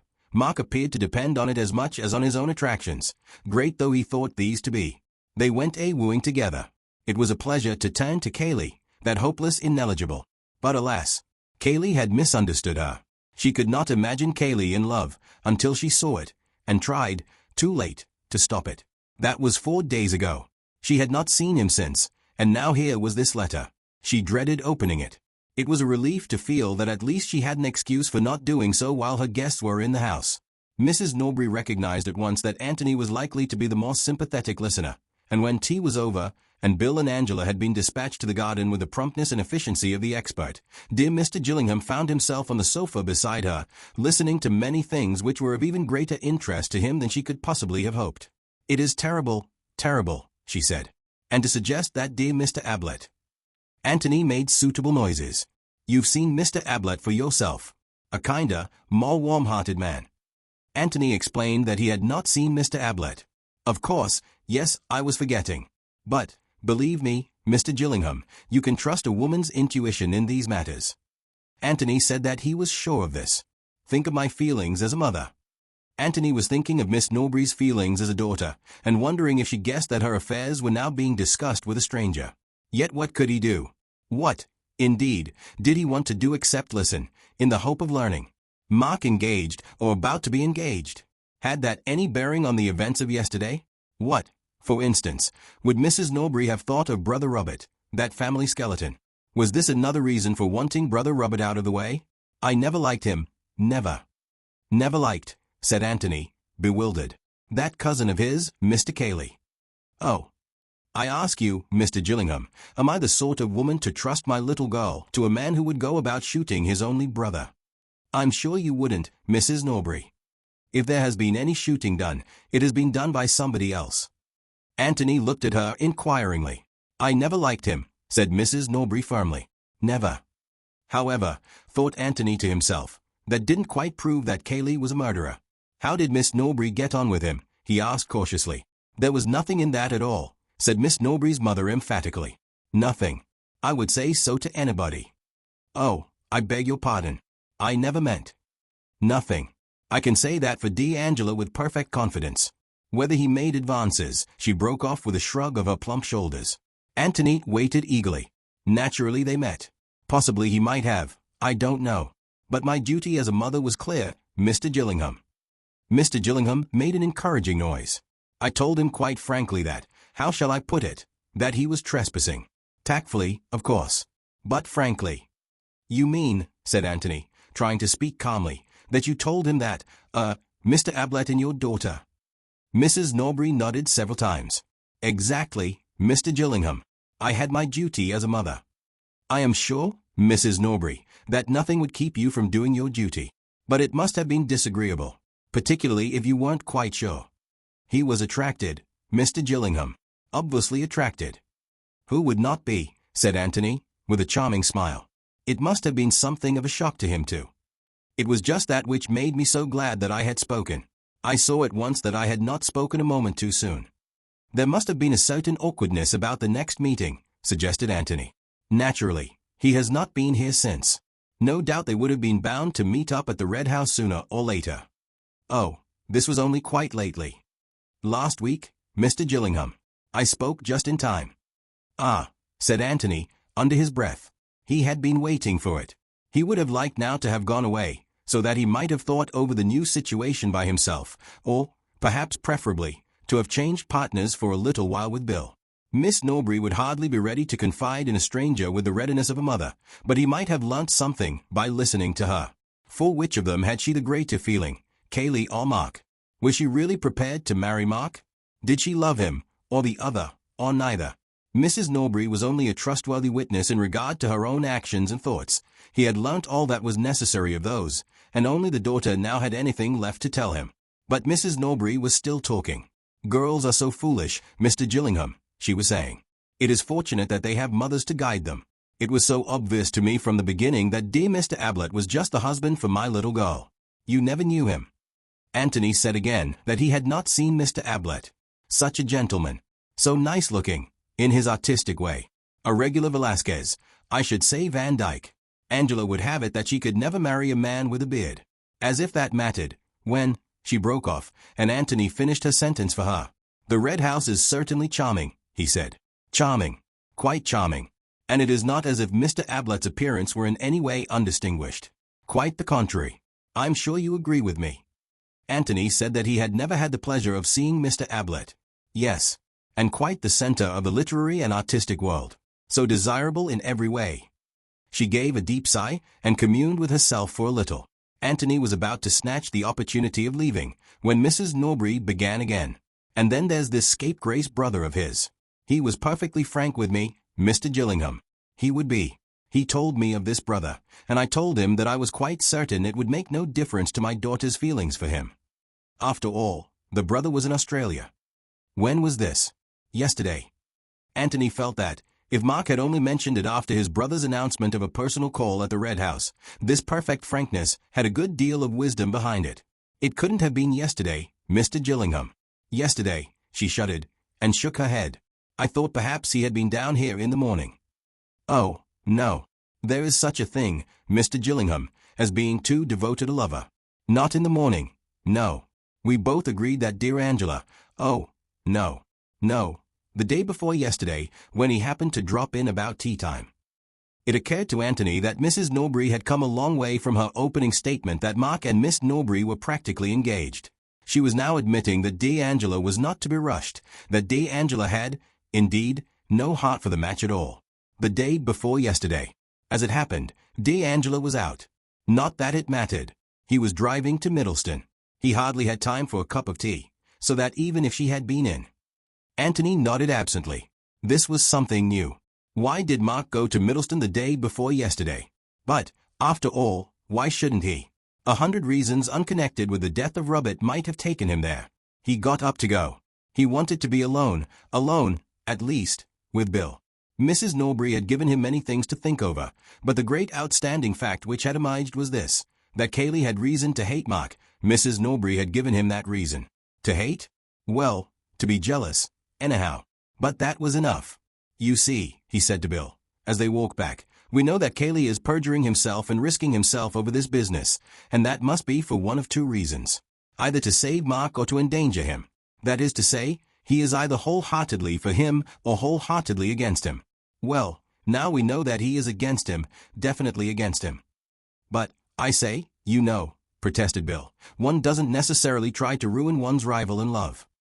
"Doesn't one?" said Anthony, turning to him with a smile. Bill blushed. "Well, of course, one never knows, but I mean, you mightn't try to ruin him, Bill, but you wouldn't perjure yourself in order to get him out of a trouble of his own making." "Lord, no." "So that of the two alternatives, the other is the more likely." They had come to the gate into the last field which divided them from the road, and having gone through it, they turned round and leant against it, resting for a moment, and looking down at the house which they had left. "Jolly little place, isn't it?" said Bill. "Very. But rather mysterious." "In what way?" "Well, where's the front door?" "The front door? Why, you've just come out of it." "But isn't there a drive, or a road or anything?" Bill laughed. "No, that's the beauty of it to some people. And that's why it's so cheap, and why the Norburys can afford it, I expect. They are not too well off." "But what about luggage and tradesmen and that kind of thing?" "Oh, there's a cart track, but motor cars can't come any nearer than the road." He turned round and pointed, "Up there. So the weekend millionaire people don't take it. At least, they'd have to build a road and a garage and all the rest of it, if they did." "I see," said Anthony carelessly, and they turned round and continued their walk up to the road. But later on he remembered this casual conversation at the gate, and saw the importance of it. What was it which Cayley was going to hide in that pond that night? Anthony thought that he knew now. It was Mark's body. From the beginning he had seen this answer coming and had drawn back from it. For, If Mark had been killed, it seemed such a cold-blooded killing. Was Kaylee equal to it? Bill would have said no, but that was because he had had breakfast with Kaylee, and lunch with him, and dinner with him, had ragged him and played games with him. Bill would have said no, because Bill wouldn't have killed anybody in cold blood himself, and because he took it for granted that other people behaved pretty much as he did. But Anthony had no such illusions. Murders were done. Murder had actually been done here, for there was Robert's dead body. Why not another murder? Had Mark been in the office at all that afternoon? The only evidence, other than Kaylee's, which obviously did not count, was Elsie's. Elsie was quite certain that she had heard his voice. But then Bill had said that it was a very characteristic voice, an easy voice, therefore, to imitate. If Bill could imitate it so successfully, why not Kaylee? But perhaps it had not been such a cold-blooded killing, after all. Suppose Kaylee had had a quarrel with his cousin that afternoon over the girl whom they were both wooing. Suppose Kaylee had killed Mark, either purposely, in sudden passion, or accidentally, meaning only to knock him down.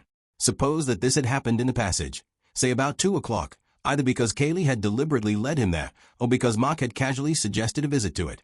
One could imagine Mark continually gloating over that secret passage. Suppose Kaylee there, with the body at his feet, feeling already the rope round his neck, his mind darting this way and that in frantic search for a way of escape, and suppose that suddenly and irrelevantly he remembers that Robert is coming to the house at 3 o'clock that afternoon. Automatically he looks at his watch. In half an hour's time. In half an hour's time. He must think of something quickly. Shall he bury the body in the passage, and let it be thought that Mark ran away, frightened at the mere thought of his brother's arrival?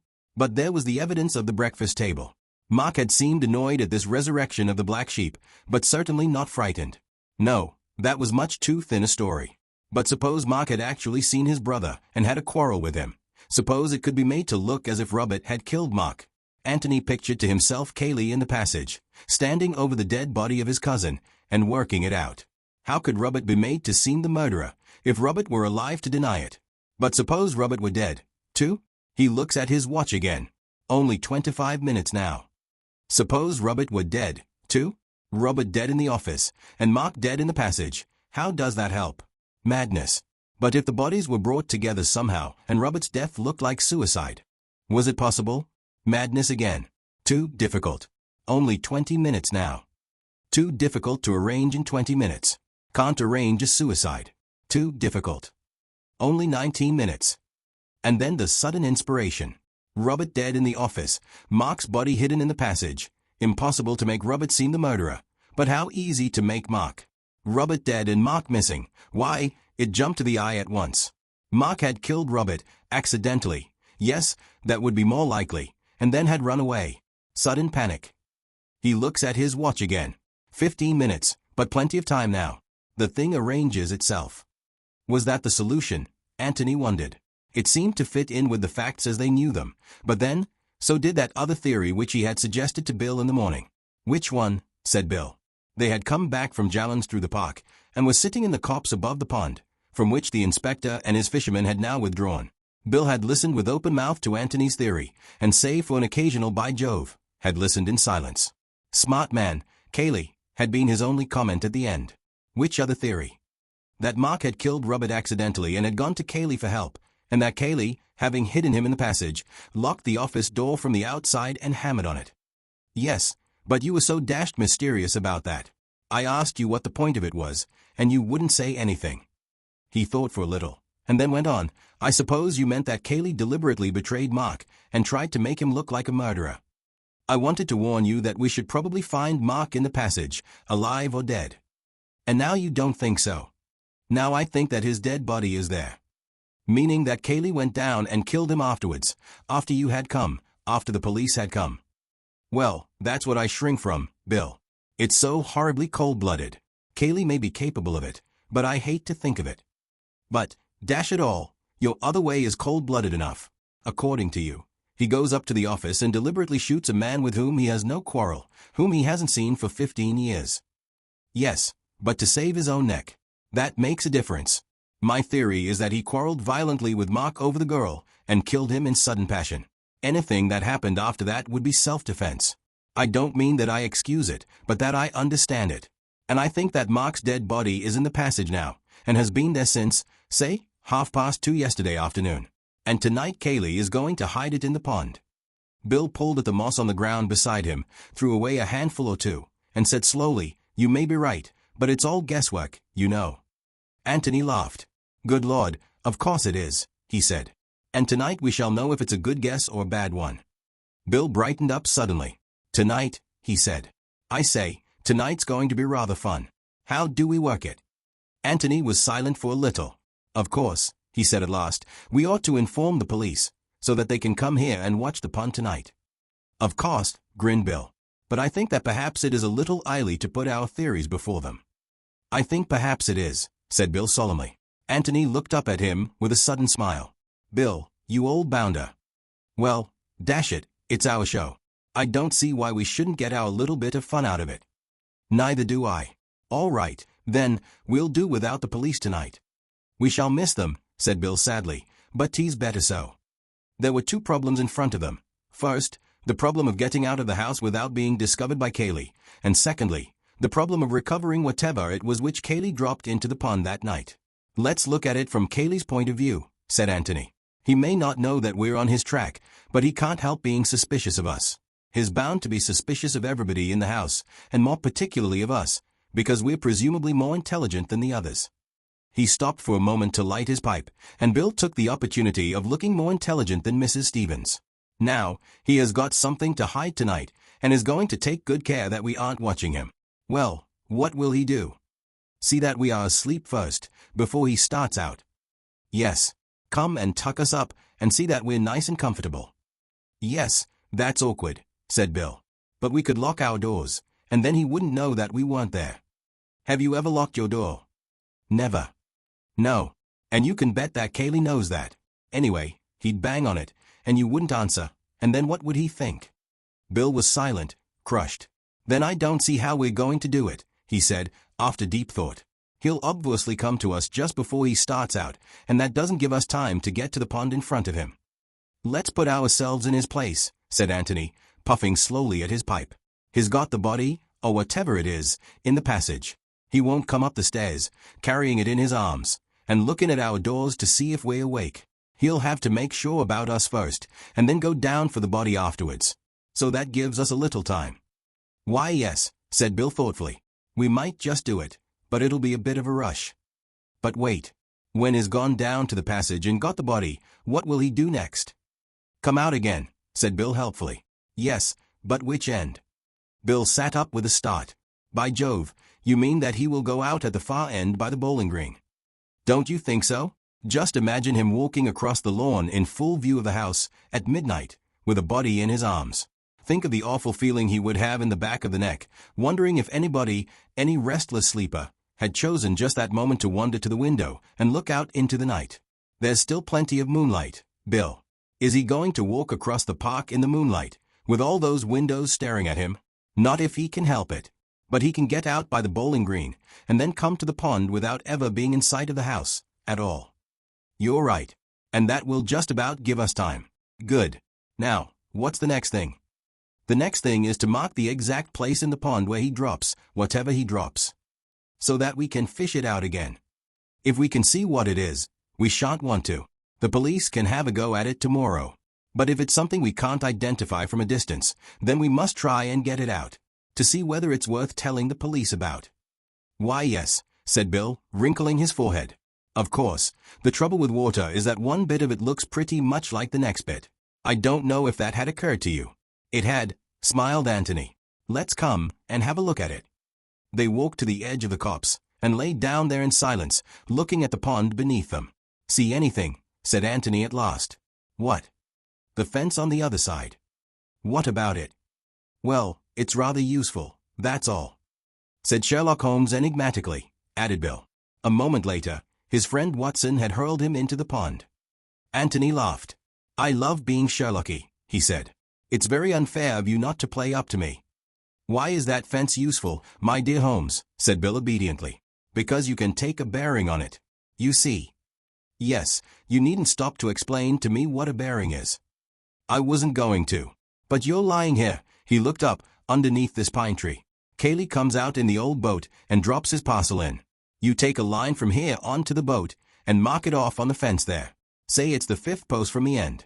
Well, then I take a line from my tree. We'll find one for me directly, and it comes on to the 20th post. Say, and where the 2 lines meet, there shall the eagles be gathered together. QED. And there, I almost forgot to remark, will the taller eagle, Beverly by name, do his famous diving act, as performed nightly at the Hippodrome. Bill looked at him uneasily. I say, really? It's beastly doty water, you know. I'm afraid so, Bill. So it is written in the book of Jasher. Of course I knew that one of us would have to, but I hoped, oh, well, it's a warm night. Just the night for a bathe, agreed Anthony, getting up. Well now, let's have a look for my tree. They walked down to the margin of the pond and then looked back. Bill's tree stood up and took the evening, tall and unmistakable, 50 feet nearer to heaven than its neighbors. But it had its fellow at the other end of the copse, not quite so tall, perhaps, but equally conspicuous. That's where I shall be, said Anthony, pointing to it. Now, for the Lord's sake, count your posts accurately. Thanks very much, but I shall do it for my own sake, said Bill with feeling. I don't want to spend the whole night diving. Fix on the post in a straight line with you and the splash, and then count backwards to the beginning of the fence. Right, old boy. Leave it to me. I can do this on my head. Well, that's how you will have to do the last part of it, said Anthony with a smile. He looked at his watch. It was nearly time to change for dinner. They started to walk back to the house together. There's one thing which worries me rather, said Anthony. Where does Kaylee sleep? Next door to me. Why? Well, it's just possible that he might have another look at you after his come back from the pond.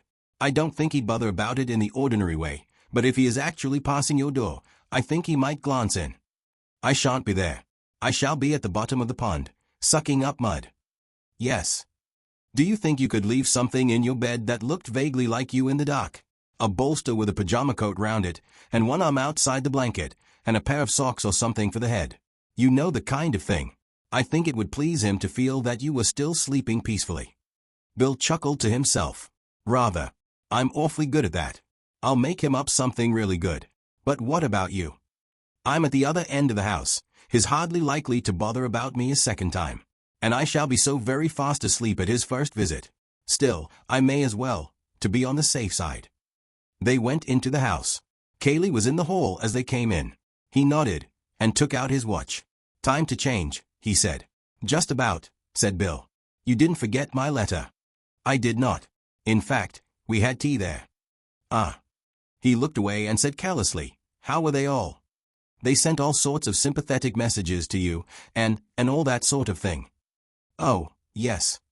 Bill waited for him to say something more, and then, as nothing was coming, he turned round, said, Come on, Tony, and led the way upstairs. Got all you want, he said at the top of the stairs. I think so. Come and see me before you go down. Righto. Anthony shut his bedroom door behind him and walked over to the window. He pushed open a casement and looked out. His bedroom was just over the door at the back of the house. The side wall of the office, which projected out into the lawn beyond the rest of the house, was on his left. He could step out on to the top of the door, and from there drop easily to the ground. Getting back would be little more difficult. There was a convenient water pipe which would help. He had just finished his dressing when Bill came in. Final instructions, he asked, sitting down on the bed. By the way, how are we amusing ourselves after dinner? I mean immediately after dinner. Billiards. Righto. Anything you like. Don't talk too loud, said Anthony in a lower voice. We're more or less over the hall, and Kaylee may be there. He led the way to the window. We'll go out this way tonight. Going downstairs is too risky. It's easy enough, better put on tennis shoes. Right. I say, in case I don't get another chance alone with you, what do I do when Kaylee comes to tuck me up? It's difficult to say. Be as natural as you can. I mean, if he just knocks lightly and looks in, be asleep. Don't overdo the snoring. But if he makes a hell of a noise, you'll have to wake up and rub your eyes, and wonder what on earth is doing in your room at all. You know the sort of thing. Right. And about the dummy figure. I'll make it up directly we come upstairs, and hide it under the bed. Yes. I think we'd better go completely to bed ourselves. We shan't take a moment dressing again, and it will give him time to get safely into the passage. Then come into my room. Right. Are you ready? Yes. They went downstairs together. Kaylee seemed very fond of them that night. After dinner was over, He suggested a stroll outside. They walked up and down the gravel in front of the house, saying very little to each other, until Bill could stand it no longer. For the last 20 turns he had been slowing down hopefully each time they came to the door, but the hint had always been lost on his companions, and each time another turn had been taken. But in the end he had been firm.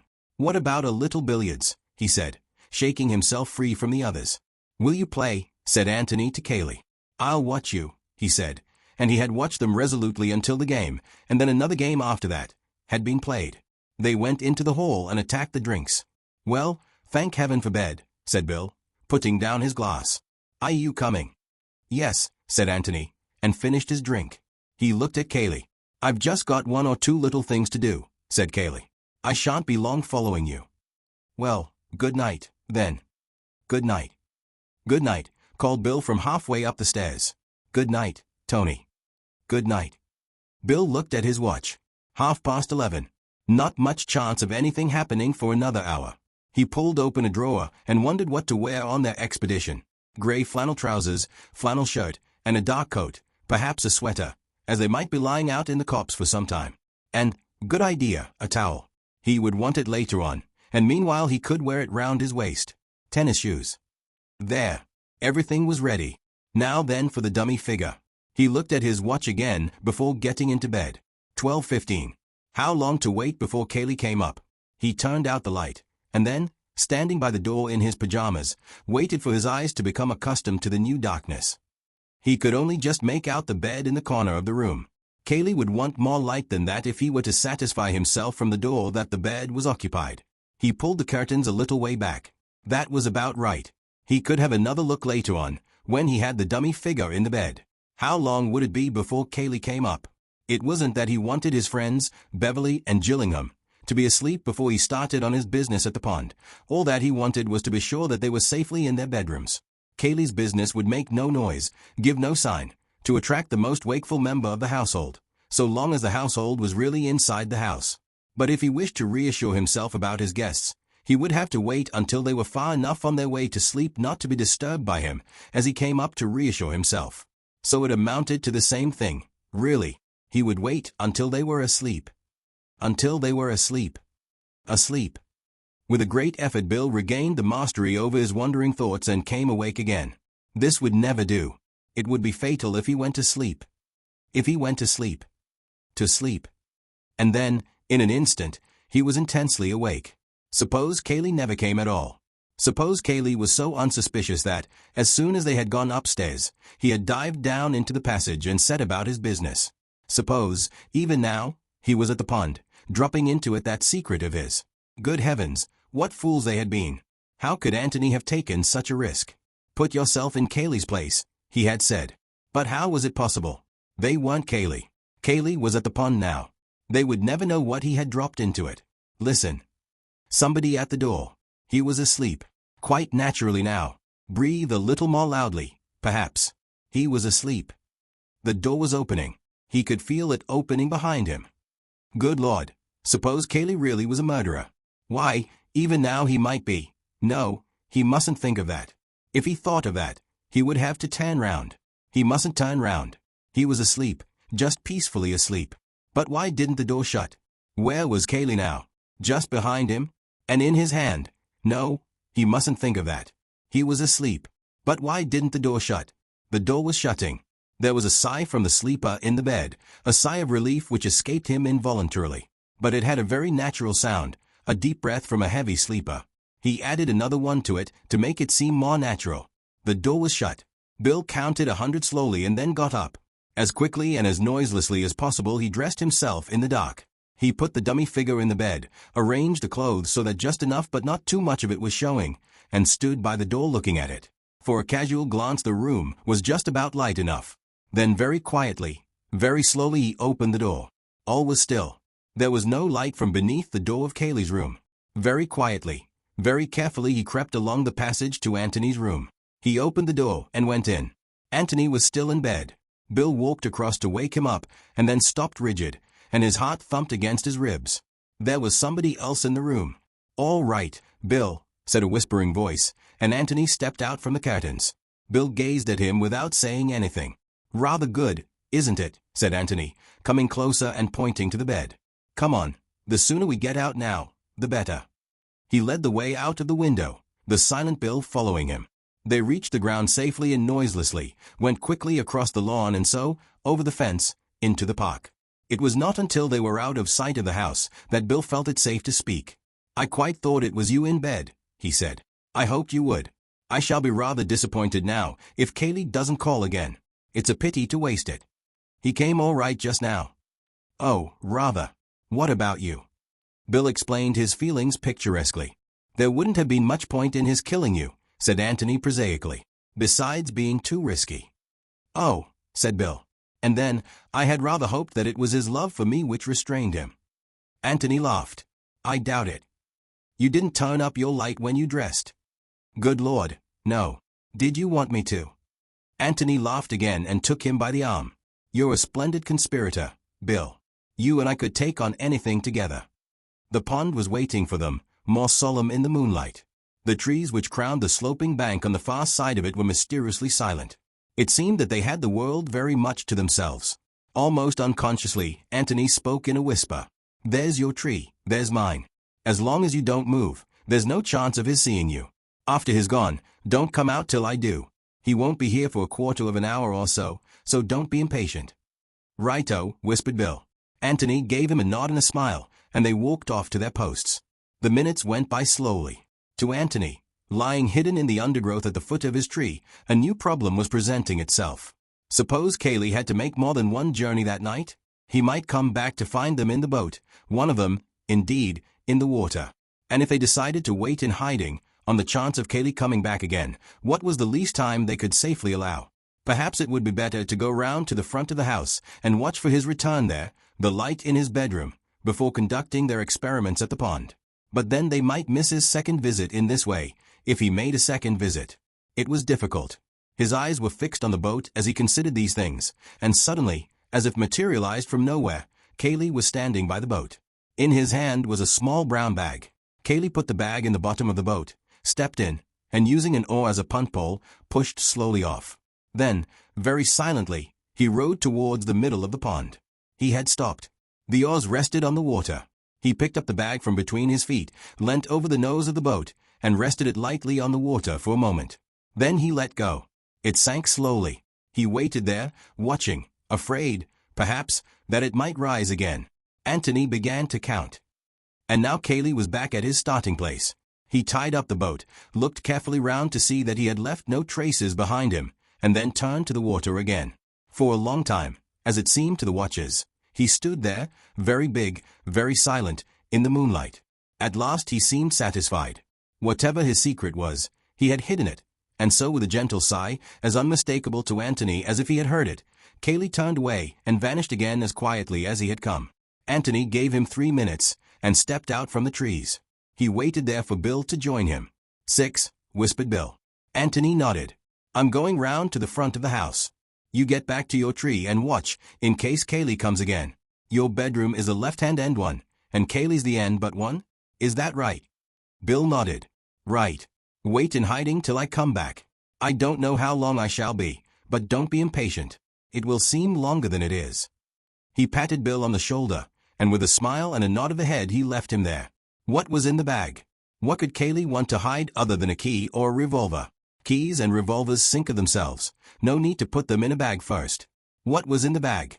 Something which wouldn't sink of itself. Something which needed to be helped with stones before it would hide itself safely in the mud. Well, they would find that out. There was no object in worrying about it now. Bill had a doughty night's work in front of him. But where was the body which Anthony had expected so confidently, or, if there were no body, where was Mark? More immediately, however, where was Kaylee? As quickly as he could Anthony had got to the front of the house, and was now lying in the shrubbery which bordered the lawn, waiting for the light to go up in Kaylee's window. If it went up in Bill's window, then they were discovered. It would mean that Kaylee had glanced into Bill's room, had been suspicious of the dummy figure in the bed, and had turned up the light to make sure. After that, it was war between them. But if it went up in Kaylee's room, there was a light. Anthony felt a sudden thrill of excitement. It was in Bill's room. War. The light stayed there, shining vividly, for a wind had come up, blowing the moon behind a cloud, and casting a shadow over the rest of the house. Bill had left his curtains undrawn. It was careless of him, the first stupid thing he had done, but the moon slipped out again. And Anthony laughed to himself in the bushes. There was another window beyond Kaylee's, and there was no light in it. The declaration of war was postponed. Anthony lay there, watching Kaylee into bed. After all, it was only polite to return Kaylee's own solicitude earlier in the night. Politeness demanded that one should not disport oneself on the pond until one's friends were comfortably tucked up. Meanwhile, Bill was getting tired of waiting. His chief fear was that he might spoil everything by forgetting the number 6. It was the 6th post. 6. He broke off a twig and divided it into 6 pieces. These he arranged on the ground in front of him. 6. He looked at the pond, counted up to the 6th post, and murmured 6 to himself again. Then he looked down at his twigs. 1, 2, 3, 4, 5, 6, 7. 7. Was it 7? Or was that 7th bit of a twig an accidental bit which had been on the ground anyhow? Surely it was 6. Had he said 6 to Anthony? If so, Anthony would remember, and it was all right. 6. He threw away the 7th twig and collected the other 6 together. Perhaps they would be safer in his pocket. 6. The height of a tall man. Well, his own height. 6 feet. Yes, that was the way to remember it. Feeling a little safer on the point, he began to wonder about the bag, and what Anthony would say to it, and the possible depth of the water and of the mud at the bottom, and was still so wondering, and saying, "Good Lord, what a life," to himself, when Anthony reappeared. Bill got up and came down the slope to meet him. 6, he said firmly. 6th post from the end. Good, smiled Anthony. Mine was the 18th, a little way past it. What did you go off for? To see Kaylee into bed. Is it all right? Yes. Better hang your coat over the 6th post, and then we shall see it more easily. I'll put mine on the 18th. Are you going to undress here or in the boat? Some here, and some in the boat. You're quite sure that you wouldn't like to do the diving yourself? Quite, thanks. They had walked round to the other side of the pond. Coming to the 6th post of the fence, Bill took off his coat and put it in position, and then finished his undressing, while Anthony went off to mark the 18th post. When they were ready, they got into the boat, Anthony taking the oars. Now, Bill, tell me as soon as I'm in a line with your 2 marks. He rowed slowly towards the middle of the pond. You're about there now, said Bill at last. Anthony stopped rowing and looked about him. Yes, that's pretty well right. He turned the boat's nose round until it was pointing to the pine tree under which Bill had lain. You see my tree and the other coat? Yes, said Bill. Right. Now then, I'm going to row gently along this line until we're dead in between the two. Get it as exact as you can, for your own sake. Steady, said Bill warningly. Back a little. A little more. A little more forward again. Right. Anthony left the oars on the water and looked around. As far as he could tell, they were in an exact line with each pair of landmarks. Now then, Bill, in you go. Bill pulled off his shirt and trousers and stood up. You mustn't dive from the boat, old boy, said Anthony hastily. You'll shift its position. Slide in gently. Bill slid in from the stern and swam slowly round to Anthony. What's it like? Said Anthony. Cold. Well, here's luck to it. He gave a sudden kick, flashed for a moment in the water, and was gone. Anthony steadied the boat and took another look at his landmarks. Bill came up behind him with a loud explosion. It's pretty muddy, he protested. Weeds. No, thank the Lord. Well, try again. Bill gave another kick and disappeared. Again Anthony coaxed the boat back into position, and again Bill popped up, this time in front of him. I feel that if I threw you a sardine, said Anthony, with a smile, you'd catch it in your mouth quite prettily. It's awfully easy to be funny from where you are.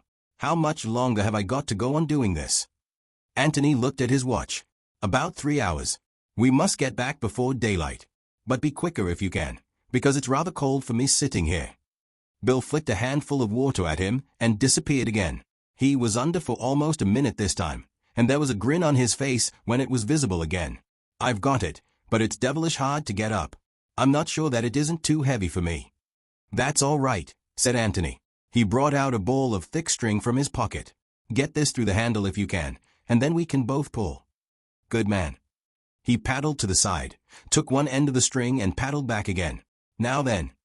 2 minutes later the bag was safely in the boat. Bill clambered in after it, and Anthony rowed back.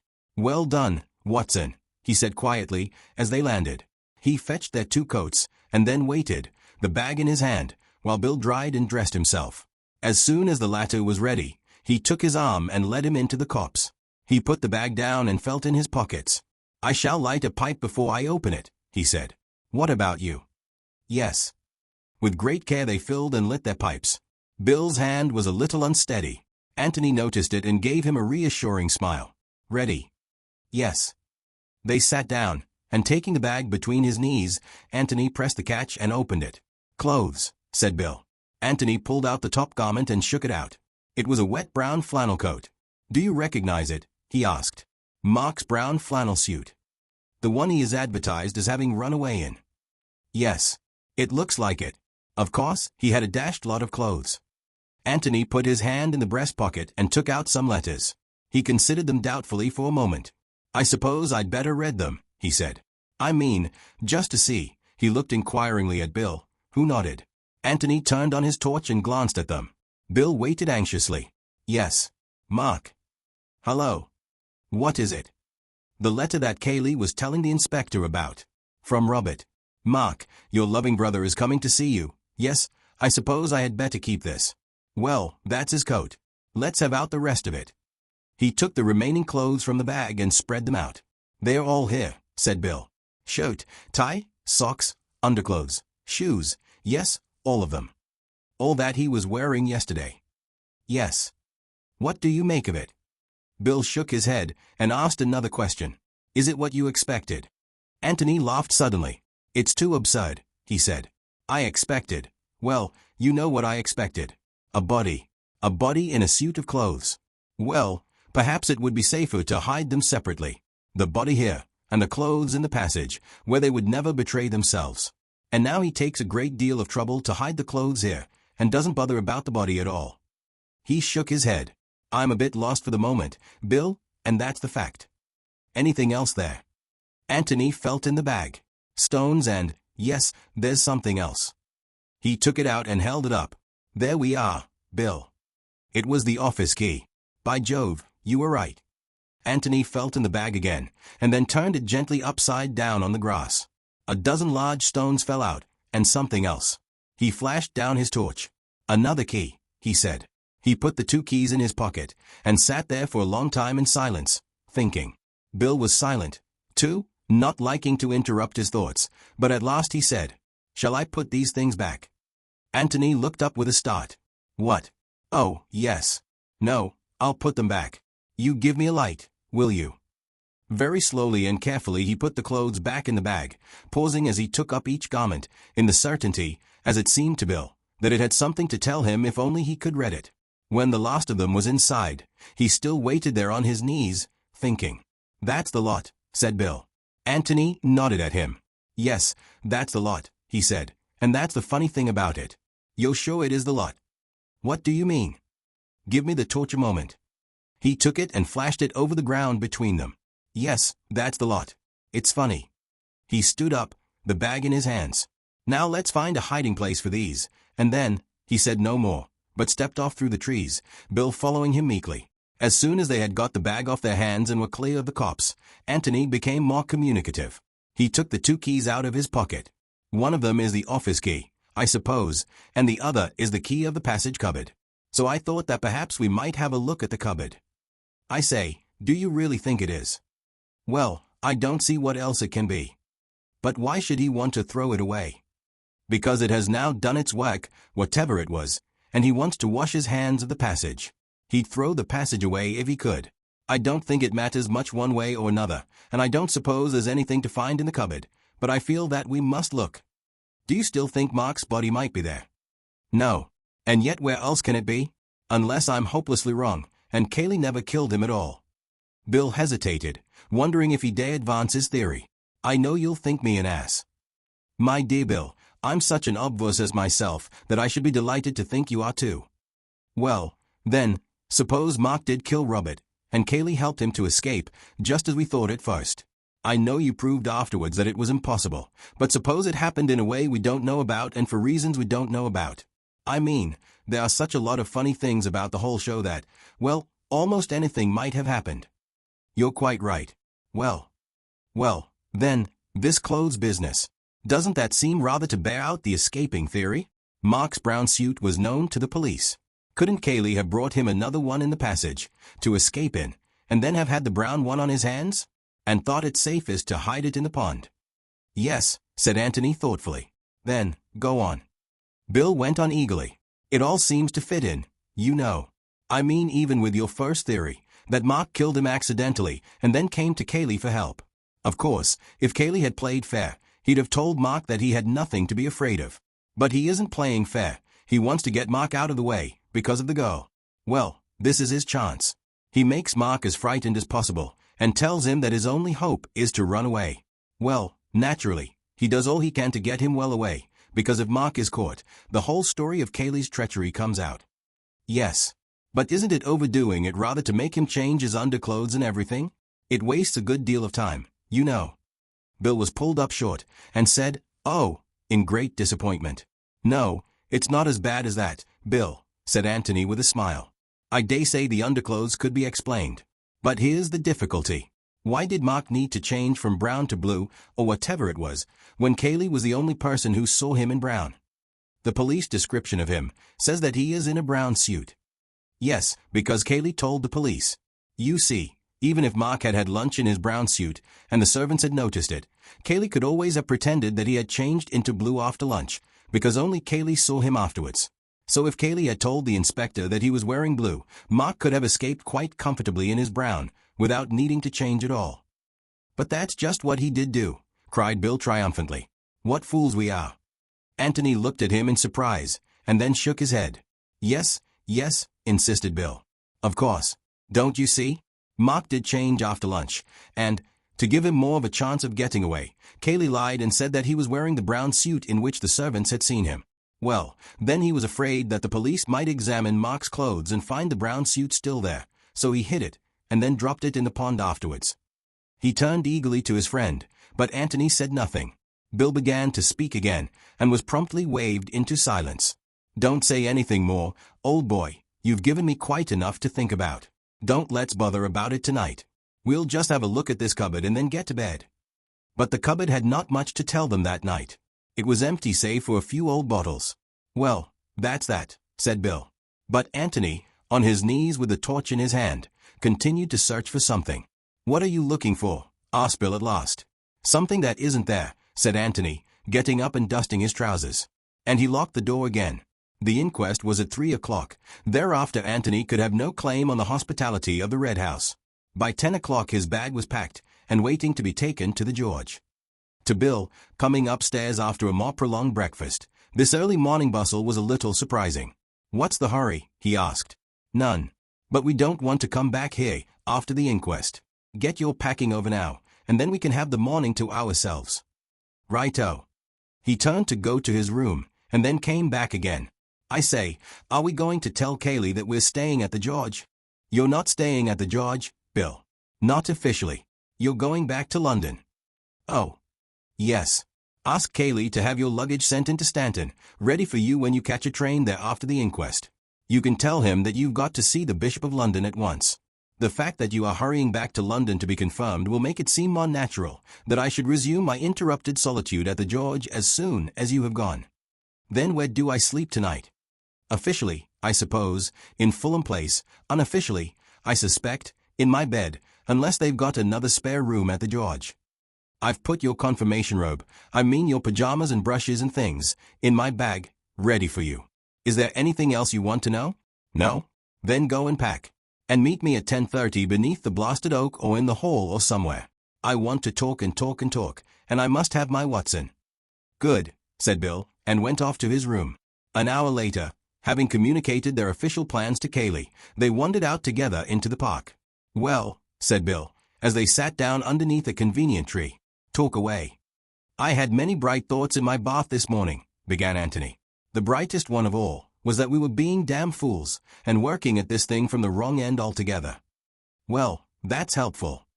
Of course it's very hampering being a detective when you don't know anything about detecting, and when nobody knows that you're doing detection, and you can't have people up to cross-examine them, and you have neither the energy nor the means to make proper inquiries, and, in short, when you're doing the whole thing in a thoroughly amateur, haphazard way. For amateurs, I don't think we're doing it all badly, protested Bill. No, not for amateurs. But if we had been professionals, I believe we should have gone at it from the other end. The Robert end. We've been wondering about Mark and Kaylee all the time. Now let's wonder about Robert for a bit. We know so little about him. Well, let's see what we do know.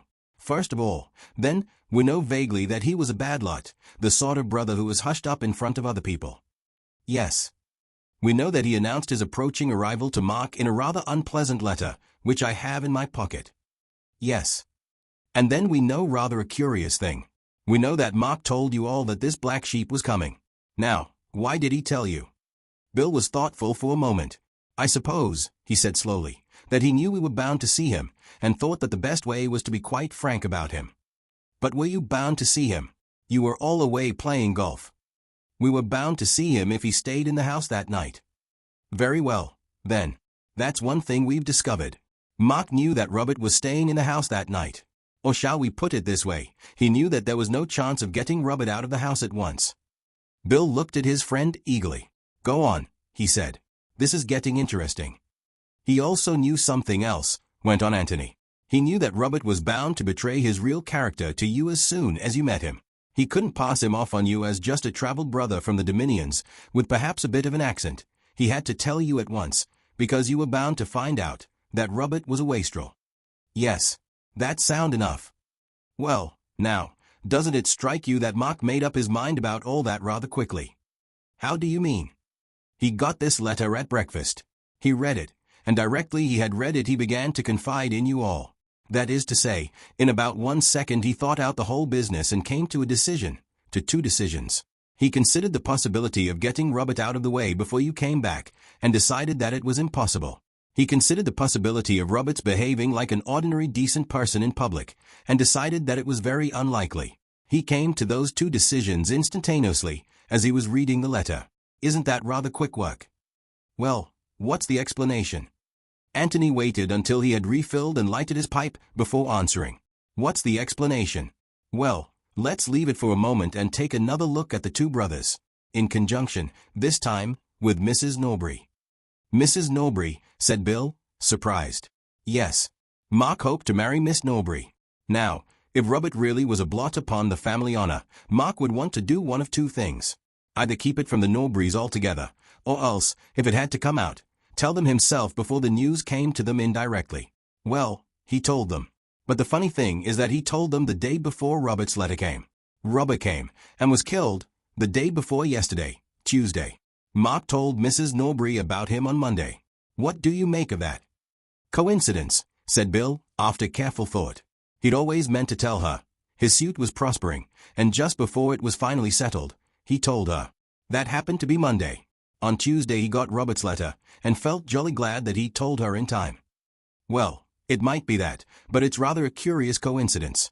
And here is something which makes it very curious indeed. It only occurred to me in the bath this morning. Inspiring place, a bathroom. Well, it's this, he told her on Monday morning, on his way to Middleston in the car. Well. Sorry, Tony, I'm dense this morning. In the car? Bill. And how near can the car get to Jallins? About 600 yards. Yes. And on his way to Middleston, on some business or other, Mark stops the car, walks 600 yards down the hill to Jallins, says, oh, by the way, Mrs. Norbury, I don't think I ever told you that I have a shady brother called Robert, walks 600 yards up the hill again, gets into the car, and goes off to Middleston. Is that likely? Bill frowned heavily. Yes, but I don't see what you're getting at. Likely or not likely, we know he did do it. Of course he did. All I mean is that he must have had some strong reason for telling Mrs. Norbury at once. And the reason I suggest is that he knew on that morning, Monday morning, not Tuesday, that Robert was coming to see him, and had to be in first with the news. But. And that would explain the other point, his instantaneous decision at breakfast to tell you all about his brother. It wasn't instantaneous. He knew on Monday that Robert was coming, and decided then that you would all have to know. Then how do you explain the letter? Well, let's have a look at it. Anthony took the letter from his pocket and spread it out on the grass between them. Mark, your loving brother is coming to see you tomorrow, all the way from Australia.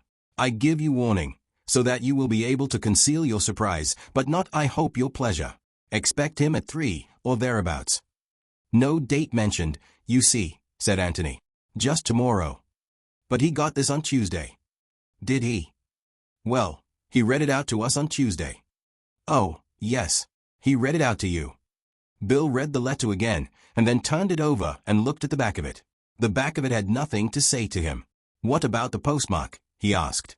We haven't got the envelope, unfortunately. And you think that he got this letter on Monday? I'm inclined to think so, Bill. Anyhow, I feel almost certain, that he knew on Monday that his brother was coming. Is that going to help us much? No. It makes it more difficult. There's something rather uncanny about it all. I don't understand it. He was silent for a little, and then added, I wonder if the inquest is going to help us. What about last night? I'm longing to hear what you make of that. Have you been thinking it out at all? Last night, said Anthony thoughtfully to himself. Yes, last night wants some explaining. Bill waited hopefully for him to explain. What, for instance, had Anthony been looking for in the cupboard? I think, began Anthony slowly, that after last night we must give up the idea that Mark has been killed. By Kaylee. I don't believe anybody would go to so much trouble to hide a suit of clothes when he had a body on his hands. The body would seem so much more important. I think we may take it now that the clothes are all that Kaylee had to hide. But why not have kept them in the passage? He was frightened of the passage. Miss Norris knew about it. Well, then, in his own bedroom, or even in Mark's. For all you or I or anybody knew, Mark might have had 2 brown suits. He probably had, I should think. Probably. But I doubt if that would reassure Kaylee. The brown suit hid a secret, and therefore the brown suit had to be hidden. We all know that in theory the safest hiding place is the most obvious, but in practice very few people have the nerve to risk it. Bill looked rather disappointed. Then we just come back to where we were, he complained. Mark killed his brother, and Kaylee helped him to escape through the passage, either in order to compromise him or because there was no other way out of it. And he helped him by telling a lie about his brown suit. Anthony smiled at him in genuine amusement. Bad luck, Bill, he said sympathetically. There's only one murder, after all. I'm awfully sorry about it. It was my fault for... Shut up, you ass. You know I didn't mean that. Well, you seemed awfully disappointed. Bill said nothing for a little, and then with a sudden laugh confessed. It was so exciting yesterday, he said apologetically, and we seemed to be just getting there, and discovering the most wonderful things, and now... Well, it's so much more ordinary. Anthony gave a shout of laughter. Ordinary, he cried. Ordinary. Well, I'm dashed. Ordinary. If only one thing would happen in an ordinary way, we might do something, but everything is ridiculous. Bill brightened up again. Ridiculous? How? Every way. Take those ridiculous clothes we found last night. You can explain the brown suit, but why the underclothes? You can explain the underclothes in some absurd way. If you like, you can say that Mark always changed his underclothes whenever he interviewed anybody from Australia. But why, in that case, my dear Watson, why didn't he change his collar? His collar, said Bill in amazement. His collar, Watson. I don't understand. And it's all so ordinary, scoffed Anthony. Sorry, Tony, I didn't mean that. Tell me about the collar. Well, that's all. There was no collar in the bag last night. Shirt, socks, tie, everything except a collar. Why? Was that what you were looking for in the cupboard? Said Bill eagerly. Of course. Why no collar? I said. For some reason Kaylee considered it necessary to hide all Mark's clothes, not just the suit, but everything which he was wearing or supposed to be wearing at the time of the murder. But he hadn't hidden the collar. Why? Had he left it out by mistake? So I looked in the cupboard. It wasn't there. Had he left it out on purpose? If so, why, and where was it? Naturally, I began to say to myself, where have I seen a collar lately? A collar all by itself. And I remembered. What, Bill? Bill frowned heavily to himself and shook his head. Don't ask me, Tony. I can't, by Jove. He threw up his head, in the basket in the office bedroom. Exactly. But is that the one? The one that goes with the rest of the clothes? I don't know. Where else can it be? But if so, why send the collar quite casually to the wash in the ordinary way, and take immense trouble to hide everything else? Why? Bill bit hard at his pipe, but could think of nothing to say. Anyhow, said Anthony, getting up restlessly, I'm certain of one thing. Mark knew on the Monday that Robert was coming here. The coroner, having made a few commonplace remarks as to the terrible nature of the tragedy which they had come to investigate that afternoon, proceeded to outline the case to the jury. Witnesses would be called to identify the deceased as Robert Ablett, the brother of the owner of the Red House, Mark Ablett. It would be shown that he was something of a ne'er-do-well, who had spent most of his life in Australia, and that he had announced, in what might almost be called a threatening letter, his intention of visiting his brother that afternoon. There would be evidence of his arrival, of his being shown into the scene of the tragedy, a room in the Red House, commonly called the office, and of his brother's entrance into that room. The jury would have to form their own opinion as to what happened there. But whatever happened, happened almost instantaneously. Within 2 minutes of Mark Ablett's entrance, as would be shown in the evidence, a shot was heard, and when, perhaps 5 minutes later, the room was forced open, the dead body of Robert Ablett was found stretched upon the floor. As regards Mark Ablett, nobody had seen him from the moment of his going into the room, but evidence would be called to show that he had enough money on him at the time to take him to any other part of the country, and that a man answering to his description had been observed on the platform of Stanton Station, apparently waiting to catch the 3.55 up train to London. As the jury would realize, such evidence of identity was not always reliable. Missing men had a way of being seen in a dozen different places at once. In any case, there was no doubt that for the moment Mark Ablett had disappeared. "Seems a sound man," whispered Anthony to Bill. "Doesn't talk too much." Anthony did not expect to learn much from the evidence. He knew the facts of the case so well by now, but he wondered if Inspector Birch had developed any new theories. If so, they would appear in the coroner's examination, for the coroner would certainly have been coached by the police as to the important facts to be extracted from each witness. Bill was the first to be put through it. "Now, about this letter, Mr. Beverley," he was asked when his chief evidence was over. "Did you see it at all?" "I didn't see the actual writing. I saw the back of it. Mark was holding it up when he told us about his brother." "You don't know what was in it, then?" Bill had a sudden shock. He had read the letter only that morning. He knew quite well what was in it, but it wouldn't do to admit this. And then, just as he was about to perjure himself, he remembered. Anthony had heard Cayley telling the inspector. "I knew afterwards. I was told. But Mark didn't read it out at breakfast." "You gathered, however, that it was an unwelcome letter?" "Oh, yes." "Would you say that Mark was frightened by it?" "Not frightened. Sort of bitter, and resigned. Sort of, oh, Lord, here we are again." There was a titter here and there. The coroner smiled, and tried to pretend that he hadn't. "Thank you, Mr. Beverley." The next witness was summoned by the name of Andrew Amos, and Anthony looked up with interest, wondering who he was. "He lives at the Inner Lodge," whispered Bill to him. All that Amos had to say was that a stranger had passed by his lodge at a little before 3 that afternoon, and had spoken to him. He had seen the body and recognized it as the man. "What did he say?" "Is this right for the Red House, or something like that, sir?"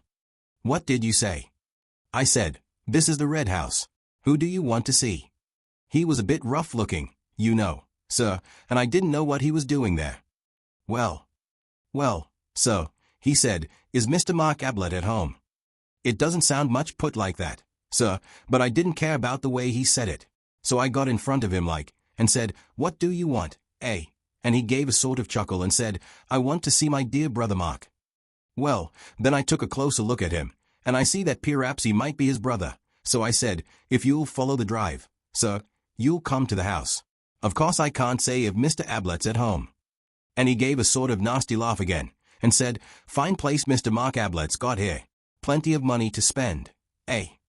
Well, then I had another look at him, sir, because gentlemen don't talk like that, and if he was Mr. Ablett's brother, but before I could make up my mind, he laughed and went on.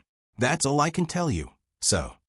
Andrew Amos stepped down and moved away to the back of the room, nor did Anthony take his eyes off him until he was assured that Amos intended to remain there until the inquest was over.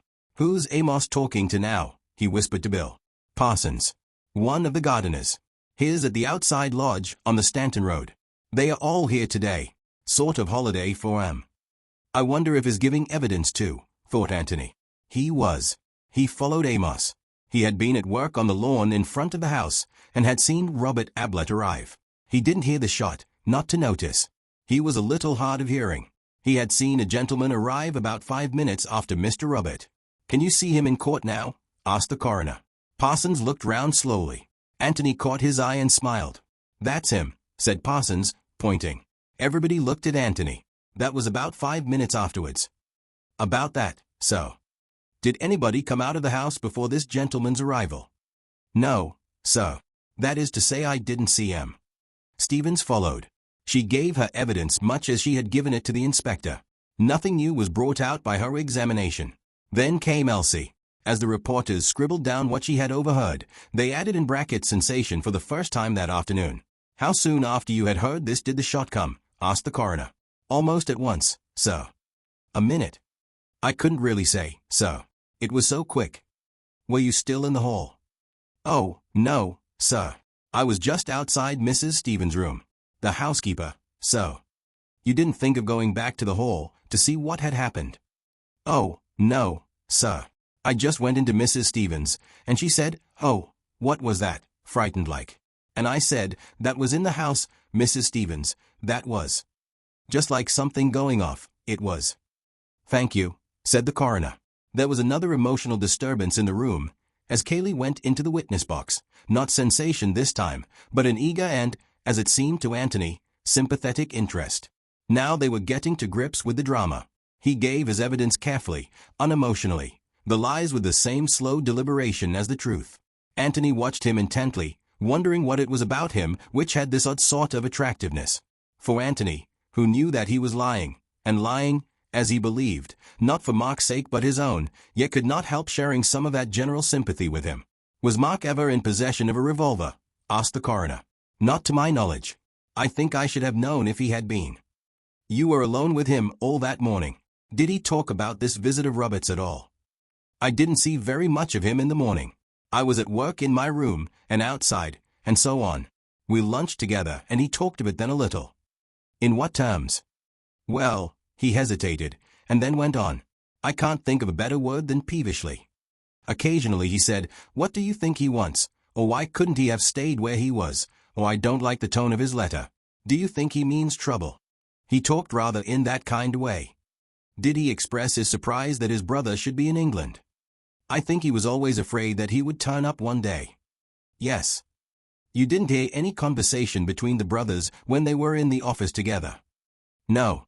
I happened to go into the library just after Mark had gone in, and I was there all the time. Was the library door open? Oh, yes. Did you see or hear the last witness at all? No. If anybody had come out of the office while you were in the library, would you have heard it? I think so. Unless they had come out very quietly on purpose. Would you call Mark a hasty-tempered man? Kaylee considered this carefully before answering. Hasty-tempered, yes, he said. But not violent-tempered. Was he fairly athletic? Active and quick? Active and quick, yes. Not particularly strong? Yes. One question more. Was Mark in the habit of carrying any considerable sum of money about with him? Yes. He always had one £100 note on him, and perhaps £10 or £20 as well. Thank you, Mr. Kaylee. Kaylee went back heavily to his seat. Damn it, said Anthony to himself. Why do I like the fellow? Anthony Gillingham.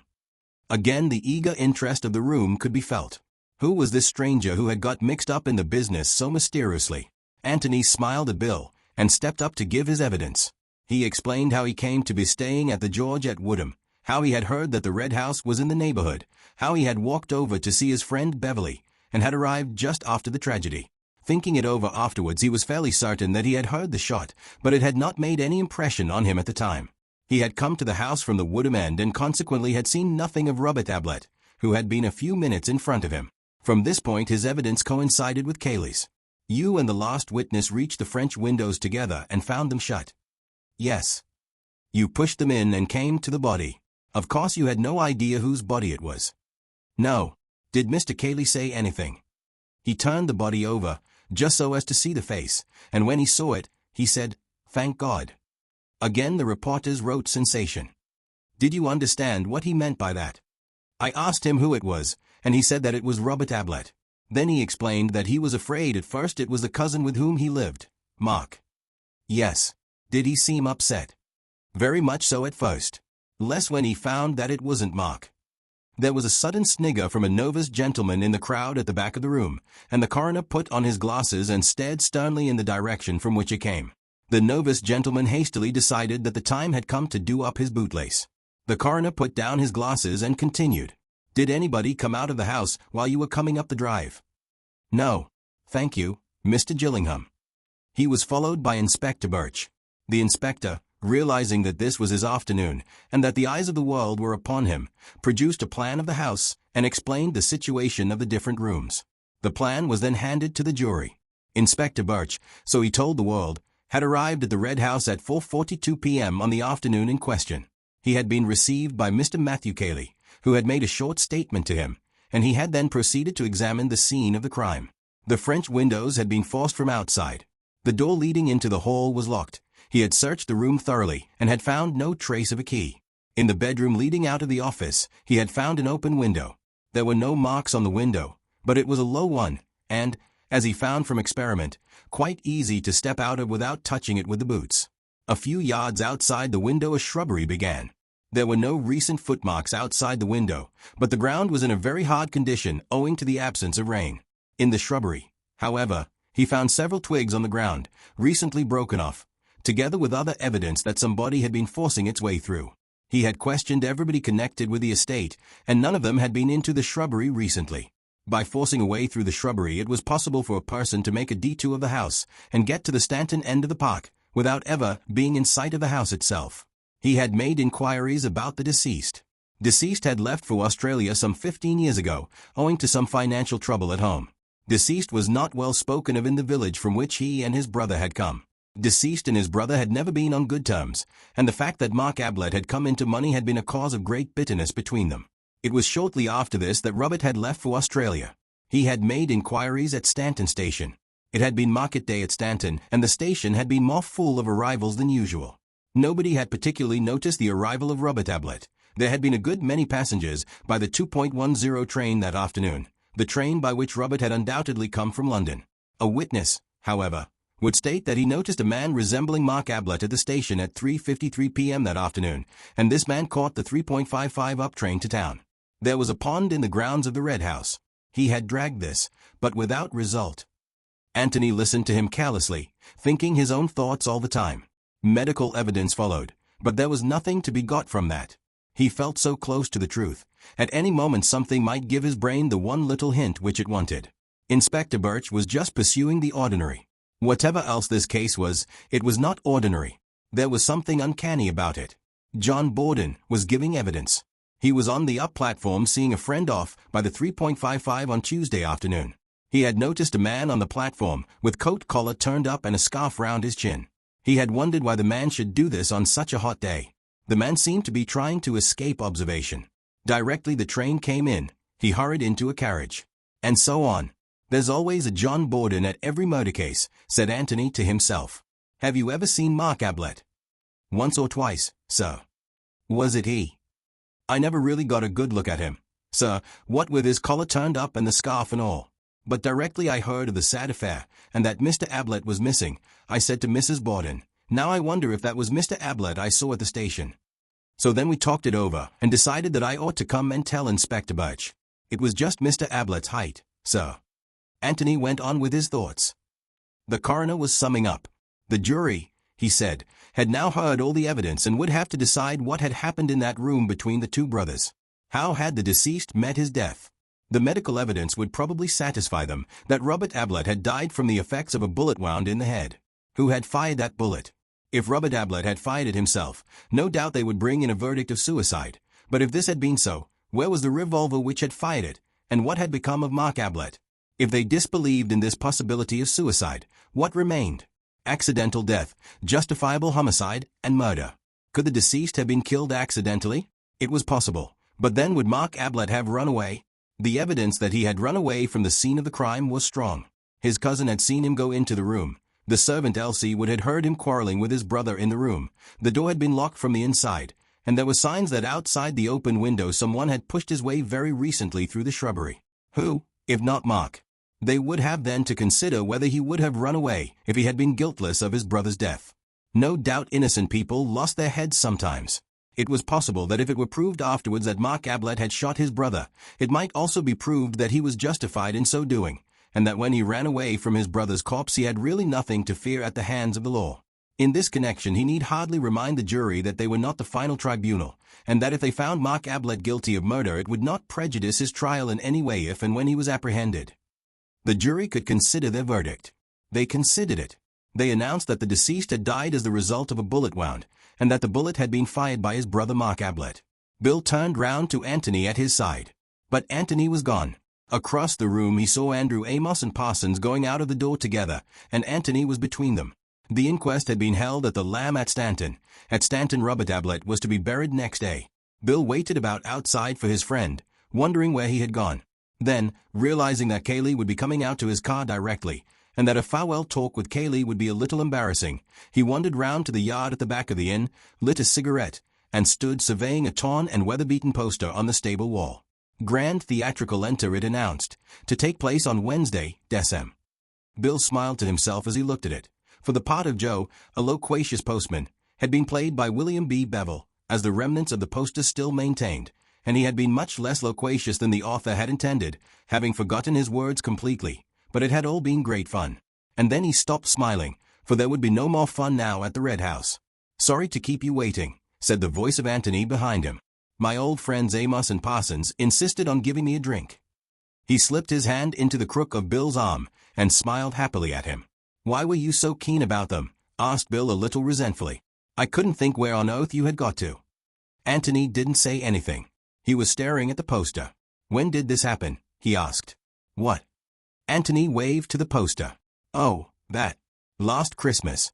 It was rather fun." Anthony began to laugh to himself. "Were you good?" "Rotten. I don't profess to be an actor." "Mark good?" "Oh, rather. He loves it."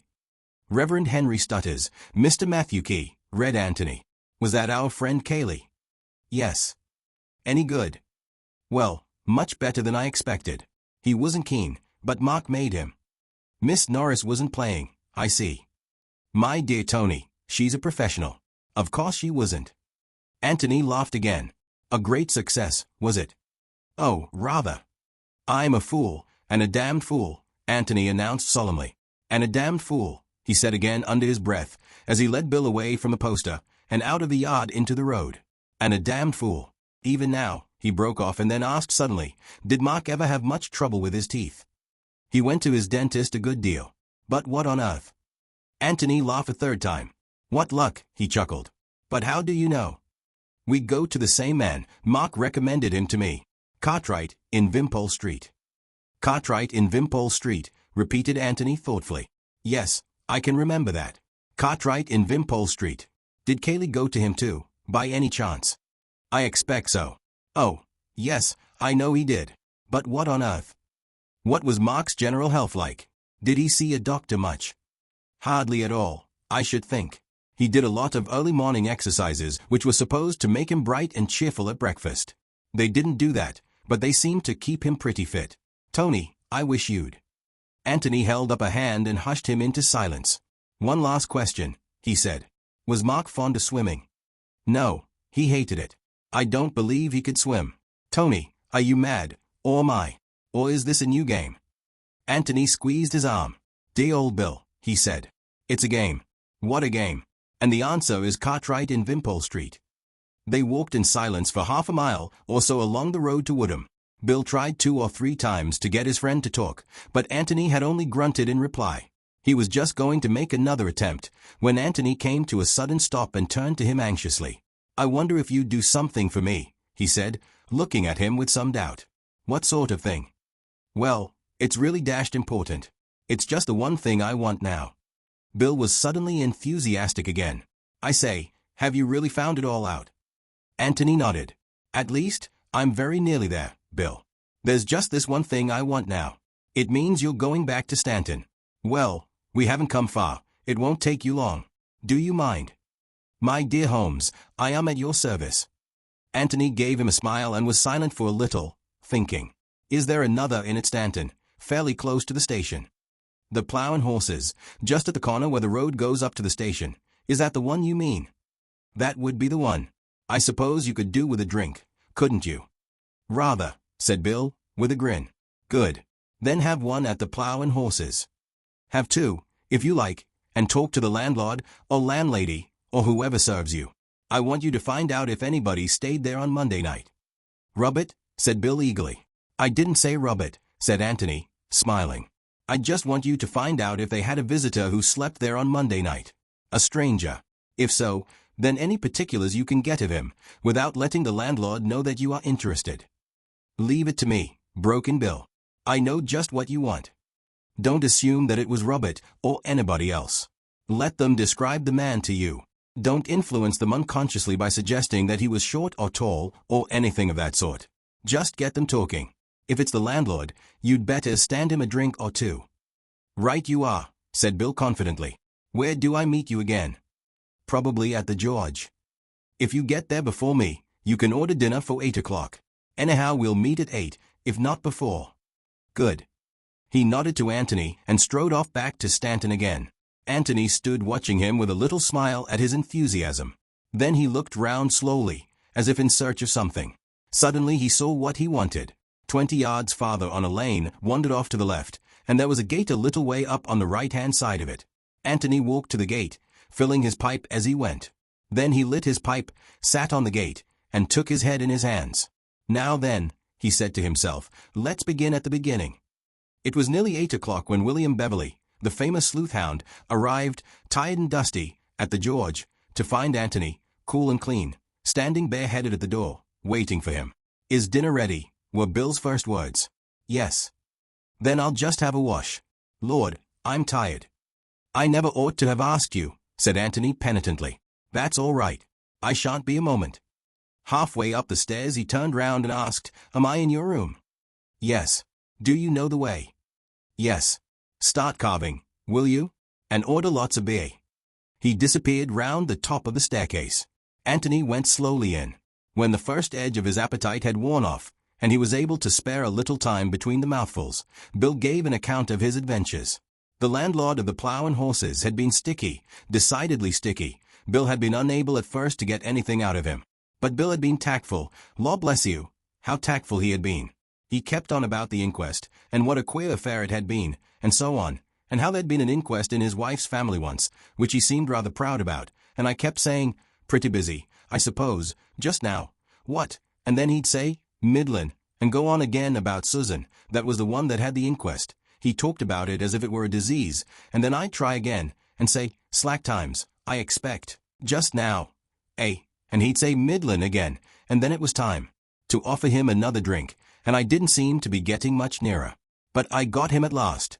I asked him if he knew John Borden. He was the man who said he'd seen Mark at the station.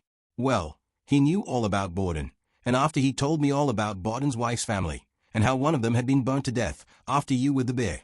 Thanks. Well, then I said carelessly that it must be very hard to remember anybody whom you had just seen once, so as to identify him afterwards, and he agreed that it would be middlin' hard, and then— "Give me 3 guesses, interrupted Anthony.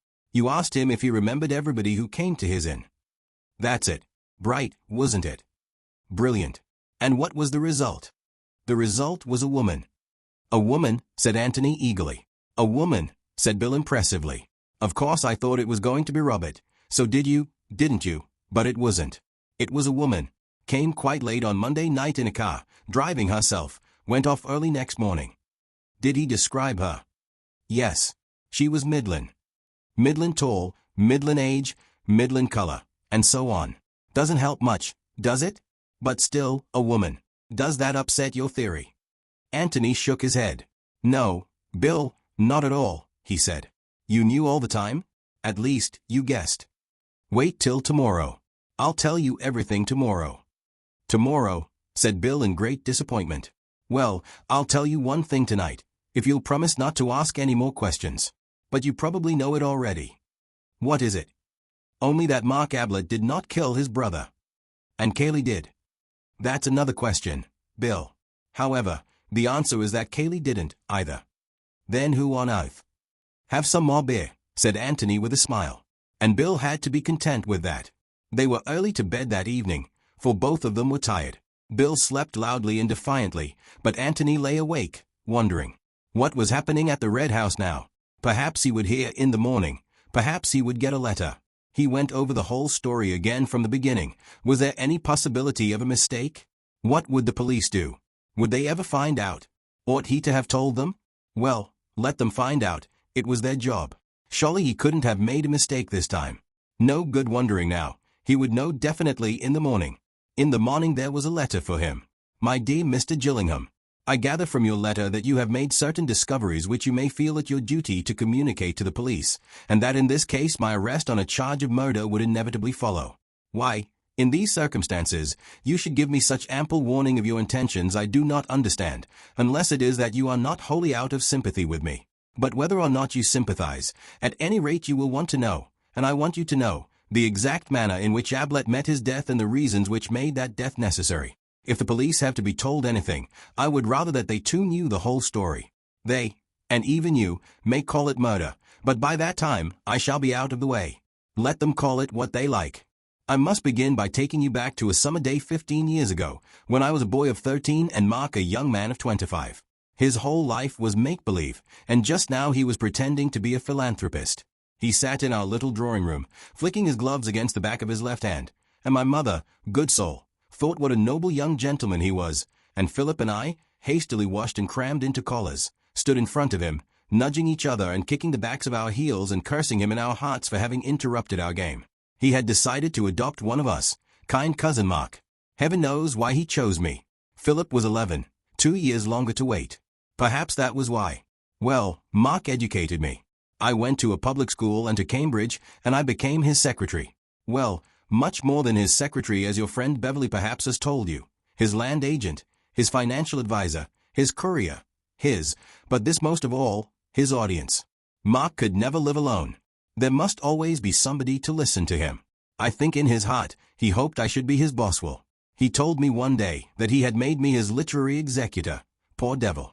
And he used to write me the absurdest long letters when I was away from him, letters which I read once and then tore up. The futility of the man. It was 3 years ago that Philip got into trouble. He had been hurried through a cheap grammar school and into a London office, and discovered there that there was not much fun to be got in this world on £2 a week. I had a frantic letter from him one day, saying that he must have 100 at once, or he would be ruined, and I went to Mark for the money. Only to borrow it, you understand. He gave me a good salary and I could have paid it back in 3 months. But no, he saw nothing for himself in it, I suppose. No applause, no admiration. Philip's gratitude would be to me, not to him. I begged, I threatened, we argued, and while we were arguing, Philip was arrested. It killed my mother. He was always her favorite. But Mark, as usual, got his satisfaction out of it. He preened himself on his judgment of character in having chosen me and not Philip 12 years before. Later on I apologized to Mark for the reckless things I had said to him, and he played the part of a magnanimous gentleman with his accustomed skill. But, though outwardly we were as before to each other, from that day forward, though his vanity would never let him see it, I was his bitterest enemy. If that had been all, I wonder if I should have killed him? To live on terms of intimate friendship with a man whom you hate is dangerous work for your friend. Because of his belief in me as his admiring and grateful protégé, and his belief in himself as my benefactor, he was now utterly in my power. I could take my time and choose my opportunity. Perhaps I should not have killed him, but I had sworn to have my revenge. And there he was, poor vain fool, at my mercy. I was in no hurry. 2 years later I had to reconsider my position, for my revenge was being taken out of my hands. Mark began to drink. Could I have stopped him? I don't think so, but to my immense surprise I found myself trying to. Instinct, perhaps, getting the better of reason. Or did I reason it out and tell myself that, if he drank himself to death, I should lose my revenge? Upon my word, I cannot tell you. But, for whatever motive, I did genuinely want to stop it. Drinking is such a beastly thing, anyhow. I could not stop him, but I kept him within certain bounds, so that nobody but myself knew his secret. Yes, I kept him outwardly decent, and perhaps now I was becoming like the cannibal who keeps his victim in good condition for his own ends. I used to gloat over Mark, thinking how utterly he was mine to ruin as I pleased, financially, morally, whatever way would give me most satisfaction. I had but to take my hand away from him and he sank. But again I was in no hurry. Then he killed himself.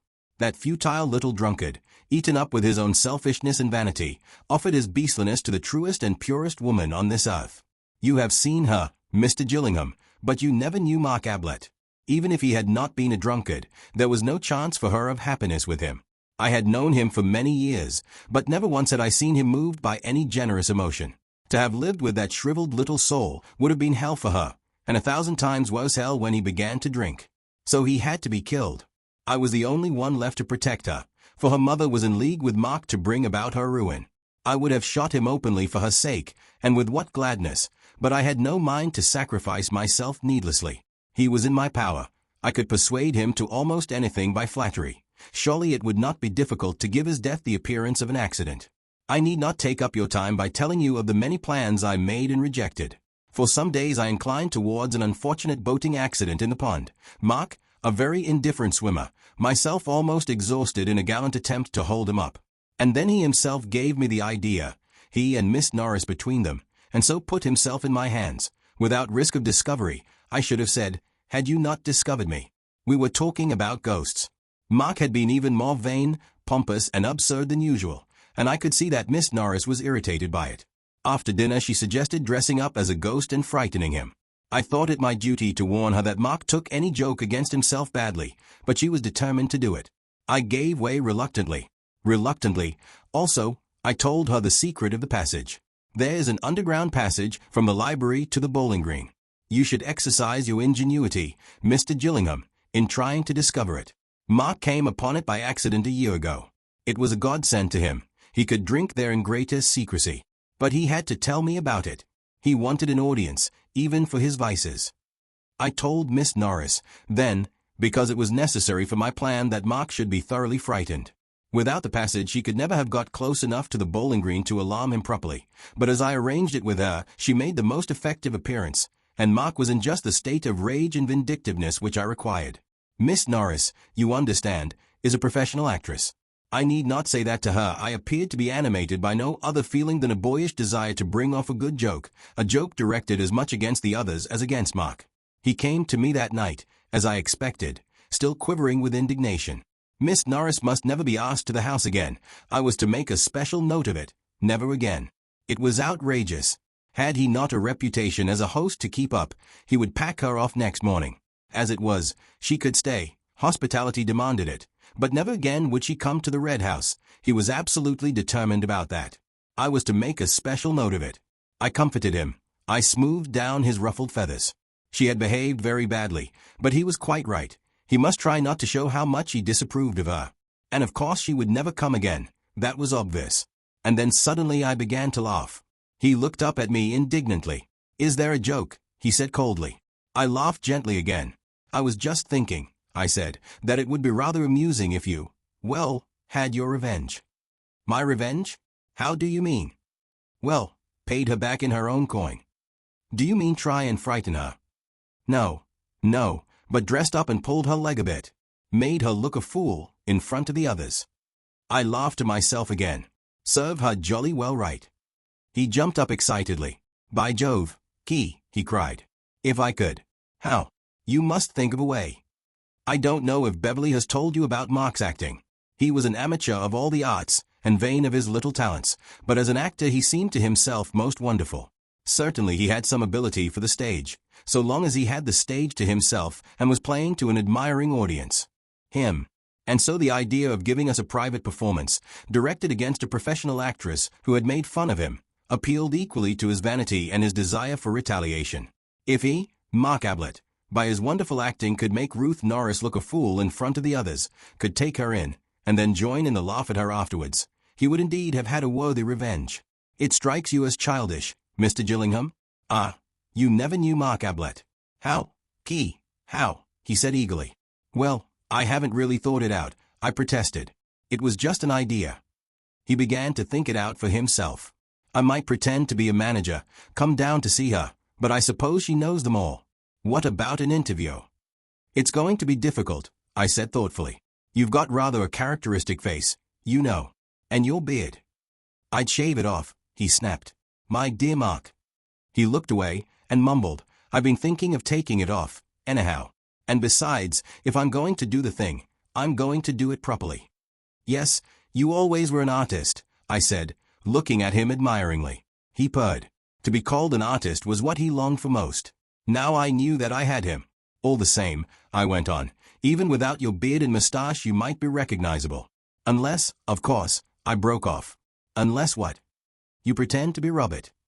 I began to laugh to myself again. By Jove, I said, that's not a bad idea. Pretend to be Robert, the wastrel brother, and make yourself objectionable to Miss Norris. Borrow money from her, and that sort of thing. He looked at me, with his bright little eyes, nodding eagerly. Robert, he said. Yes. How shall we work it? There was really a Robert, Mr. Gillingham, as I have no doubt you and the inspector both discovered. And he was a wastrel, and he went to Australia. But he never came to the Red House on Tuesday afternoon. He couldn't have, because he died, unlamented, 3 years ago. But there was nobody who knew this, save Mark and myself, for Mark was the only one of the family left, his sister having died last year. Though I doubt, anyhow, if she knew whether Robert was alive or dead. He was not talked about. For the next 2 days Mark and I worked out our plans. You understand by now that our aims were not identical. Mark's endeavor was that his deception should last for, say, a couple of hours. Mine that it should go to the grave with him. He had only to deceive Miss Norris and the other guests. I had to deceive the world. When he was dressed up as Robert, I was going to kill him. Robert would then be dead, Mark, of course, missing. What could anybody think but that Mark had killed Robert? But you see how important it was for Mark to enter fully into his latest and last impersonation. Half measures would be fatal. You will say that it was impossible to do the thing thoroughly enough. I answer again that you never knew Mark. He was being what he wished most to be, an artist. No Othello ever blacked himself all over with such enthusiasm as did Mark. His beard was going anyhow, possible a chance remark of Miss Norbury's health here. She did not like beards. But it was important for me that the dead man's hands should not be the hands of a manicured gentleman. 5 minutes playing upon the vanity of the artist settled his hands.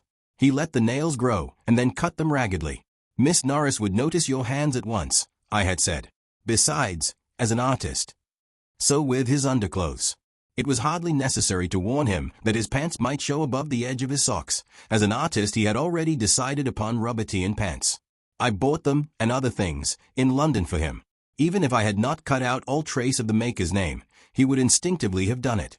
As an Australian and an artist, he could not have an East London address on his underclothes.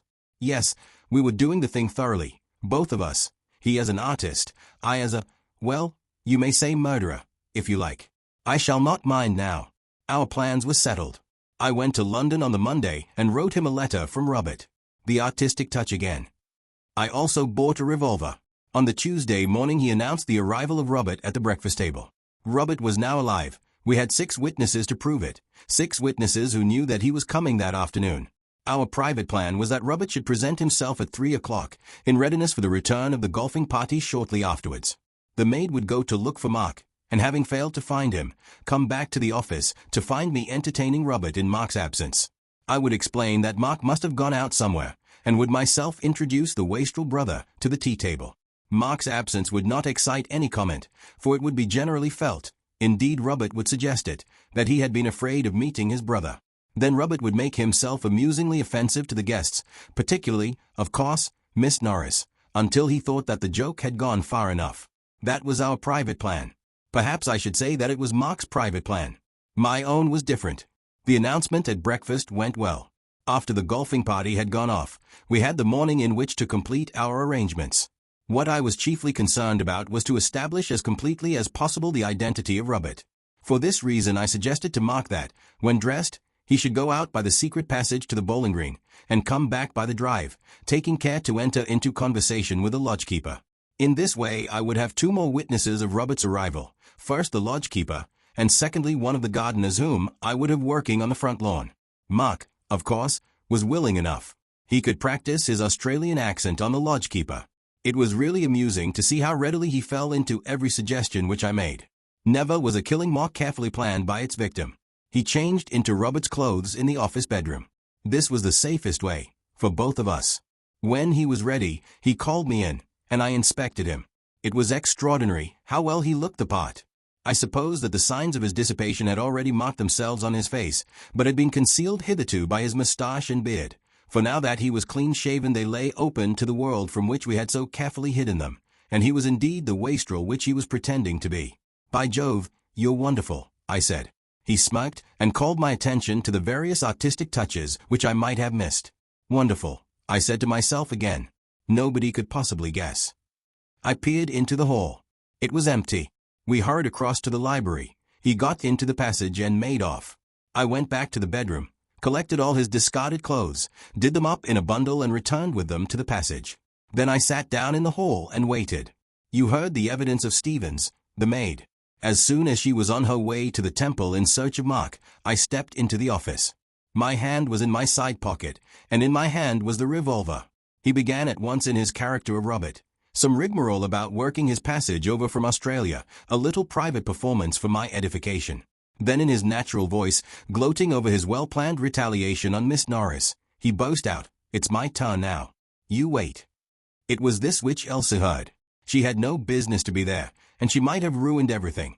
But as it turned out, it was the luckiest thing which could have happened. For it was the one piece of evidence which I wanted, evidence, other than my own, that Mark and Robert were in the room together. I said nothing. I was not going to take the risk of being heard to speak in that room. I just smiled at the poor little fool, and took out my revolver, and shot him. Then I went back into the library and waited, just as I said in my evidence. Can you imagine, Mr. Gillingham, the shock which your sudden appearance gave me? Can you imagine the feelings of a murderer who has, as he thinks, planned for every possibility, and is then confronted suddenly with an utterly new problem? What difference would your coming make? I didn't know. Perhaps none, perhaps all. And I had forgotten to open the window. I don't know whether you will think my plan for killing Mark a clever one. Perhaps not. But if I do deserve any praise in the matter, I think I deserve it for the way I pulled myself together in the face of the unexpected catastrophe of your arrival. Yes, I got a window open, Mr. Gillingham, under your very nose. The right window too, you were kind enough to say. And the keys, yes, that was clever of you, but I think I was cleverer. I deceived you over the keys, Mr. Gillingham, as I learnt when I took the liberty of listening to a conversation on the bowling green between you and your friend Beverly. Where was I? You must have a look for that secret passage, Mr. Gillingham. But what am I saying? Did I deceive you at all? You have found out the secret, that Robert was Mark, and that is all that matters. How have you found out? I shall never know now. Where did I go wrong? Perhaps you have been deceiving me all the time. Perhaps you knew about the keys, about the window, even about the secret passage. You are a clever man, Mr. Gillingham. I had Mark's clothes on my hands. I might have left them in the passage, but the secret of the passage was now out. Miss Norris knew it. That was the weak point of my plan, perhaps, that Miss Norris had to know it. So I hid them in the pond, the inspector having obligingly dragged it for me first. A couple of keys joined them, but I kept the revolver. Fortunate, wasn't it, Mr. Gillingham? I don't think that there is any more to tell you. This is a long letter, but then it is the last which I shall write. There was a time when I hoped that there might be a happy future for me, not at the Red House, not alone. Perhaps it was never more than an idle daydream, for I am no more worthy of her than Mark was. But I could have made her happy, Mr. Gillingham. God, how I would have worked to make her happy. But now that is impossible. To offer her the hand of a murderer would be as bad as to offer her the hand of a drunkard. And Mark died for that. I saw her this morning. She was very sweet. It is a difficult world to understand. Well, we are all gone now, the Ablets and the Cayleys. I wonder what old Grandfather Cayley thinks of it all. Perhaps it is as well that we have died out.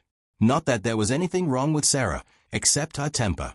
And she had the Ablet nose. You can't do much with that. I'm glad she left no children. Goodbye, Mr. Gillingham. I'm sorry that your stay with us was not of a pleasant nature, but you understand the difficulties in which I was placed. Don't let Bill think too badly of me. He is a good fellow. Look after him. He will be surprised.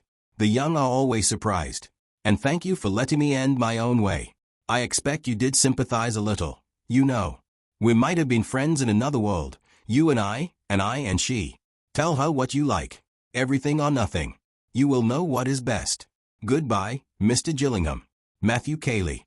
I am lonely tonight without Mark. That's funny, isn't it? Good Lord, said Bill, as he put down the letter. I thought you'd say that, murmured Anthony. Tony, do you mean to say that you knew all this? I guess some of it. I didn't quite know all of it, of course. Good Lord, said Bill again, and returned to the letter. In a moment he was looking up again. What did you write to him? Was that last night? After I'd gone into Stanton? Yes. What did you say? That you'd discovered that Mark was Robert? Yes. At least I said that this morning I should probably telegraph to Mr. Cartwright of Wimpole Street and ask him to. Bill burst in eagerly on the top of the sentence. Yes, Now what was all that about?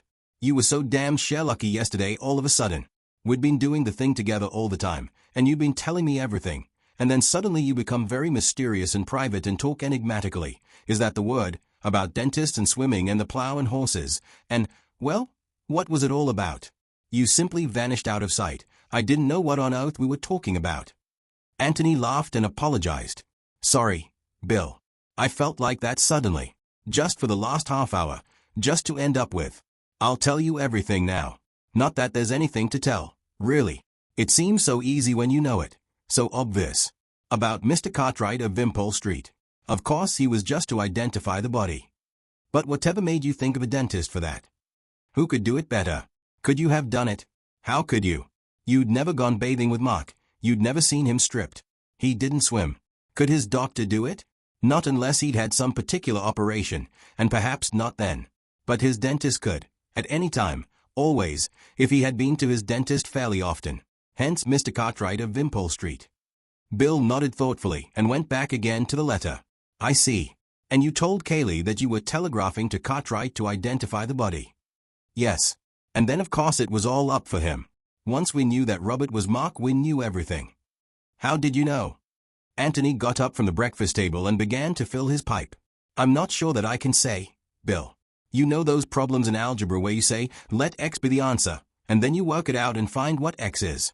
Well, that's one way, and another way, which they never give you any marks for at school, is to guess the answer.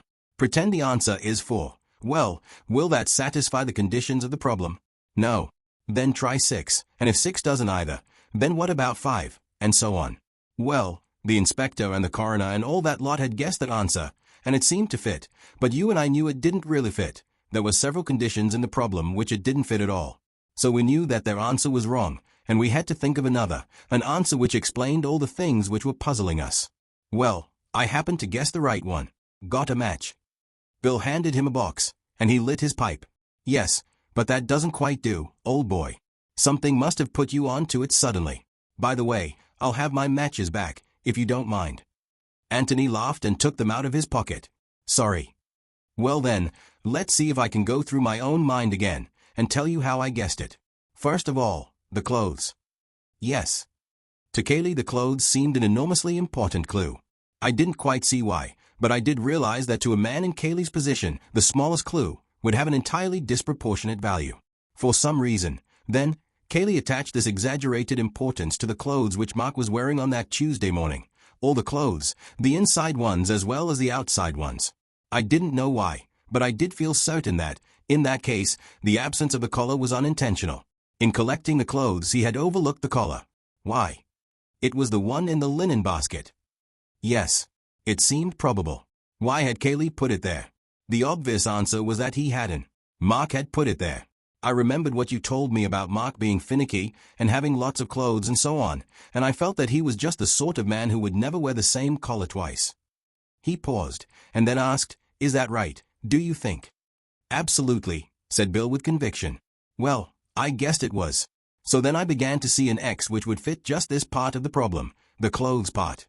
I saw Mark changing his clothes. I saw him instinctively dropping the collar in the linen basket, just as he had always dropped every collar he had ever taken off, but leaving the rest of the clothes on a chair in the ordinary way. And I saw Kaylee collecting all the clothes afterwards, all the visible clothes, and not realizing that the collar wasn't there. Go on, said Bill eagerly. Well, I felt pretty sure about that, and I wanted an explanation of it. Why had Mark changed down there instead of in his bedroom? The only answer was that the fact of his changing had to be kept secret. When did he change? The only possible time was between lunch, when he would be seen by the servants, and the moment of Robert's arrival. And when did Kaylee collect the clothes in a bundle? Again, the only answer was before Robert's arrival. So another X was wanted, to fit those 3 conditions. And the answer was that a motor was intended, even before Robert arrived. Yes. Well now, it couldn't be intended on the strength of that letter, unless there was very much more behind the letter than we knew. Nor was it possible a murder could be intended without any more preparation than the changing into a different suit in which to escape. The thing was too childish. Also, if Robert was to be murdered, why go out of the way to announce his existence to you all, even, at the cost of some trouble, to Mrs. Norbury? What did it all mean? I didn't know. But I began to feel now that Robert was an incident only, That the plot was a plot of Kaylee's against Mark, either to get him to kill his brother or to get his brother to kill him, and that for some inexplicable reason Mark seemed to be lending himself to the plot. He was silent for a little, and then said, almost to himself, I had seen the empty brandy bottles in that cupboard. You never said anything about them, complained Bill. I only saw them afterwards. I was looking for the collar, you remember. They came back to me afterwards. I knew how Kaylee would feel about it. Poor devil. Go on, said Bill. Well, then, we had the inquest, and of course I noticed, and I suppose you did too, the curious fact that Robert had asked his way at the second lodge and not at the first. So I talked to Amos and Parsons. That made it more curious. Amos told me that Robert had gone out of his way to speak to him, had called to him, in fact. Parsons told me that his wife was out in their little garden at the first lodge all the afternoon, and was certain that Robert had never come past it. He also told me that Kaylee had put him onto a job on the front lawn that afternoon. So I had another guess. Robert had used the secret passage, the passage which comes out into the park between the first and second lodges. Robert, then, had been in the house. It was a put-up job between Robert and Kaylee. But how could Robert be there without Mark knowing? Obviously, Mark knew too. What did it all mean? When was this? Interrupted Bill. Just after the inquest, after you'd seen Amos and Parsons, of course. Yes. I got up and left them, and came to look for you. I got back to the clothes then. Why did Mark change his clothes so secretly? Disguise? But then what about his face? That was much more important than clothes. His face, his beard. He'd have to shave off his beard. And then, oh, idiot. I saw you looking at that poster. Mark acting, Mark made up, Mark disguised. Oh, priceless idiot. Mark was Robert. Matches, please. Bill passed over the matches again, waited till Anthony had relit his pipe, and then held out his hand for them, just as they were going into the other's pocket. Yes, said Bill thoughtfully. Yes. But wait a moment. What about the plow and horses? Anthony looked comically at him. You'll never forgive me, Bill, he said. You'll never come clue hunting with me again. What do you mean? Anthony sighed. It was a fake, Watson. I wanted you out of the way. I wanted to be alone. I guessed at my ex, and I wanted to test it every way, by everything we'd discovered. I simply had to be alone just then. So, he smiled and added, well, I knew you wanted a drink. You are devil, said Bill, staring at him. And your interest when I told you that a woman had been staying there. Well, it was only polite to be interested when you'd taken so much trouble. You brute. You Sherlock. And then you keep trying to steal my matches. Well, go on. That's all. My ex fitted. Did you guess Miss Norris and all that? Well, not quite. I didn't realize that Kaylee had worked for it from the beginning, had put Miss Norris up to frightening Mark. I thought he'd just seized the opportunity. Bill was silent for a long time. Then, puffing at his pipe, he said slowly, has Kaylee shot himself? Anthony shrugged his shoulders. Poor devil, said Bill. It was decent of you to give him a chance. I'm glad you did. I couldn't help liking Kaylee in a kind of way, you know. He's a clever devil. If you hadn't turned up just when you did, he would never have been found out. I wonder. It was ingenious, but it's often the ingenious thing which gets found out. The awkward thing from Kaylee's point of view was that, though Mark was missing, neither he nor his body could ever be found. Well, that doesn't often happen with a missing man. He generally gets discovered in the end, a professional criminal. Perhaps not, but an amateur like Mark. He might have kept the secret of how he killed Mark, but I think it would have become obvious sooner or later that he had killed him. Yes, there's something in that. Oh, just tell me one thing.